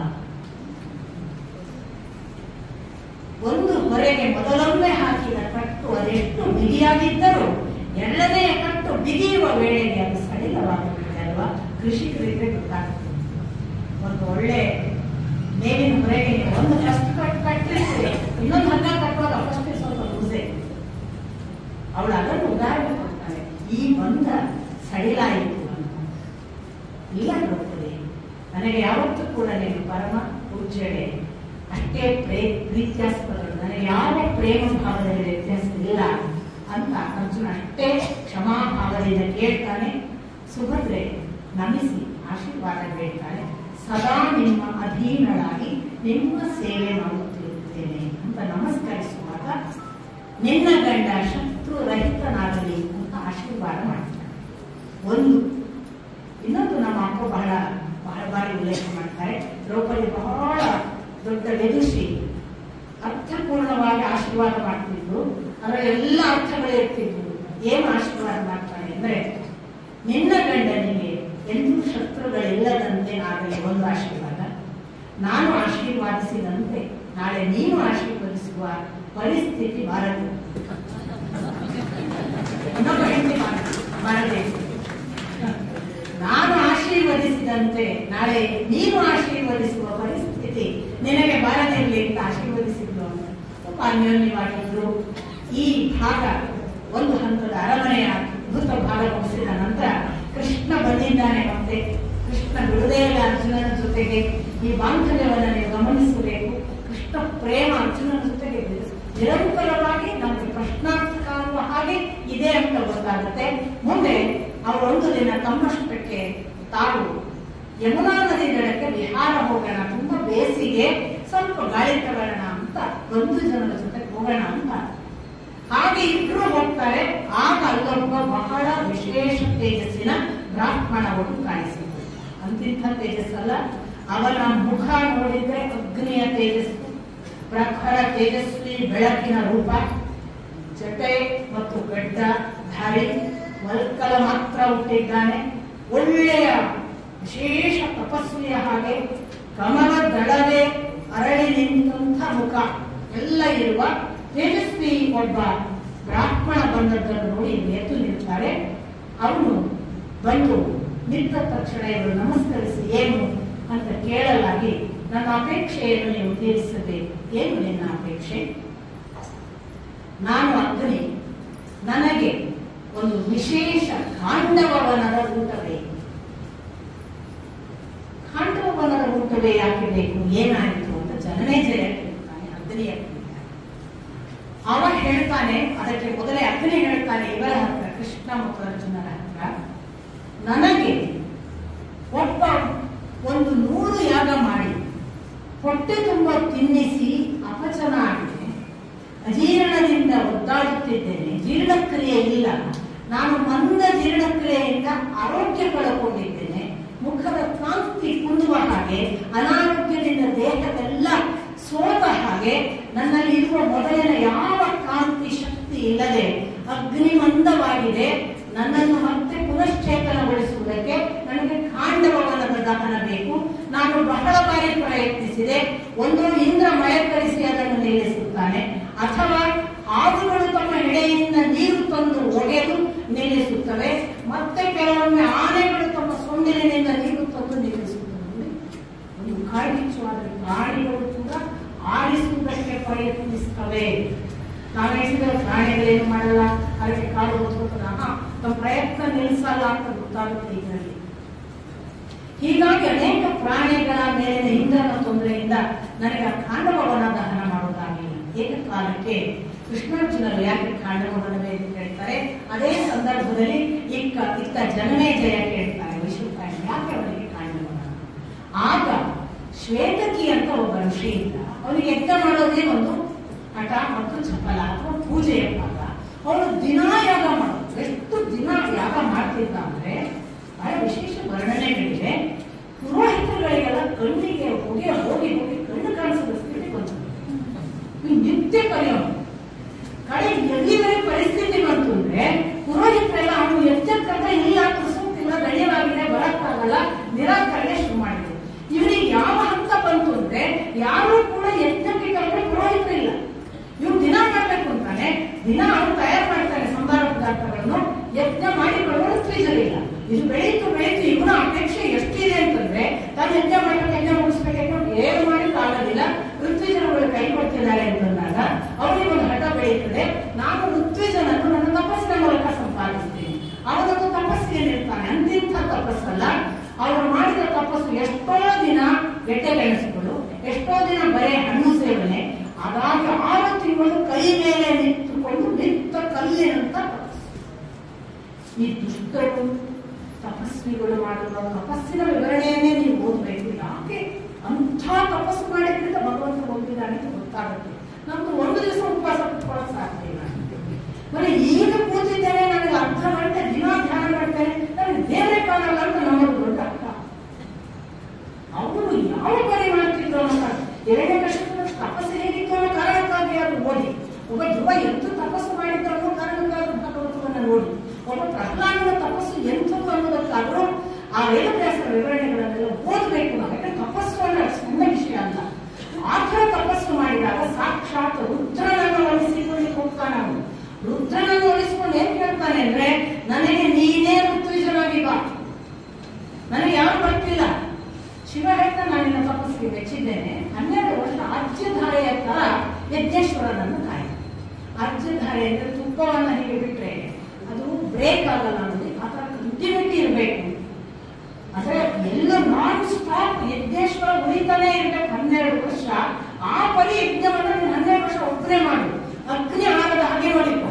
ನಾನು ಮುಂದೆ ಇದ್ದೇನೆ. ನಿಮಗೆ ಗೊತ್ತಿದೆ ಇಲ್ವೋ, ಉಡುಪಿಯ ಕೃಷ್ಣ ಮಠದ ಬಹಳ ದೊಡ್ಡ ವಿಶೇಷ ಸಂಗತಿ ಏನು ಅಂದರೆ, 13ನೇ ಶತಮಾನದಲ್ಲಿ ಕೃಷ್ಣ ಸ್ಥಾಪನೆ ಆಗುವಾಗ ಮಧ್ವಾಚಾರ್ಯರು ಯಾವ ದೀಪ ಹಚ್ಚಿದ್ರಲ್ಲ ಅದೇ ಇವತ್ತಿಗೂ ಮುಂದುವರೆದಿರುತ್ತೆ. ಇಲ್ಲಿರುವವರು ಆ ದೀಪವನ್ನೇ ಅಂದ್ರೆ ಆ ದೀಪಕ್ಕೆ ಇನ್ನೊಂದು ದೀಪ ಹಚ್ಕೊಂಡು ಬಂದಿದ್ದಾರೆ ಹೊರತು 13ನೇ ಶತಮಾನದಿಂದ ಕೃಷ್ಣ ಮಠದಲ್ಲಿ ಉರಿಯುವ ದೀಪ ಇವತ್ತಿಗೂ ಮಧ್ವಾಚಾರ್ಯರು ಅವತ್ತು ಸ್ಥಾಪನೆ ಮಾಡಿದಾಗ ಹಚ್ಚಿದ ದೀಪ. ಇದೆಲ್ಲ ದೊಡ್ಡ ತಪಸ್ಸಿನ ಅದು ಆರದ ಹಾಗೆ ನೋಡಿಕೊಂಡು 12 ವರ್ಷ ನೀನು ಈ ದೀಪ ಯಜ್ಞೇಶ್ವರ ಆರದ ಹಾಗೆ ನೋಡಿಕೊಂಡ ಇವರು ಹೇಳಿದಾಗ ಅವರು ಅದನ್ನು ಪಾಲಿಸಿದ. 12 ವರ್ಷದ ನಂತರ ಮತ್ತೆ ಶಿವ ಬಂದ. ಶಿವ ಹೇಳಿದ, ನನ್ನಿನ ತಪಸ್ಸಿಗೆ ಮೆಚ್ಚಿದ್ದೇನೆ, ಆದ್ರೆ ನಾನೇ ಸ್ವತಃ ಬಂದು ಮಾಡಕ್ಕಾಗಲ್ಲ, ನನ್ನ ಬದಲಿಗೆ ದುರ್ವಾಸ ನನ್ನ ಪ್ರತಿನಿಧಿಯಾಗಿ ಬರ್ತಾನೆ, ದುರ್ವಾಸರ ಮೂಲಕ ನೀನು ಯಜ್ಞ ಮಾಡು. ಅವನ ಯಜ್ಞದಲ್ಲಿ ಎಷ್ಟು ದಿವಸದ ಯಜ್ಞ? 100 ವರ್ಷ. ಈ 100 ವರ್ಷದ 100 ವರ್ಷದ ಆ ಇದೊಂದು ಮತ್ತೊಂದು ಬಹಳ ಇಂಟ್ರೆಸ್ಟಿಂಗ್ ಇದೆ. ಒಬ್ಬ ಬ್ರಾಹ್ಮಣನ ಮಾತು ಬರುತ್ತೆ. 5 ಜನ ಅಪ್ಸರೆಯರನ್ನ ಈ ತೀರ್ಥಯಾತ್ರೆಯಲ್ಲಿ ಅರ್ಜುನ ಬದುಕಿಸ್ತಾನೆ. ವರ್ಗ ಅನ್ನುವ ಒಬ್ಬ ಅಪ್ಸರೆ, ಇನ್ನು 4 ಜನ ಅವರೆಲ್ಲ ಮೊಸಳೆ ಆಗಿರ್ತಾರೆ ಬ್ರಾಹ್ಮಣರ ಶಾಪಕ್ಕೆ ಗುರಿಯಾಗಿ. ಆ 5 ಜನರನ್ನ ಬದುಕಿಸುವಾಗ ಬ್ರಾಹ್ಮಣ ಒಂದು ಮಾತು ಹೇಳ್ತಾರೆ ಅವರಿಗೆ, 100 ವರ್ಷ ಅಂದ್ರೆ ಅದು ನಿರ್ಣೀತ ಸಂಖ್ಯೆ ಅಲ್ಲ, ಅದು ಅಕ್ಷಯ ಸಂಖ್ಯೆ. 100 ಅಂದ್ರೆ 100 ಆಗ್ಬೇಕಾಗಿಲ್ಲ, ಕೋಟಿ ಅಂದ್ರೆ ಕೋಟಿಯೇ ಆಗ್ಬೇಕಾಗಿಲ್ಲ, 1000 ಅಂದ್ರೆ 1000 ಆಗ್ಬೇಕಾಗಿಲ್ಲ. ಇದೆಲ್ಲ ಎಚ್ಚರ ಇರ್ಬೇಕಂದ್ರೆ ಒಂದು ಧರ್ಮಶಾಸ್ತ್ರದ ವಿವರಣೆಗಳು ಬಂದಾಗ 100 ಅಂದ್ರೆ 100 ಅಂತ ತಿಳಿಬೇಡಿ, 100 ದಿವಸ ಅಂದ್ರೆ 100 ವರ್ಷ ಅಂತ ಹೇಳ್ಬೋದು. ಸಾಧ್ಯತೆ 100 ಅಂದ್ರೆ 100 ಆಗ್ಬೇಕಾಗಿಲ್ಲ ಅನ್ನೋ ಸೂಚನೆ ನಾವು ಬ್ರಾಹ್ಮಣ ಕೊಡ್ತಾನೆ. ಆ ದೃಷ್ಟಿಯಲ್ಲಿ ಇವತ್ತು ಯಜ್ಞ ನಡೆಯಿತು. ಯಜ್ಞದ ಫಲವಾಗಿ ಎಂಥ ಪರಿಣಾಮ ಹುಟ್ಟಿತು ಅಂತಂದ್ರೆ, ಇಡೀ ಅಷ್ಟೂ ದಿವಸದ ಅಗ್ನಿ ಹಾಕಿದ ಎಲ್ಲವನ್ನೂ ತಿಂದು ತಿಂದು ತಿಂದು ತಿಂದು ಇವನ ವಚನಾಗ್ನಿ ಮಂದವಾದ, ಇವನಿಗೆ ಅಜೀರ್ಣ, ಇವನಿಗೆ ಏನು ಬೇಡ, ಇವನಿಗೆ ಸಾಕೋ ಸಾಕು ಅನಿಸಿಬಿಟ್ಟಿದೆ. ಅಗ್ನಿ ಸೋತಿದ್ದಾನೆ, ನನಗೆ ಈಗ ಏನು ಮಾಡುವುದು, ನನಗೆ ಊಟ ಸೇರದ ವಾಂತಿ ಮಾಡಿಕೊಳ್ಳುವ ವಚನವಿಲ್ಲದ ಮಹಾ ಕಷ್ಟದಲ್ಲಿದ್ದೇನೆ ಅಂತ ಬ್ರಹ್ಮನನ್ನು ಬೇಡಿಕೊಳ್ಳಲಾಗಿ ಬ್ರಹ್ಮ ಹೇಳ್ತಾನೆ, ಒಂದು ಕಾಲಕ್ಕೆ ದೇವರು ದೇವತೆಗಳು ಬದುಕುತ್ತಿದ್ದ ಕಾಂಡವನ ಈಗ ದುಷ್ಟ ಪ್ರಾಣಿಗಳಿಂದ ದುಷ್ಟ ರಾಕ್ಷಸರಿಂದ ಮುಳುಗಿ ಹೋಗಿದೆ. ಅಲ್ಲಿರುವ ಪಶು ಪಕ್ಷಿ ಪ್ರಾಣಿಗಳನ್ನ ತಿಂದರೆ ಅವುಗಳ ಮೇಧಸ್ಸಿನಲ್ಲಿ ಇರುವ ಶಕ್ತಿ ನಿನ್ನ ಒಳಗಿರುವ ಪಚನಾಗ್ನಿಯ ತೊಂದರೆಯನ್ನು ನಿವಾರಿಸುವ ಒಂದು ವಿಶೇಷ ಔಷಧಿಯಾಗಿ ಪರಿಣಮಿಸುತ್ತದೆ. ನೀನು ಕಾಂಡವನವನ್ನು ತಿನ್ನು. ಆಗ ನಾನು ತುಂಬಾ ಪ್ರಯತ್ನ ಪಟ್ಟೆ, ಇಂದ್ರ ಬಿಡಲಿಲ್ಲ, ನನಗೆ ಅದನ್ನು ಸುಡುವುದಕ್ಕೆ ಅಥವಾ ಆ ನಾಗಗಳು ಬಂದು ತೊಂದರೆ ಕೊಟ್ಟು ಹೋಗ್ತಿರಲ್ಲ ಹೇಳಿದ. ಮತ್ತೆ ಅವನ ಬ್ರಹ್ಮನ ಬಳಿ ಹೋಗ್ತಾನೆ, ನನಗೆ ತೊಂದರೆಗಳಾಗ್ತಿವೆ, ಅದನ್ನು ನಾನು ಸುಡುವುದಕ್ಕಾಗ್ತಿಲ್ಲ. ಆಗ ಬ್ರಹ್ಮ ಹೇಳ್ತಾನೆ, ನರನಾರಾಯಣರು ಕೃಷ್ಣಾರ್ಜುನರಾಗಿ ಭೂಮಿಗೆ ಬರುವವರಿದ್ದಾರೆ, ಅಲ್ಲಿಯವರೆಗೆ ನೀವು ಸಹಿಸಿಕೊ. ಮುಂದೆ ಅಗ್ನಿಗೆ ಸೂಚನೆ ಕೊಡ್ತಾನೆ, ನರನಾರಾಯಣರು ಬಂದಿದ್ದಾರೆ, ಹಾಗೆ ಬಂದಿರುವುದು ಇವನು. ಮುಂದೆ ಖಾಂಡವನ ದಹನಕ್ಕೆ ಹೇಗೆ ಅವರಿಗೂ ಕಾರಣರಾದರು, ಹೇಗಿತ್ತು ಖಾಂಡವ